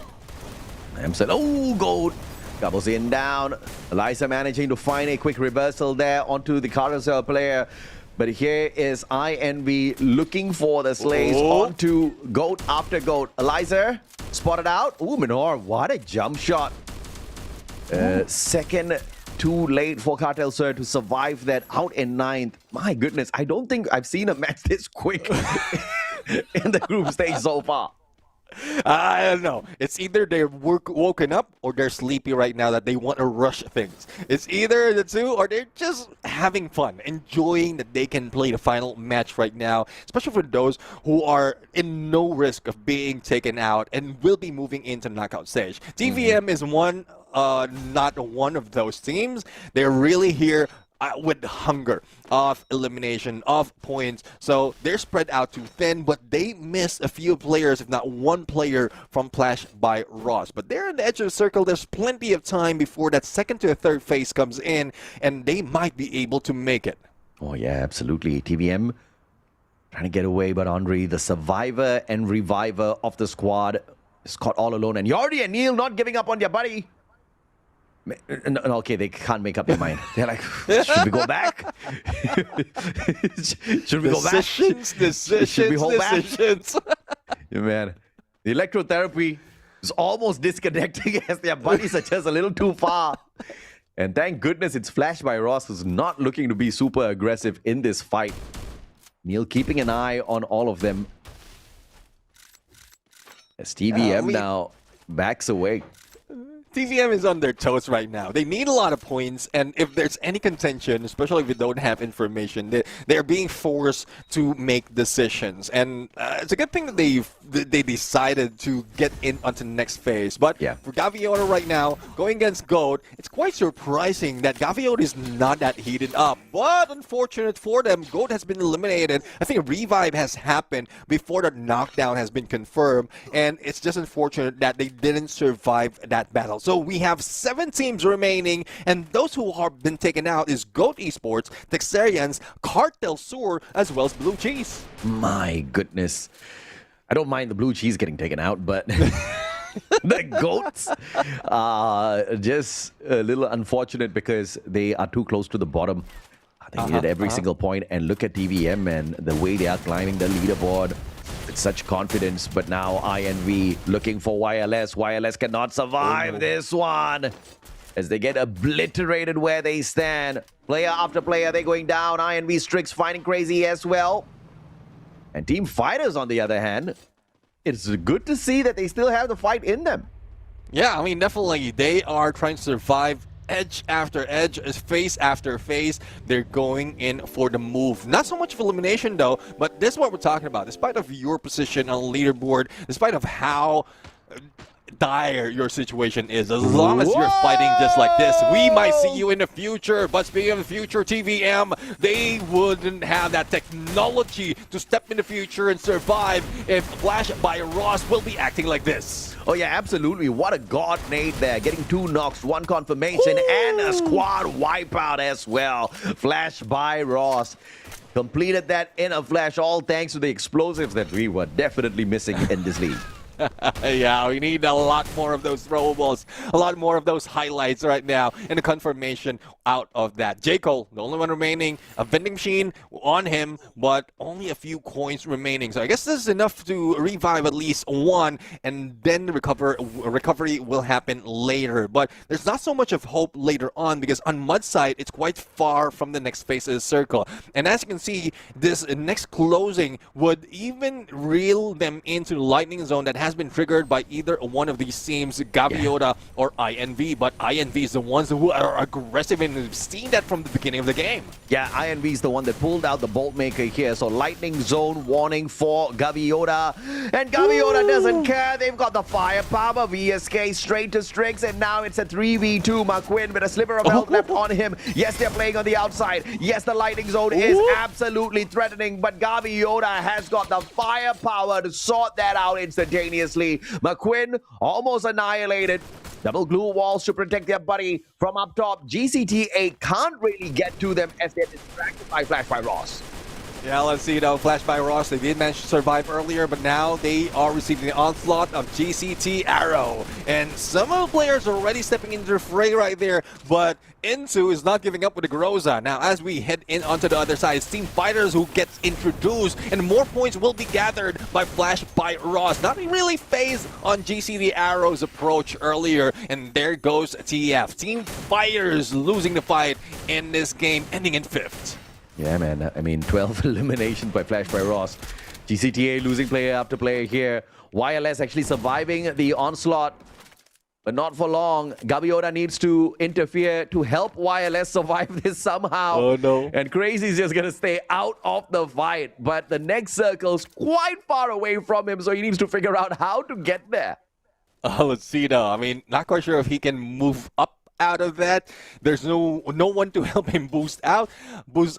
But let's see, you'll have to see miracles overall. Otherwise, that might be it for YLS. They have done enough to get a few points in, and there's still a couple of matches that will be happening. Gaviota, though, with 17 elimination already, they are the ones who did take down INV, who has been very annoying. Another 9 team is GCT Arrow, especially with the tower defense that they built up in here. Oh, yeah, absolutely, man. And 17 eliminations is not enough for Gaviota, because obviously we've seen them hit more. There's a potential of 8 more points that they can gather here for themselves as they aim for the Booyah. Crazy. Oh! Is blessed as GCT Arrow cannot turn around now. Gaviota landing right in front of them. Low finding into M590 perfection. 18th elimination for the Gaviota squad. Make that 19, one after the other. They are all falling like dominoes in front of him. And Vidin, final second revival. Brian brought back in. And King sorts him out. Faker taken out as well. GCT Arrow still alive and kicking. And the thing is, 1 more points that will be taken by Gaviota if they manage to snipe it out of the sky. But who's going against Gaviota? It's Flash by Ross with 4th elimination, not far from what GV has grabbed already. And Uziel, a little bit too aggressive in the front lines. Let's see if they can get a better position. Launchpad being used right now, and a pinch is being done on a 1-3 split. Now let's see if this surprise would be taken by Gaviota quite easily, but Makawin is not being faced. Low on AC80, and AWM with Makawin. This might be it. Gaviota might see another Booyah for today. Oh yeah, absolutely, man. 21 eliminations. Yeah, it's definitely going to be raked up in a little bit because Flash by Gaming have not shown us the capability to shut down Gaviota unless a miracle happens. But a miracle's not possible, says Low. With a triple on the M590, Gaviota squad picking up another Booyah. Oh, yep, another Booyah for today, and they are not done just yet. I'm really loving the Gaviota squad showing this side of them, and I guess it's a good as well because they're very close to be able to catch up to Vipex to take the #1 spot. The presence of stepping in the knockout stage with this kind of aggression would keep them away, especially in the early engagement. So I'm really loving that Gaviota squad is really showing up. But Flash by Ross also showed up and was not really phased because they are hungry to keep themselves into the knockout stage onto next week. Yeah, absolutely. And Gaviota obviously making a big case here for themselves that they want to catch up with Vipex. Vipex has already completed their run in the competition so far.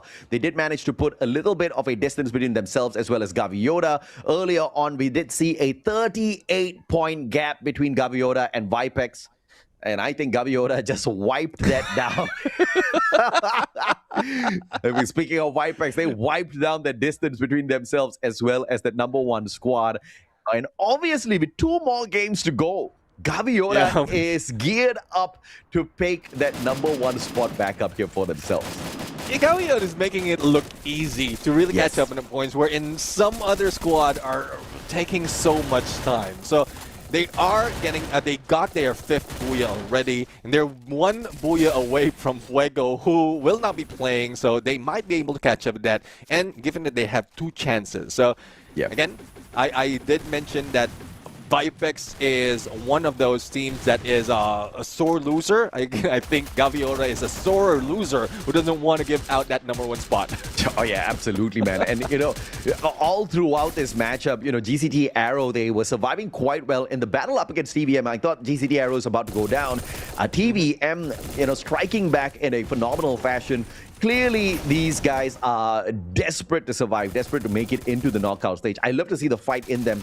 Just wish we could have seen that a little bit earlier so that they're not pressured by this tense situation on the final day, on the final 3 games. But you know what? That's the absolute grumble here because even if you try earlier, it's FFWS USA. Everybody wants a piece of the knockout stage. Well, let's see now. I mean, knockout stage is something that everyone was looking forward to, but they have to hustle because after this, it's only 2 more chances for Group B and C, and we want, well, as much as we want all of those teams that we're cheering on to get and cross over to top 18, we have to let go of 6 squad, or I would say 4 squads already. But as we continue on the highlights, INV really aggressive this time around. I guess they know the presence of Gavio's squad, so they are stacking up on the points and making sure that they have enough, despite of them being taken out earlier, not even making that top 4 in this match. Yeah, Flash by Ross Kevin 7 was the one with the God nade. As he spotted out the opportunity against the TVM players, went in there for the snuff, 1 nade, 3 players, just like 1 stone, 3 birds. You very rarely hear that. Usually it's just 2 birds, right? So this guy just a little extra efficient with the explosives in that situation. And towards the very end, you look at the way he moves around. The guy is super deadly. Goes in for the snuffs. Had the M79 in hand as well. Very impressive rollout for him in terms of the numbers that he keeps serving up the squad of Gaviota over and over again throughout all these matches, Nep. Yeah, I'm giving that situation. You did mention that it's INV who triggered a lightning zone, and you're not like King is not phased because he does have the 79. He will take an M79 against a lightning zone anytime, and you saw those nades land. So let's head over and see who our MVP is. None other than the King himself, and we've seen him not only use a combination of that M590 and that Valiant Dash. He did switch over. I think he did switch over to. Oh, he was using an Arvin, so that's my bad. It's a different player that we had, but 10 on the headshots, 9 of which was converted to elimination, 6 assists, 4,800 on the damage. This King has been put in the board so many times, he's deserving the title. Yeah, looks like he's the king of headshots, and in this particular game, the king of eliminations as well. Just rocking it out there. 4,800 damage is just no small play from him, right? He was just out there, super aggressive, tagging up everyone. Very brave because he had the Joseph and Andrew on him. Nikita also, as usual, just keeping everybody at bay, making sure their recovery is just not too overwhelming. And of course, the Valiant Dash, just giving him that extra layer of surprise. But who is the one in the head-to-head? Does King still stay in there? Yes, he does. Up against his own team member. Yeah, he's the king of eliminations, but Low showing that he can get the job done as well. Through the assists, they are all equal, but the king is still the king when it comes to the damage and headshots. Yeah, I mean, low-key prince, I would say. There's a king, we have a prince. And Low is, well, it's good that we are seeing him in highlight as well. We've seen him get into the battle, survive all of those, but it's more of a long-range engagement. And he's a guy who can switch it over to a CQCs and the snipes quite well. Comparing, and it's more of a support player that gives King that opportunity. But given that situation with all the engagement that we've seen earlier, that gives a more elimination to be given out by Low. But let's head over to overall stats and let's see how grueling it was for everyone in this fight. Only 84 elimination, but look at the comparison of the most elimination out of the overall elimination, AJ. Yeah, I mean, this is more than 25%. This is close to 30% of the eliminations just pulled away here by Gaviota squad. I mean, this is what we were talking about before this match even started, right? It was a good, it's always going to be a challenge if you're one of the underdogs in the competition to pull away points when Gaviota is playing. Gaviota does not mess around. They just go out there, so much of confidence, so much of character in their gameplay. and it's just very difficult to contain them because of the speed of play that comes through from this team. 65 overall headshots out there as well, 45 rescues, 117 knocks with 20 throwables tossed on out. Game 7 was explosive, to say the least, and you got to absolutely appreciate what the underdogs kind of tried to do in the game as well. Let's take a look at the match standings and see how many points they managed to pull away now.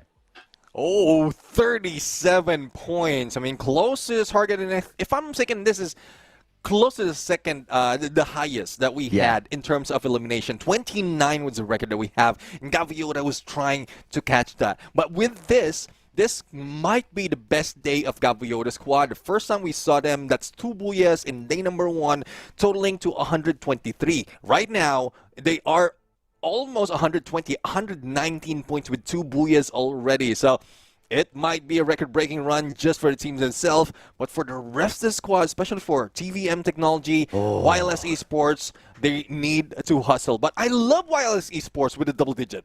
Dude, Wireless and TVM, both with the 12 points. Give me the overall leaderboard. We need to see how that has moved things. This is the first page. We get this one needs to be removed, right? But highlights, Vipex, blah, blah, blah. This is the most important part. Look at Wireless, look at TVM Technology, and look at where Austin X Dami is. My God, 5 points away. Wireless, if they've got 2 more games to go. All they need is 5 points. And I've seen teams falter before, but it's not a lot. 5 points. I'm really loving that TVM Technology is turning things around. Now, is this enough for them? Because, again, though their chances is growing, they still have to deal with Wireless Esports. And that's the first objective. Because Austin X Dami will not be moving. There's no chance that they can fight back. So I guess Austin X Dami will need to say goodbye in this competition because there's 2 contenders that might be pulling them down to the bottom 6 of the game. But also, you notice in the game, GOAT Esports didn't take many away at all. And if GOAT Esports continues to not be the GOAT, but instead be the sacrificial lamb, then you're going to see both Wireless and TVM jump into the top 18. Neptune, this one is as close as it gets. Austin X Dami, I'm sorry, guys, but I think the jig is up because 2 games is a lot when you're looking at just 5 points for Wireless. Yeah, exactly. Well, we're heading over to game number 8. No more waiting. We want to see how that's going to end up right now. And this is where INV would be showing up. But right behind them is Gaviota squad. And I don't think they will be slowing down. Fisher Tiger, or rather Flash by Ross, this is another where they got a booyah. So we want to see most of them, but we want to focus on YLS as well as GOAT TVM if they will be able to make the cut on the top 18. Yeah, absolutely, man. I mean, this is just nerve-wracking at this point of time because, if you're Austin X Dami, you're crying. Right? Because you've tried everything, you've done everything, you've even got the 1 booyah. These 2 guys down there at the bottom, they have got no booyahs, right? And still they're about from you. It's going to be a tough one, man. Let's take a look at the map that is going to come up here in a bit. It's the battle between groups B and C. The final 2 games to go, and this next one is at Solara. Yeah, well, let's see if the sun can power them up, or will they be burned by the shine of Solara right now. We rarely see some of the teams adapt to this, though it has been out quite a few months already. So let's see if this is some of the advantage that will be taken by the teams as we head into the flight path from Echo Drain, heading into Riders Club. A few teams might be able to get into Bayside, Casa Vista, especially TV Tower, but we don't want to see some hot engagement just yet. We want to see them prepare for the onslaught as well as prepare for the next phase that will be showing up later on. Yeah, absolutely. And this is so nerve-wracking because look at where the teams are all going, man. Everybody's going towards the right-hand side of the flight path. Is this like some sort of winning ritual? Only 5 stars, Wireless words left. Yeah, we've seen that in Xterra earlier as well, only taking the right side, if not the southern side of the map. But let's see though, that might change easily, especially with how quick the teams are moving and going for the elimination. Speaking of elimination, Gaviota is one of those that is moving quite fast, but not fast enough against GCT Arrow. And GCT Arrow has already felt the wrath. Thexarian being taken out, so that's one down already in the counting to get to the top 18. Oh yeah, man. Blue Cheese, 0 eliminations in hand so far. Up against INV, this is going to be a tough fight for them, so they better get geared up for it. They've got a Mag 7 and a Mini Uzi in hand already. If I'm not mistaken, I see an AC-80 as well in the hands of the Blue Cheese player. Erica, it's not the right gun for the situation. MP40, not a lot of damage. Great rate of fire, but still gets punished by the Mini Uzi. Well, let's see though, Mini Uzi does have a fire rate to boot. Well, let's see if this M1887 worked. Erica, a little too close though, and there goes the backstab. Now, it is about for Strix right now to make this clutch, but unfortunately, it doesn't work. 3 in a Mini Uzi is quite tough to beat, and there goes INV out the window as Blue Cheese continues their stinking reign. I mean, the rats at Eco Drain, bro, come on. They're in their environment, bro. Absolutely. Obviously, they have got the buff there, the power up out of the Eco Drain. But of course, TVM Technology, 2 eliminations already, and they are geared up for more. Flash by Ross better get away because TVM is not messing around. Yeah, definitely. I mean, AC-80 in hand, and we're seeing a couple of players as well with a long-range engagement or long-range weapon. But Flash by Ross did manage to go for a revive on 2. It's more information that Uziel is doing, but this is risky. No cover at all, and only no backup to be exact. But TV Tower is a saving grace for them because there's a vending machine there, Genry being shot at, but the fireback would be deadly because SKS, despite of the buff, we still are seeing that AC-80 take the headshot most of the time. Yeah, absolutely. Flash by Ross, 2 eliminations up against TVM. The squad is split up, but Cartel Sir can for sure mess up the plan here by Flash by Ross by bumping into one of those players. Prof shuts down Uziel with the P90. Julian spotted out as well. Cartel Sir is just a little bit too... Yes, that's been stacked up here. This is not what you want when you are Flash by Ross. Yeah, let's see it now. I mean, Flash by Ross, I think the reason why they're splitting up right now is they are on a hit list, and they will need to move quite far away from those hunting them. So it is Genry as well who is on a hit list. So I guess it's a different squad that enlisted and that put on the hit list. So TVM Technologies moving into TV Tower. Best if you have cover, if you have elevation, you would know exactly where your opponents will be coming from, but Julian will need to regroup. But how will they work this one out? Because Cartel Sur is already in the area, and they're still spread a little too thin. A pickup or revive is needed by Julian right now, but where will they be landing? Well, 4 eliminations. Looks like they're going to be landing in a very comfortable spot. As Cabo Zada gets Kevin out of the equation. Kevin was one of those revivers there, but Julian saying, no problem. I've got the coins to get the job done as well. Yeah, let's see though. I mean, the job is not yet over. There's still plenty of time for them, and also plenty of work that needs to be done. 5-star though is not working that much. It's more of a stroll in the park, and they're in a good spot as well in the leaderboard. Gaviota squad. This is a team that we've seen being hyped up, especially in a previous match. I think the earlier part of this game as well was a little bit too aggressive for some of the teams liking. But Gaviota squad, the moment they get information, probably scan out TVM, they will be going for the takedown, similar to what we are seeing from Prof E. Now, that's just one out of a few players in TVM. Let's see if they can spot them out. This is 6 eliminations now. TVM up against GB, winning out the gunfight. I'm liking this funk out of TVM. Yordi Maximon! Low down as well, King down as well. This is what we want to see out of TVM. 4 eliminations strong, made into 6, and 1 final survivor. TVM sending Gaviota running. And if they can take out Gaviota's squad right now, there's a huge chance that they can get a few more of the elimination. Because similar to what we've seen in the earlier match standings, it's top heavy because of Gaviota. TVM might spot a different opponent. It's flashed by Ross right now, a team that they don't want to engage with. It's more of those stragglers coming from Gaviota, and Makoin is already being chased by Neil and the rest of the squad. But this might be forced into a different one, especially if the blue closes in quite close between them. But the slide rails, the savior in Solara, saving Gaviota for the moment. 7 eliminations, Neptune. TVM, you know they need 18 points to catch up with YLS.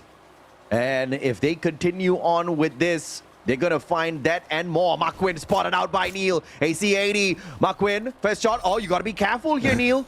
Don't overstep your boundaries. The backup is on the way. As Neil goes in to look for Makwin. CQC, VSK. Oh. Makwin is still very dangerous, Neil. Has got the shotty in hand. The M1887, very deadly. But clearly, Makwin is not one to be messed with. Ice Grenade does not hit the mark. Spotted out. As he now goes up against 2 TVM players, Makwin, the master of getting away. The Houdini of Gaviota at this point is twice already that he used that slide rails to move away. Now, let's see if he can force a fight between TVM and Flash by Ross. There goes the shot. There goes the takedown. Neil finally finishing off Makuwin. But the battle's not yet over for this team. They still have one more survivor and probably a few more if they can go for a revive or make that 3 more, because the revive has been done on Gaviota already, and this makes them their 4th. Hunting down the king. Gaviota on the back foot. TVM with a surprising turnaround here of what they can do out there on the battlefield. But my goodness me, YLSS, they need those points as well. 5 stars bumping into them. Kenny, the final survivor. Kenny, you gotta get out of there, man. You can't be messing around with them. There is a vending machine in this archway, but I don't think Kenny can get to it. Vehicle or the slide rails, either way, he needs to jet his way out of there. And it looks like Blue Cheese is going to be the distraction here for YLS, as 5 stars is going to be held back at Archway.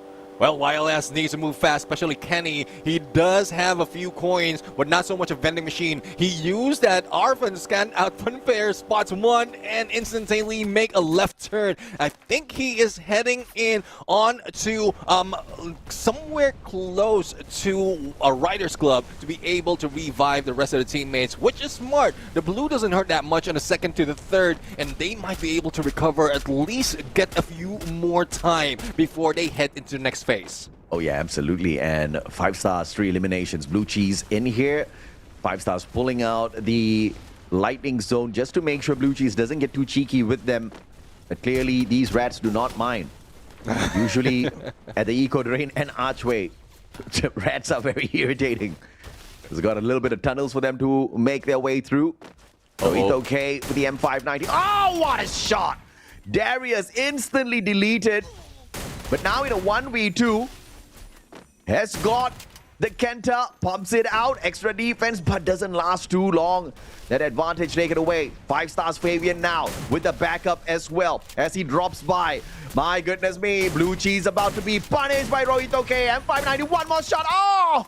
There's a sliver of health left. Woo! Gets the revive before he goes in for the re-engage, and Rohito K just can't seem to finish off the job just yet, as I say that Delone gets shut down.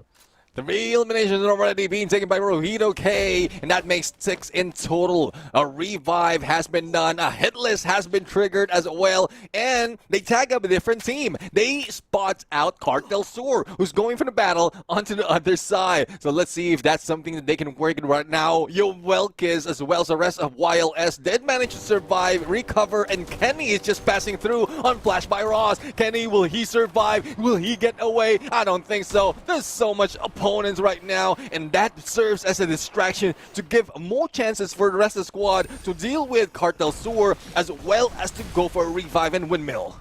Oh yeah, absolutely. Cartel Sur just don't have the numbers. And YLS, by some miracle, have survived that encounter. My God, Neptune, check this out, man. TVM, YLS, still alive and kicking, but Gaviota might just come back in here for the revenge.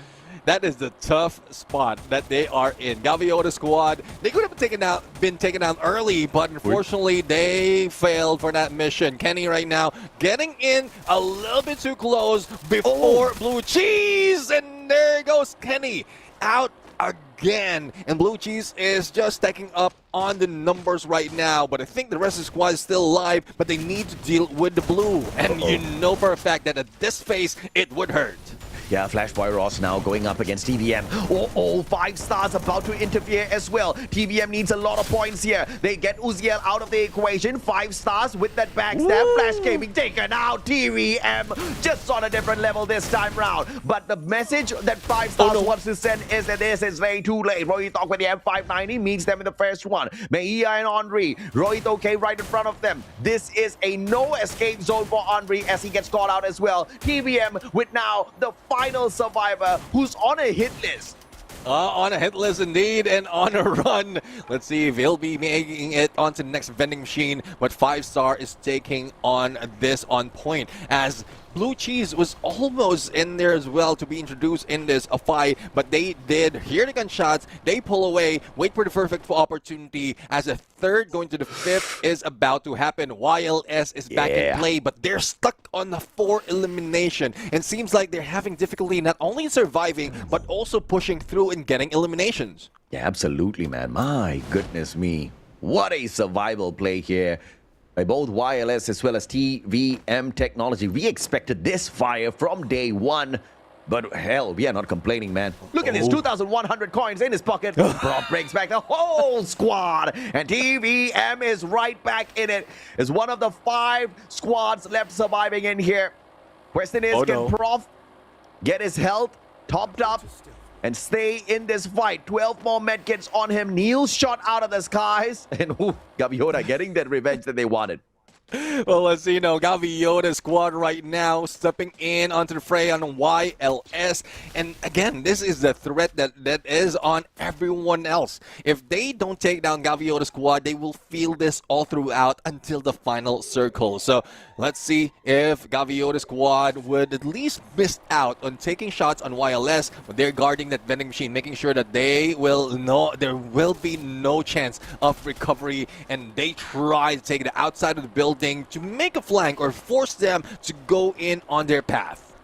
Hey, and this is Gaviota now looking for the players one after the other. The hunt is on, and Crazy's like, I'm out of here.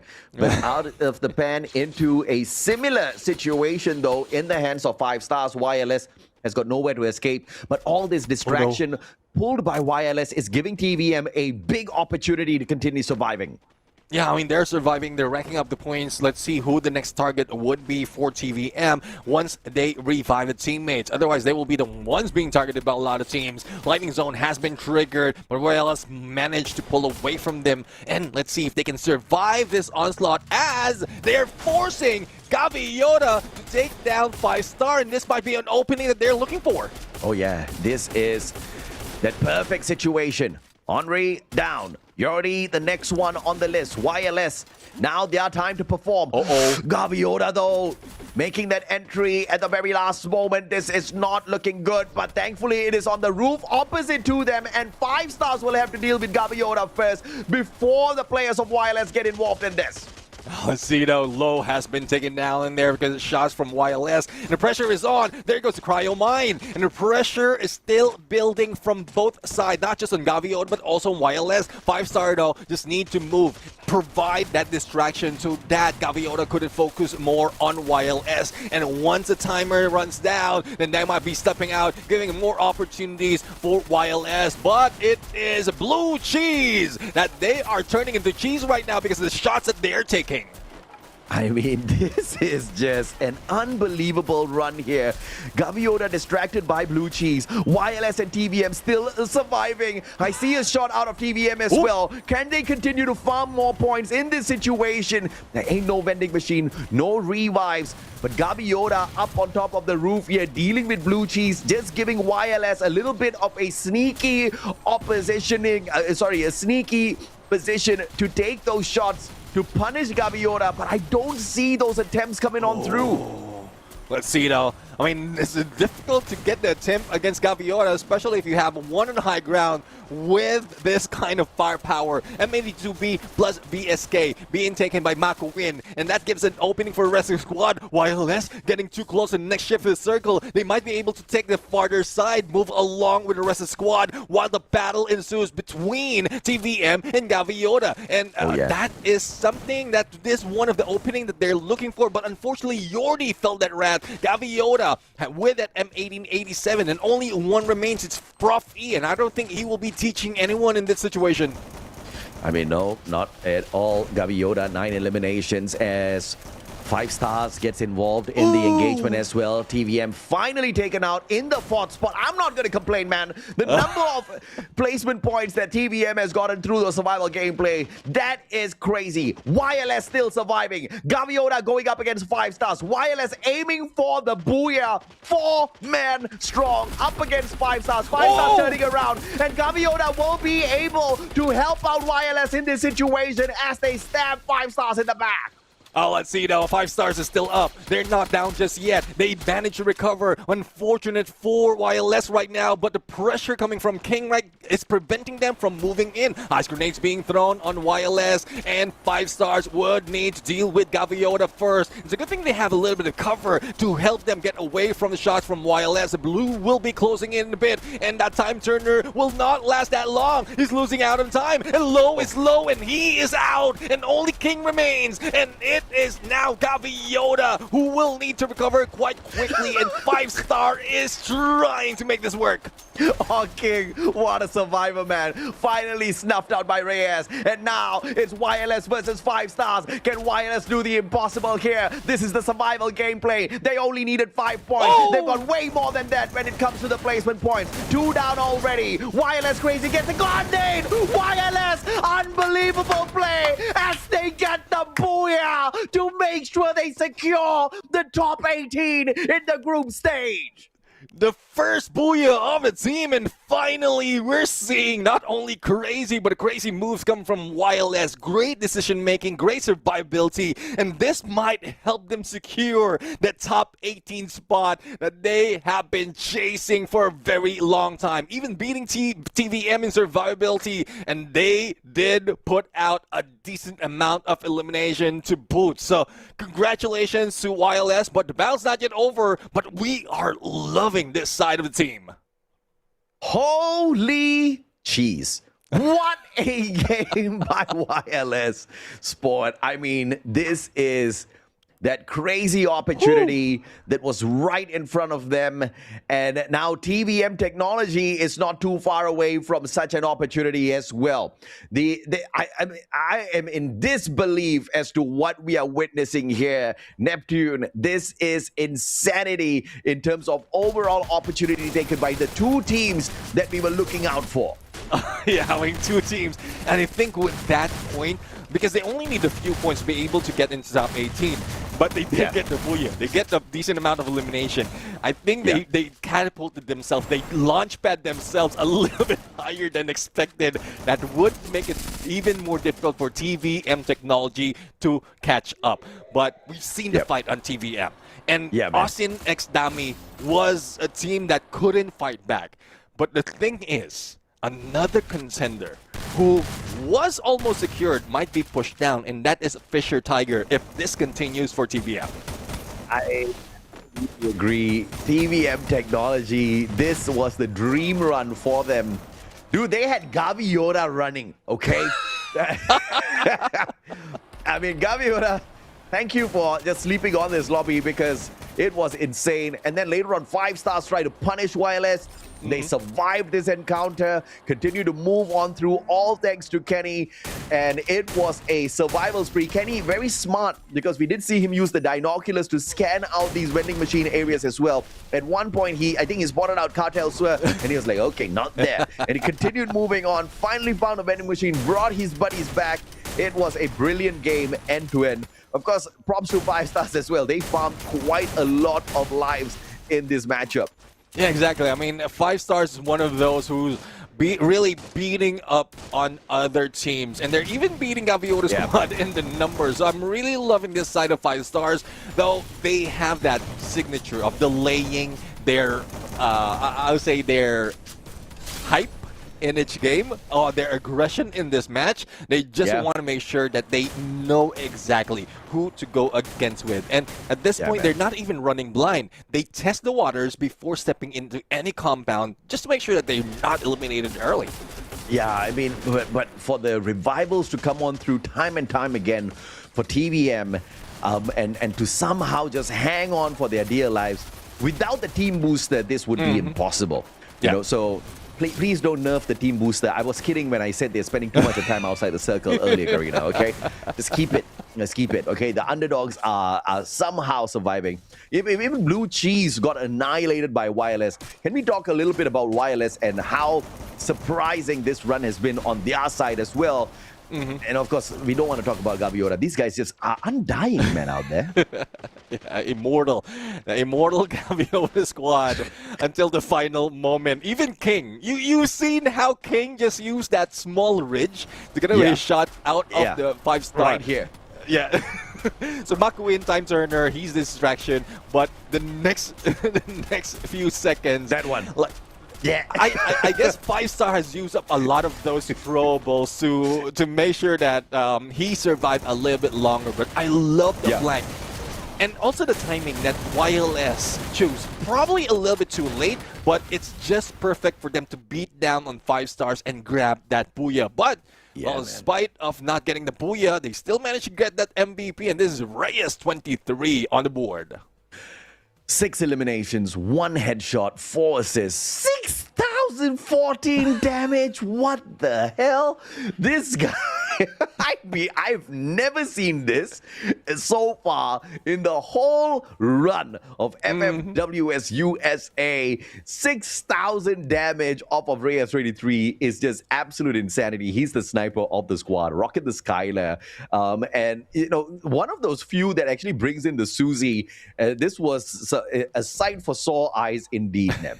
Yeah, definitely. I mean, they know for a fact that those revivals are very crucial. Not only revivals, but because a lot of things, a lot of the new utilities are dependent on the vending machine or the coin machine. They need to stack up on the point. So I'm really looking forward to more of Reyes 23. Let's see who would be on a head-to-head. And I guess it is Reyes back on the board going against Rohito K. Rohito K, he gets the elimination done. But the damage, I guess he grew that because he's not making those one-shots. No offense, Rohito K. I know you deserve this, but he needs a little bit more of accuracy, and then he might be taking that MVP spot.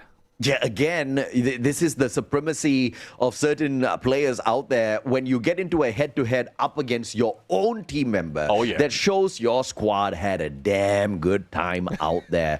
I mean, both of these guys were on top performance. 12 eliminations just between them, 8 assists just between them, and a total of 10,000 damage just between them for the squad of 5 stars. And they were definitely the bane of the existence of both TVM and Wireless Sports earlier on through what they were pulling out on the battlefield. You know, it's unfortunate that they you know, did not manage to get to the booyah, but I am super happy the way that one broke down, man. 14 elimination total out of the 75 for 5 stars. Yeah, I mean, it's because it's spread across the board, so it's not so much of 5 stars. And we've seen that survivability as well as elimination being taken by everyone because of how they really need it.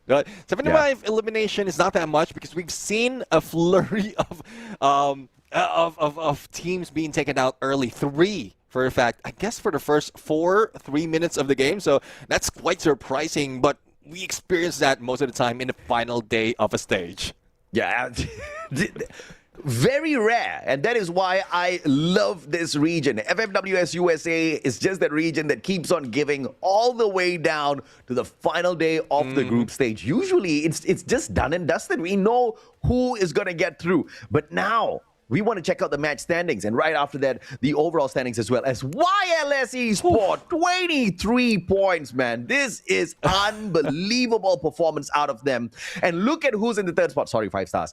TVM Technology with a total of 20.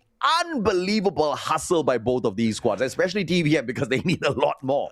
Yeah, exactly. And hopefully they get the same numbers, because this is a chance for them to push another team other than Austin X Dami out of the board. Fisher Tiger is the one next in contention, and that would be troublesome for the team. There's plenty of hosts for them, but same goes for YLS, the same goes for TVM Technology, but we want to see how much they need to catch up on the overall standing. So first page, we're going to second page. Thank you very much, production. Heading in straight to this. Let's put it in there. 127 of Fisher Tiger that needs to be caught up by TVM Technology. Yeah, man. I mean, if TVM pulls this off one more time, Neptune, then yes, they are in it. Okay, they are in the knockout stage. Fisher Tiger can't do much about that. Goats could, but YLS are in the clear. But are they going to just lie down and take a beating, or are they going to go all out still? I don't know. We'll have to wait and see for this final matchup. And we are heading back into Bermuda, the good old Bermuda, to sort this out once and for all between these two groups as the final game of our group stage, where by the end of it, we show you the confirmation of the top 18 teams who have qualified for the knockout stage. Really looking forward to that. As OG map, great ending for the group stage right now. Everyone knows this map, but we want to see who will be changing the script right now, because for some instance, we've seen the top dogs already. Gavio Squad, INV, 5 stars, especially with how they performed earlier, and it is no one else who have grabbed the booyah. But if there's a turn event that will be happening, especially for those who need a TVM, I'm talking about but you, then this would be the turnaround that we are looking for, and that would stop the heartbreak for that team. I mean, YLS has gotten the booyah. TVM, you know what it is. It's the final game of the group stage, the final fight, the one game where you cannot drop the ball. Maybe instead of focusing on not dropping the ball, they can focus on the booyah next, Neptune. I think it'll be a damn good way to wrap up the group stage. Exactly. I mean, reaching in there, not only booyahs, you don't have to put so much on elimination, not so much pressure in trying to get all those elimination in. The 12 points already adds up to that. But we'll see. We'll see, though, because final match, final, I would say, pressure for the team. And I won't be surprised if the first 5 minutes, we are going to see a lot of engagement happening, similar to what we've seen earlier. But before we go there, we're going to go for a quick break. I know the excitement is building already, but we're going to go for a quick break. When we return, we're going to give you the final match of the day.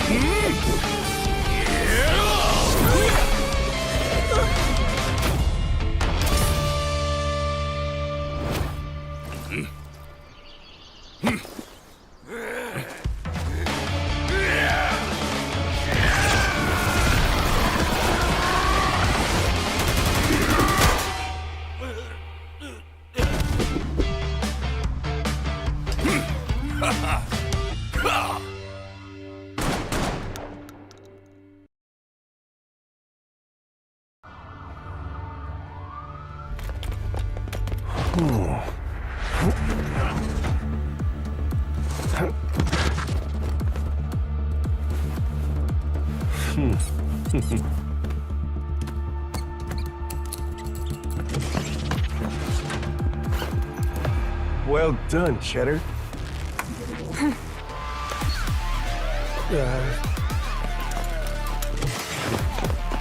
You free!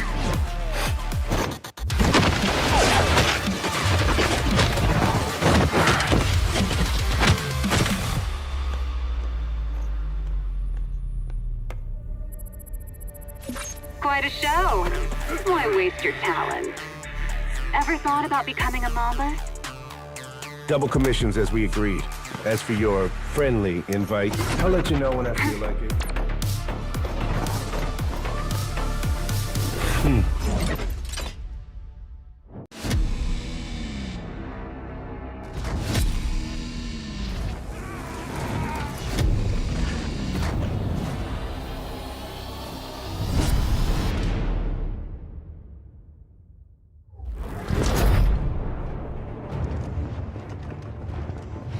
For years, we brought justice to our city.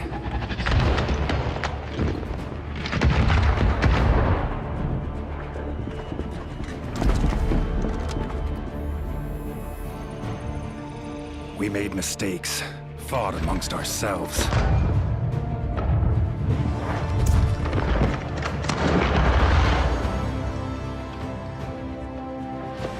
Many of us fell along the way.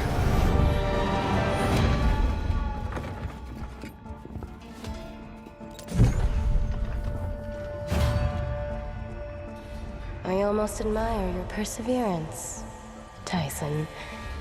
You and I could have been a great team. You'll never put your hands on my research. This ends today.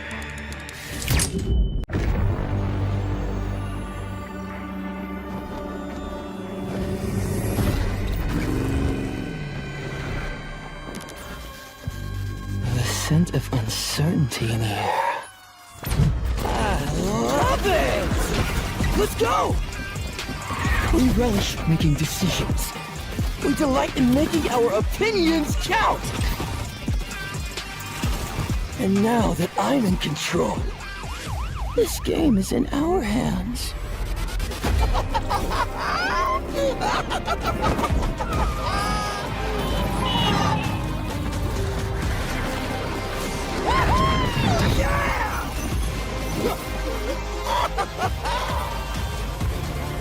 So, it's your call.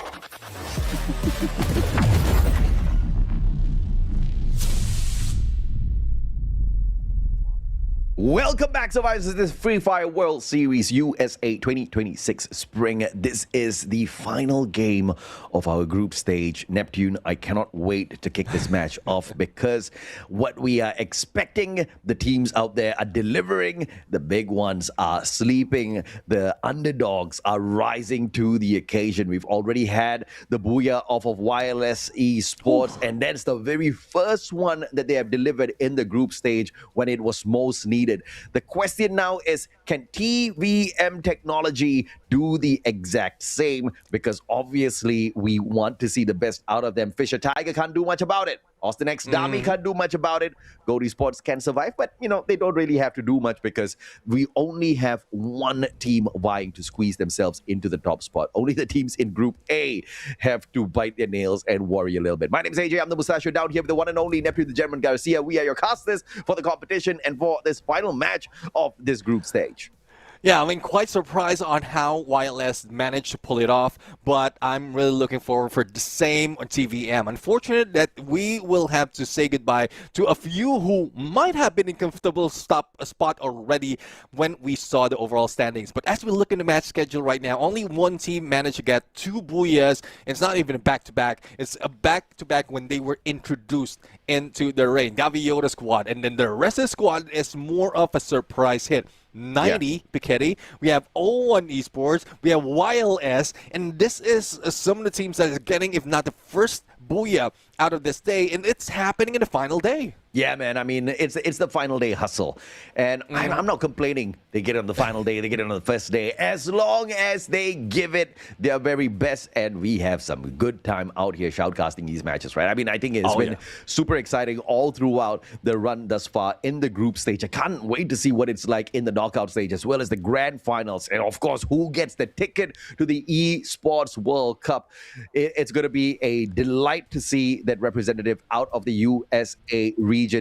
Let's take a look at the overall standings as well before we head on into the final matchup, because this is that second page that's very important. TVM Technology, 114 points at the moment. Oof. 3 points to catch up in Austin X Dummy, which means absolutely nothing, because what they're aiming for is Fisher Tiger, who are 13 points ahead of them.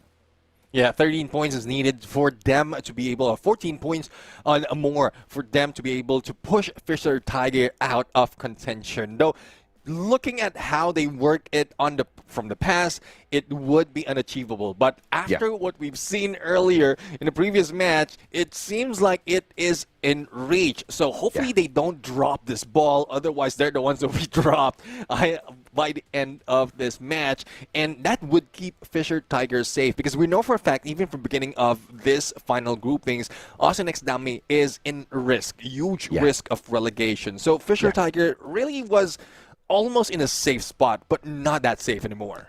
This is the second time today TVM Technology will be playing Bermuda, and the last time they played this map today, they managed to get 7 placement points as well as 5 eliminations, giving them a total of 12. If they do that again, it's not enough, Neptune. We need, like you said, 13, 14 points off of them, so we need at the very least that 7 placement points again, maybe even the Booyah. If they can hit the Booyah, they're definitely going to get a few eliminations as they get that Booyah. That is what they need. The Booyah is a guarantee for TVM Technology. If they want to go through survival, then, 7 placement points and above, plus about 6 to 8 eliminations to their side, should be able to save the skin on their back. But man, I am nervous as heck for TVM Technology.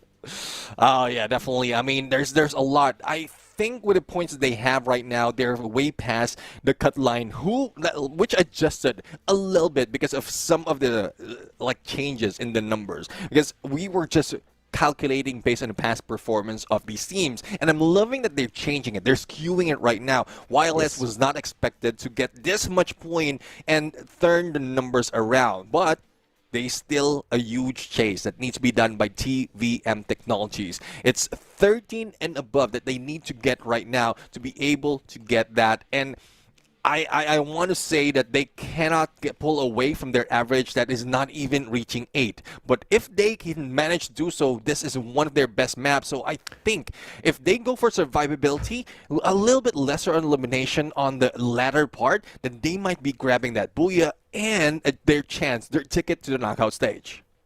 I definitely do agree with you, man. I mean, this is a tense situation for sure, and only one team is really feeling the heat that's in participation. There is another team that's feeling the heat that is not really in participation of this matchup, and that is Fisher Tiger. It's one of those teams that we have definitely been looking out and shouting up, quite a bit throughout the whole group stage here across the 4 days. Fisher Tiger have shown us the fight. Of the first day, it was disappointing. On the second day onwards, my God, Fisher Tiger made that comeback. But they're tethering on the very edge here, and all they can do is just sit and watch. And now, at this point of time, Fisher Tiger would be sitting down and thinking, man, if only we didn't miss that one game. Yeah, exactly. I mean, that's one thing. So some of the regrets that is being felt right now, especially for some of the teams, missing on a few games right here. And I know that we don't want that to happen in this final match. And again, this is probably one reason why we're stretching a little bit, because we want everyone to be ready in this final moment. So we want to see that happen as well. But we're going to show you a little bit, instead of sticking to our second page, what has happened with those who are, I would say, safe already in getting into the knockout stage. Gaviola squad taking the #1 spot, though they are still in play right now, and they can still bring this a different high.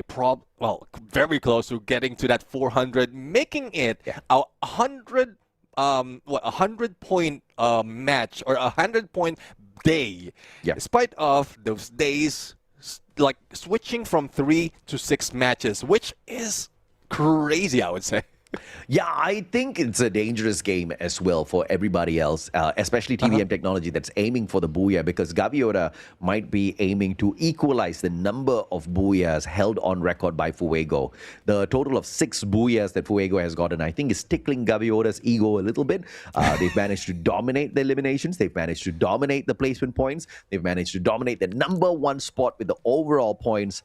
And the only thing that's left there is the Booyah. They can't overtake, but at least they can equalize to make sure they are geared up to be at least on the same ranking if it is all about the Booyah race by the end of the day here, Neptune. Yeah, I'm talking about Booyah race. We know for a fact that it's very important on getting that Booyah. If you're familiar and find at the final circle, getting those Booyahs in, then it gets you closer to being the champions. Wherein the champion rush condition is still activated onto the grand finals. Though it's still far, well, not too far, only a week behind, a week away. But if everyone can find their comfort spot in getting that Booyah, then we might be seeing not the 8 matches that we expect, probably even less. We know that they can build the numbers to get to that champion rush condition, and also we want to see them or find out easily who will be getting into EWC or Esports World Cup. Yeah, man. I mean, obviously, everybody is vying for the top spot, but very few can get there. Who's going to be the team? Are they going to luck out? Are they going to get there through just, a pure slugfest, beating everybody down? We'll have to wait and see, because the format, we have not revealed to you guys the grand finals format just yet. We'll keep that for the final day. But when you look at the overall leaderboard on the face page here, you see Gaviota, you see Vipex, you see Fuego, you see even MIA Corp and INV Esports. You're going down a long way here, and these teams all have close to 200 or more eliminations. That's the kind of firepower we want to see USA represented out there at EWC later on. Yeah, exactly. I mean, if you can bring that EWZ, what can we say about the previous champions like Team Falcons or Evo's Divine? They haven't brought that much prestige. It's more of the clutch moment that they managed to pull off in EWC. But if this shows up, if these like this kind of performance blows up in the faces of other regions, and I'm pretty sure other regions has been watching these games despite like not so much a presence and only introduction of USA into the global scene, and I'm pretty sure they will be scrapping as well to get their meta, their books into play to adjust to what USA has to offer. Yeah, absolutely, man. I mean, of course, USA is crossing their fingers and hoping, like, okay, we are a new region. Don't look at us. Okay, don't check us out just yet. But like one of the points we have discussed in the past as well is the meta that the players here in the USA are running. It seems to be a tad bit unconventional. They may be onto something amazing. They may be on the totally wrong direction. We will only be able to know for sure when we see the clash between the regions. And we haven't seen a clash between regions just yet for USA in the recent times, right? So this is going to be that one opportunity. And what's crazy is that one opportunity is on one of the biggest stage possible with $1 million in terms of prize pool, right? So it's crazy. It's asking for a lot. But if the team that represents the USA at the end of the day can go there and make history by having that opportunity and straight up grabbing the top spot in itself, my God, I will go crazy. You will go crazy. The whole world of Free Fire would go crazy. Yeah, I mean, that will open up a lot of opportunities as well for other regions that haven't been opened up in the FFWS scene just yet. Because if you introduce a team, they're just new and then they wow the world, then why not open it to the entirety of the region that we have for Free Fire? But before we go there, I know we're moving a lot of steps forward. We're going to get into the final match to complete our group stage and find out who will be getting into knockout stage. Because everyone is ready. Everyone is geared up, buckled up, and also waiting for the opportunity to far back at their opponents and grab all those points. Oh, yeah, man. I can feel it. The map reveal Bermuda, the final game of our group stage. The battle between groups B and C about to be shown on your screen. So gear up, ladies and gentlemen, boys and girls, survivors of all ages. Let's see if or not TVM Technology has got what it takes to break away from the bottom 6 and make it into the top 18 to book themselves a spot in our knockout stage. Yeah, the green grass of Bermuda is open right now from Observatory to Sentosa. They fly, but the drop would be different. Would this be the map where we see early engagement, early elimination once again? And would those be teams part of those trying to chase, like TVM Technology, as well as those who are still hoping to get all those points? But it seems like a lot of teams has dropped already, but we might see a little bit of short on contention in those hot drops. Indeed. I think the teams have smartened up here in terms of avoiding a little bit of early heat, especially TVM Technology all the way out in Cape Town. They've got a vending machine. They've got tons of coin machines around them. They've got the opportunity to loot up Keratin, Kolatua, and even Tosa if they use the binoculars right later on. The battle between CCD Arrow and Flash by Ross. This one does not seem to be an easy one. Goat, okay. There's a weird-ass goat here. Just straight away from everybody else, distracting GCT Arrow and giving the advantage to Flash by Ross.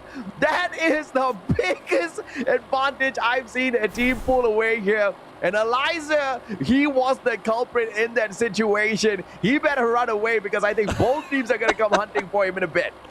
I mean, if you see that movement, for sure you tag that guy and you know that is Eliza already. And you will see that on the replay as they go in for the VODs. But I don't think they will have that match time, especially in this moment. As we look into OCL trying to fight back with the same weapon, but it's more of a number of opponents that he needs to deal with and to make a problem for them. Gaviota squad to elimination already, and it's Flash by Ross who will be taken out first. Wait, how in the world did that even happen? Gaviota now dropping by to say hello. Flash by Ross out of the equation. And it seems to be GCD Arrow in a similar situation as well. Gaviota wants blood. They drop player after player. A little bit of a reversal here coming on through. But this seems to be a fight that Gaviota is dominating up against GCD Arrow. Yeah, Gaviota 4 already and 3 down for GCD Arrow. Despite of them losing at least 1, but the revive is not that far. Now, we are seeing Flash by Ross already being taken down, but Texarian would be in there trying to survive as well. It's GCD Arrow that isn't a problem because there's only 1 remaining. And I think we might be seeing a revive coming from Faker onto X-Kane. But the drop, that is what is crucial. If Lux will be able to spot out Faker, this might be it. There's no backup on the horizon, but we know that he has the ammunition as well as the firepower to go for the fight. Okay, now the goals are back in here. Garcia managing to find a player off of wireless, but it's inconsequential.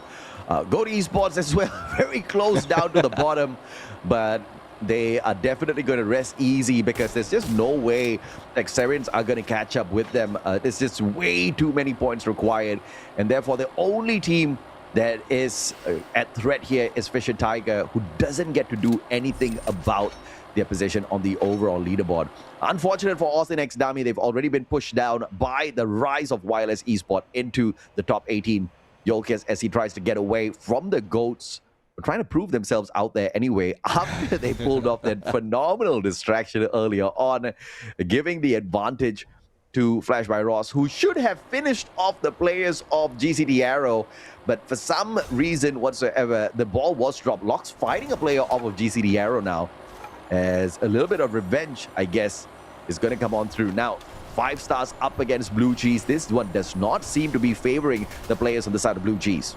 Now, let's see though. I mean, if they will be turned into G's with the shots that they will be receiving from 5 stars. But again, great getaway coming from the lone right now. And the rest of the squad will be relying on those heal UAVs. As 5 stars not opening up their gates just yet. The glue wall is being used as a stepping stone to provide a distraction and give the lone an opening. But plasma gun is not a weapon that you want to use, especially in this kind of fight. But there he switched to a Mag 7 and managed to take down 2. But unfortunate enough for the rest of the squad, a knockdown ensues already, but the pickup is quite easy for BC. My goodness, and I thought they were in a little bit of a pickle, but they have sent 5 stars running. Reyes with a VSK has to deal with 4 players hot on him. Oh my, look at that plushy toss. The cryo mine. Such a travel! Wow! Reyes with the hit on Darius, but Delone takes out the final survivor of 5 stars. And from a pickle into a major win over 5 stars, Blue Cheese gets away with a 4-pointer there. Yeah, I don't think Blue Cheese will be bothered by any pickle. They are going to munch on it. And that is what happens to 5 stars overall. INV is one of the teams that we are seeing really pop off this time around, especially in the final moment. But they've already invested so much of points from the earlier days of the group stage. 5 elimination, I would say, is easy for them. But on the other side, it's YLS who's gunning down some of the players of TVM Technology. And it's not looking for the team because they need to get a lot of points to make sure that they get ahead of Fisher Tiger. Yeah, man, I mean, TVM Technology, if they only get 13 points in total, they are going to be in trouble because that'll put them on a equal footing with Fisher Tiger, who do have the Booyah, which means they have got the advantage. Oh, yeah. Decent revival coming on through. Prof brings back his buddy. INV for the hunt. Oh my God, Prof with a fast footwork, but unfortunately the VSK finally clips him. The revival, though, is going to keep TVM in it. I am nervous for them, Neptune. Yeah, I mean, the one problem with this is they will not be able to focus on getting elimination, the points that they need, the 13 points or 14 points that they need to be able to catch up on the leaderboard. So hopefully we see a little bit of change of pace, but Makuwin being hit from afar by Cartel Sur only leaves 2 behind, but Crippy is not done just yet. With a little bit of Morse action as well as that launch pad, he managed to get away from Low. And here comes the rescue from rest of the squad, bringing them on revive. But I think Low's a little bit too aggressive because it opens up the door for the other player of Cartel Sur to shoot him down. Oh yeah, absolutely. Gaviota 10 elimination strong. Xarians still getting tortured, but I do appreciate it and I do respect the representation here. Xarians just putting up their best, even though they know the chances are slim for them to make it into the knockout stage. Do want to see a better try from them in the next season when we come back through for our summer showing. Gaviota up against Crippy. Oh, this is a possibility here for Cartel Sur to really punish Gaviota in this situation. Let's see though, I mean, they need to get away of that lightning zone, and Gaviota is putting so much pressure on Kabuzada. Now we need to stick this to be able to revive at least Low, not really relying on the vending machine, and save up a little bit of coin. And it's a good thing that he's using that ray as well, because the moment the opponent gets close, he can trigger that Bond of Eclipse, find out where the opponents, and he does have the accuracy to boot, so it's easy enough for him to clutch that. I mean, this is... Gaviota. I forgot which play that was, but one of them actually has 8 eliminations already. That's insane. Gaviota already on the 13. Okay, it's 4. I saw that wrongly. King on the Quadra. Of course, who else but King, right? But all the other players on the side of Gaviota as well, close to the Quadra as well. They are on a roll. And like, it was predicted just moments ago, Neptune, between us, that Gaviota is going for the equalizer on the number of Booyahs with Fuego. Yeah, I mean, this is what they're aiming right now, and just make sure that it's clear and easy for them to get there. They need to eliminate everyone on site, because Gaviota's squad already have the number 1 squad, the number 1 spot. And it's more of that booyah that they need to chase. For most instances, all they have to do is wait for the final moment. But, well, Gaviota, they will not be waiting. They want to make that opportunity for themselves, and it is not depending on luck anymore.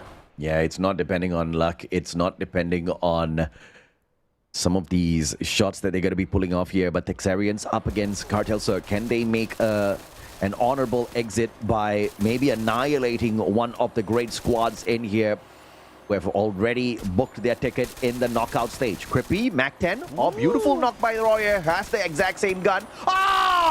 Royer on the double. This is that valiant attempt that I was talking about off of the Texarians.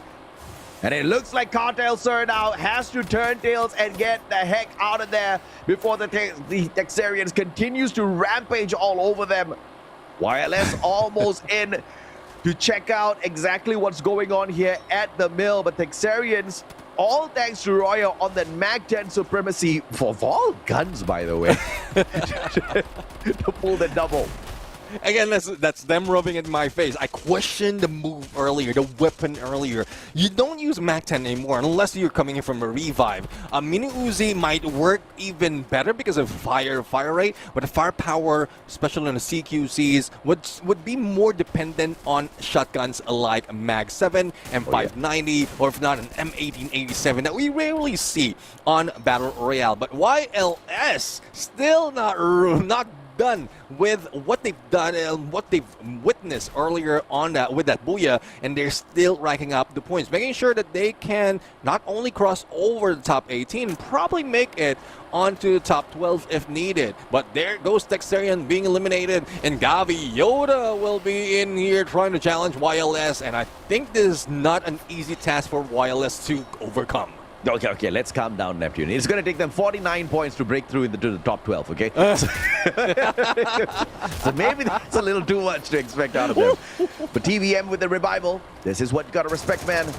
Yeah, back in it, but GB, Gaviota once again on the hunt, bumping into YLS. As you speak of them, maybe this could be the biggest run of them all. YLS turning around and shutting down Gaviota. What could be the chances of them pulling that off? Actually, very, very low. Well, if we can get the percentage of the winning rate for YLS right now, it is going low because no one from GB has been taken down despite of how much effort has been done by YLS. But YLS, I don't think they're out of the woods just yet. Again, Kenny would be the survivor of the squad, the savior of the team that managed to help them recover and grab that booyah from earlier. And the same story is happening for TVM because earlier, last time we saw them, there's only one survivor, and now they are back as a full squad. So both teams, who one's already done chasing, the other one is still chasing, are putting up that much of a fight, and that brings GCT Arrow being eliminated early. Yeah, dude, 12 minutes in, and Gaviota is almost on 20 eliminations. Can you believe that, Neptune?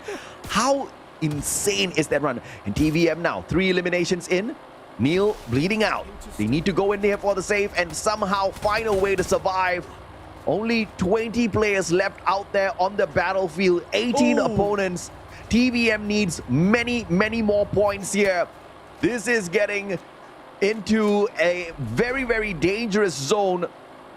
Can they make it into the top 3 somehow? TVM hanging on for their dear lives. Prof tagged up already, goes down. Only one final survivor now on the side of TVM. It's just unfortunate. I mean, they are, I couldn't say close, but very achievable to get into the top 18. But one thing's for sure, I'm looking at numbers as well as how GV or why Gaviota is putting this so much. Probably they were listening to our conversation on the record-breaking run. The highest points that a team has managed to get is 41 points with 29 elimination. If they can get that 29 elimination in, despite of not getting the booyah, which I guess they need to overcome Fuego, they still break their record. So let's see how that works because it's Blue Cheese who's trying to stop them from doing so. Yeah, absolutely, man. I mean, TVM, this is a crucial survival run here for them. You need to figure out exactly how they can do this. If they can at least get to the 3rd spot, this will be a huge blessing, and it's all up to Gaviota to get that done for them. They have to eliminate these next 2 squads right in front of them, Blue Cheese as well as Gold Esports. And all TVM needs to do is just stay silent as much as possible. And you can see on the opposite side of the battlefield that one TVM player doing exactly that. The solo playoff of TVM, Neptune. Yeah, definitely. I mean, not quite sure if he is still intending to revive the teammates. That definitely would help. But that needs for him to get into peak outside the blue. And I don't think they boosted the team enough to survive that. There goes the binoculars being tagging up INV. And Gaviota is getting close to get that 29 total elimination as well. But is there enough opponents to go and get that? Oh, dude, Henry actually has a defensive spot here. Perfect for play. Gaviota now going in for the goats. They need to slay the goats right here, right now to help TVM out. INV keeping an eye on the TVM player. This one is going to be very dangerous. But if INV chooses to interfere in the battle of Gaviota, they all slice each other out. Then the 8% potential booyah rate TVM could maybe make it into the knockout stage. The last time we looked at them, I think we had 5 eliminations on the TVM player. It's just not enough, Neptune. Not yet. Yeah, not yet. I mean, it's a great elimination. What the there you have hell? it. But unfortunately, well, he fired a little bit too early. He did get the knock, but the confirmation doesn't help him that much. And he has been spotted. And now TVM is us depending on the numbers on what they have pulled out in here if they can make it to the knockout stage. Man, he got 3 knocks. Those are 3 eliminations that he could have gotten for TVM, and it would have made the world of difference.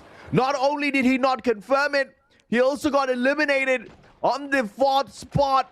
My goodness me, a valiant effort for TVM.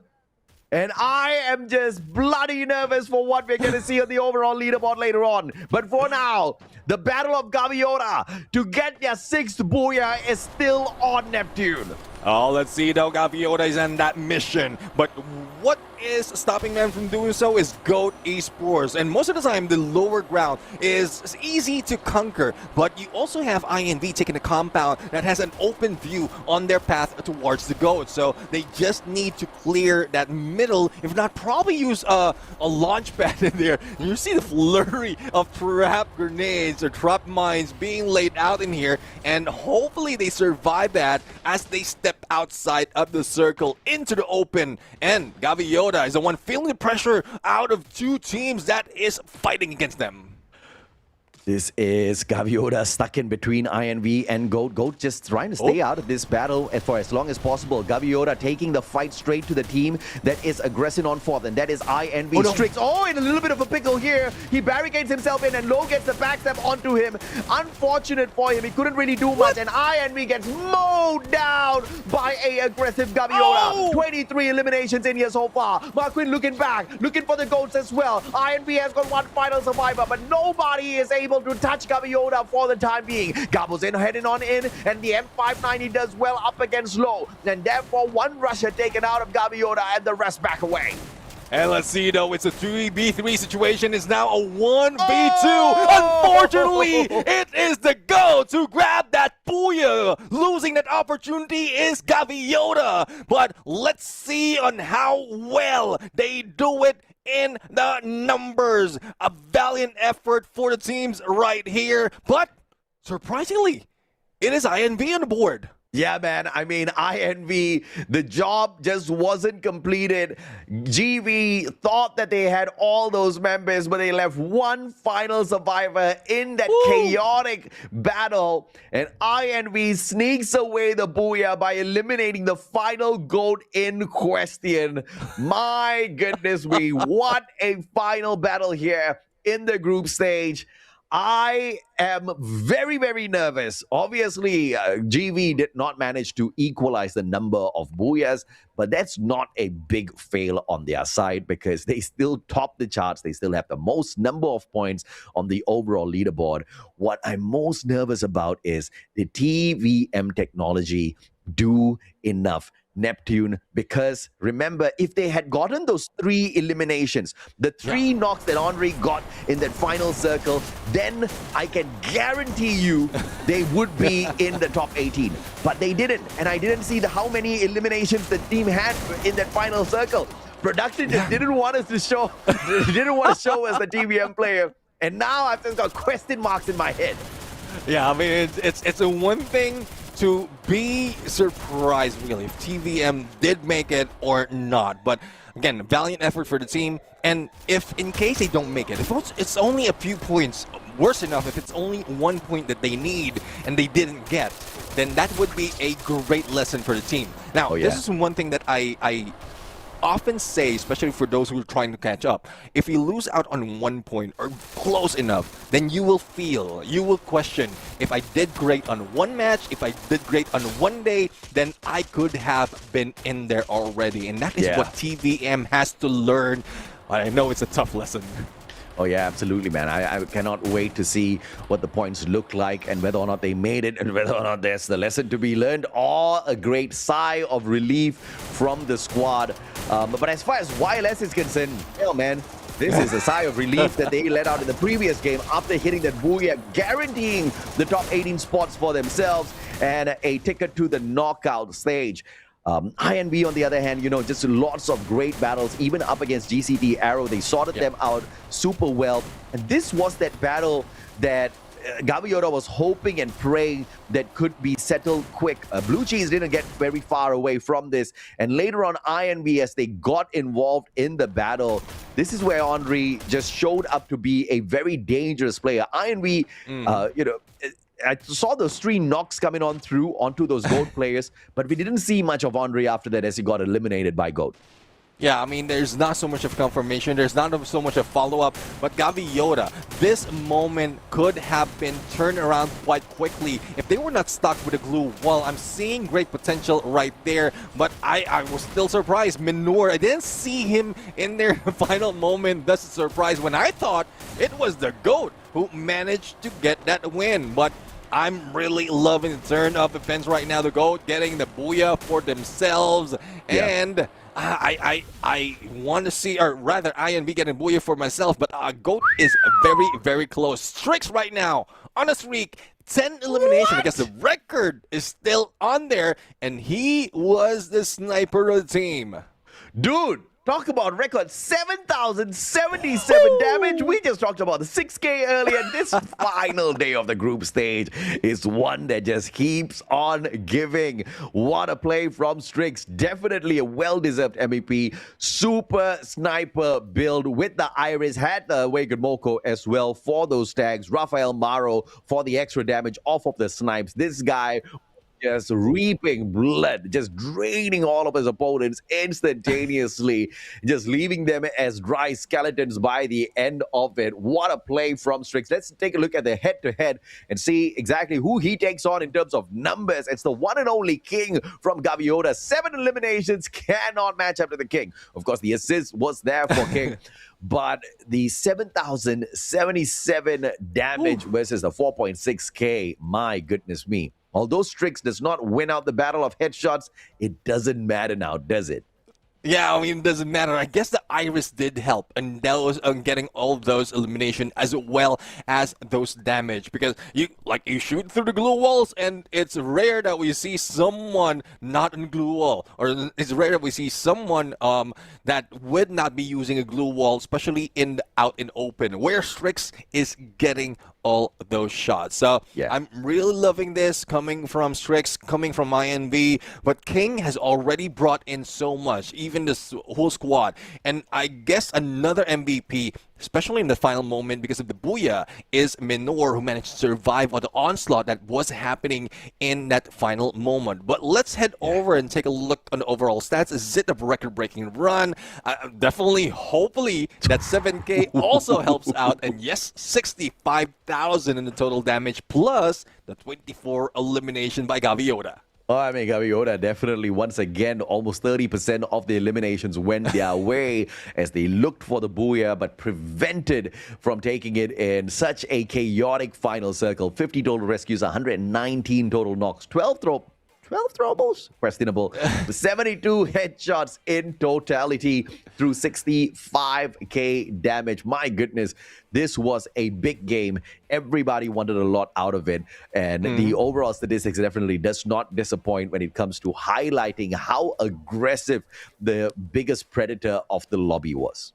Yeah, exactly. I mean, biggest predator indeed is Gaviota. From the match before this up until this time, they didn't slow down. They know that they already have the #1 spot.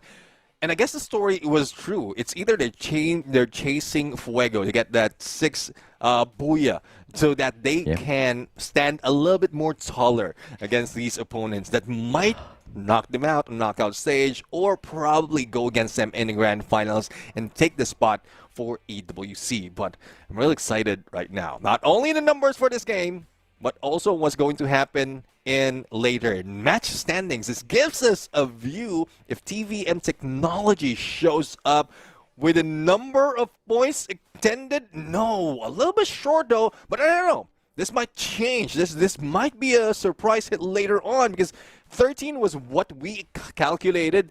They only got 11.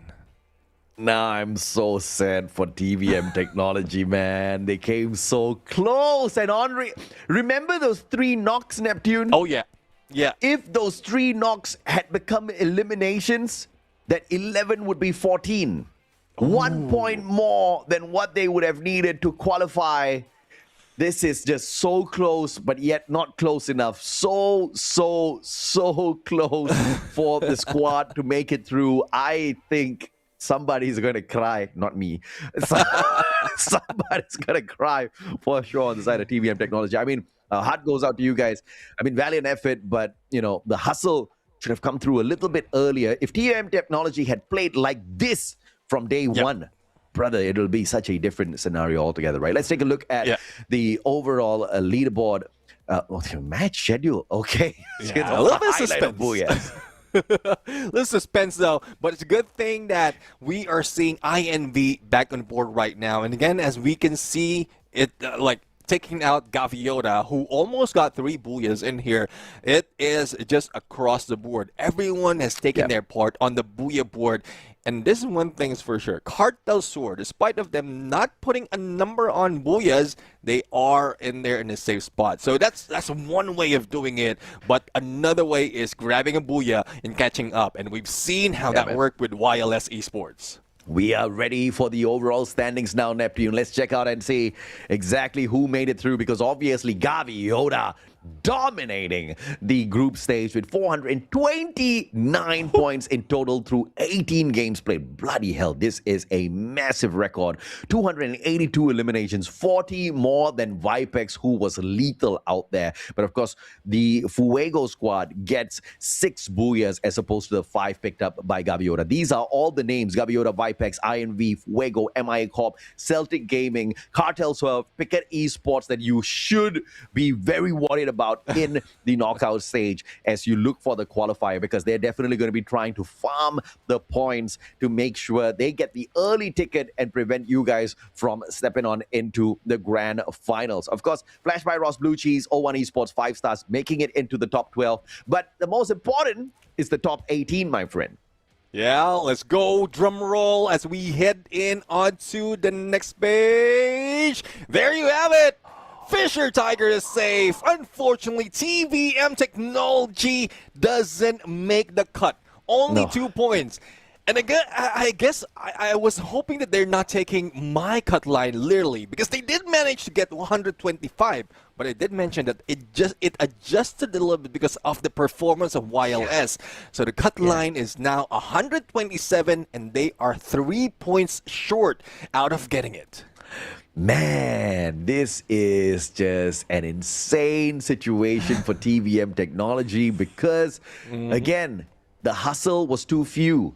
And they missed 2 games, Neptune. Yeah. They missed 2. This is why, guys, if you are part of this race, you should not miss any games whatsoever. You got to be on time. You got to make sure everybody is awake. You got to slap the rest of your team members and make sure they are queuing up in the lobby, because that 1 game that you miss, or 2 in this particular instance, could be the difference between qualifying and getting eliminated from the race. And TVM technology, man, I hate to say this, but this one's on them 100%. Andre tried to save the squad, but, you know, it's not about Andre at the end of the day. It would be quite funny if Andre was the reason why they missed those 2 matches. I don't know. I guess we'll never know. That would depend on them. That would be an in-team conversation that will be happening. But let's throw a little bit of congratulations. Again, Fisher Tiger managed to make the cut. YLS Esports with that Booyah, phenomenal clutch play coming from the team. Oh, yeah. Red Eagle, I mean, they did get 2 Booyahs already, so they've invested so much of points. Goat Esports, even in the final moment, they're still fighting back, so they could have taken the Booyah to put that on the board, but still, we are going to take it that they're part of knockout stage. Power Rangers powering up, and of course, GCT Arrow, that I was saying in his final moments, they didn't do that much. See, at this point, I can tell you, Fisher Tiger is almost peeing their pants already because they missed 1 game as well. Yeah. And they at this point, they're like, thank God TVM missed 1 extra game than us, because can you imagine? We would be saying the exact same thing for Fisher Tiger because they missed that 1 match. TVM had made it through, right? Because you see, at the end of the day, guys, these games are really, really crucial. If you're like MIA Corp, Celtic Gaming, missing 1 game, yeah, okay, you can still recover. But if you're down there at the bottom, you don't want to be messing around with that. But of course, the top 18 is the focus. At the end of the day, we now have the overall squads that are going to be squeezed into the knockout stage. Let's check out the tournament schedule so you know exactly what to expect, because next week is when it all goes down, Neptune. Yeah, knockout stage 2 days, and then the following day would be the grand final. So it would be crucial, but they would have the momentum, especially for those who are doing a lot better out of these games. But one good thing about even those at the bottom of our group stage is everything goes for a reset. So we are back on 0. Everyone like even playing field. Well, I don't know. Other teams might not see it because of how well they played, especially Gaviota Squad, Vipex, INV, and Fuego. But at least they start off on the same spot and only 18 teams to deal with. Yeah, and I better see teams like Fisher Tiger hustling on that very first game itself, man. We cannot wait for the final moment. YLS, y'all better be hustling from the very first game, because my heart takes such suspense, okay? Well, see now. Well, we're going to give you more of the battle by next week. We've seen the schedule 17, 18, and 19. That will be the final 3 days of the FFWS USA 2026 Spring. Once again, I'm Neptune, the Gentleman Garcia, together with my brother, the Musashi AJ. We're going to say bid goodbye and good night to everyone. Thank you very much for hanging with us. See you again next week.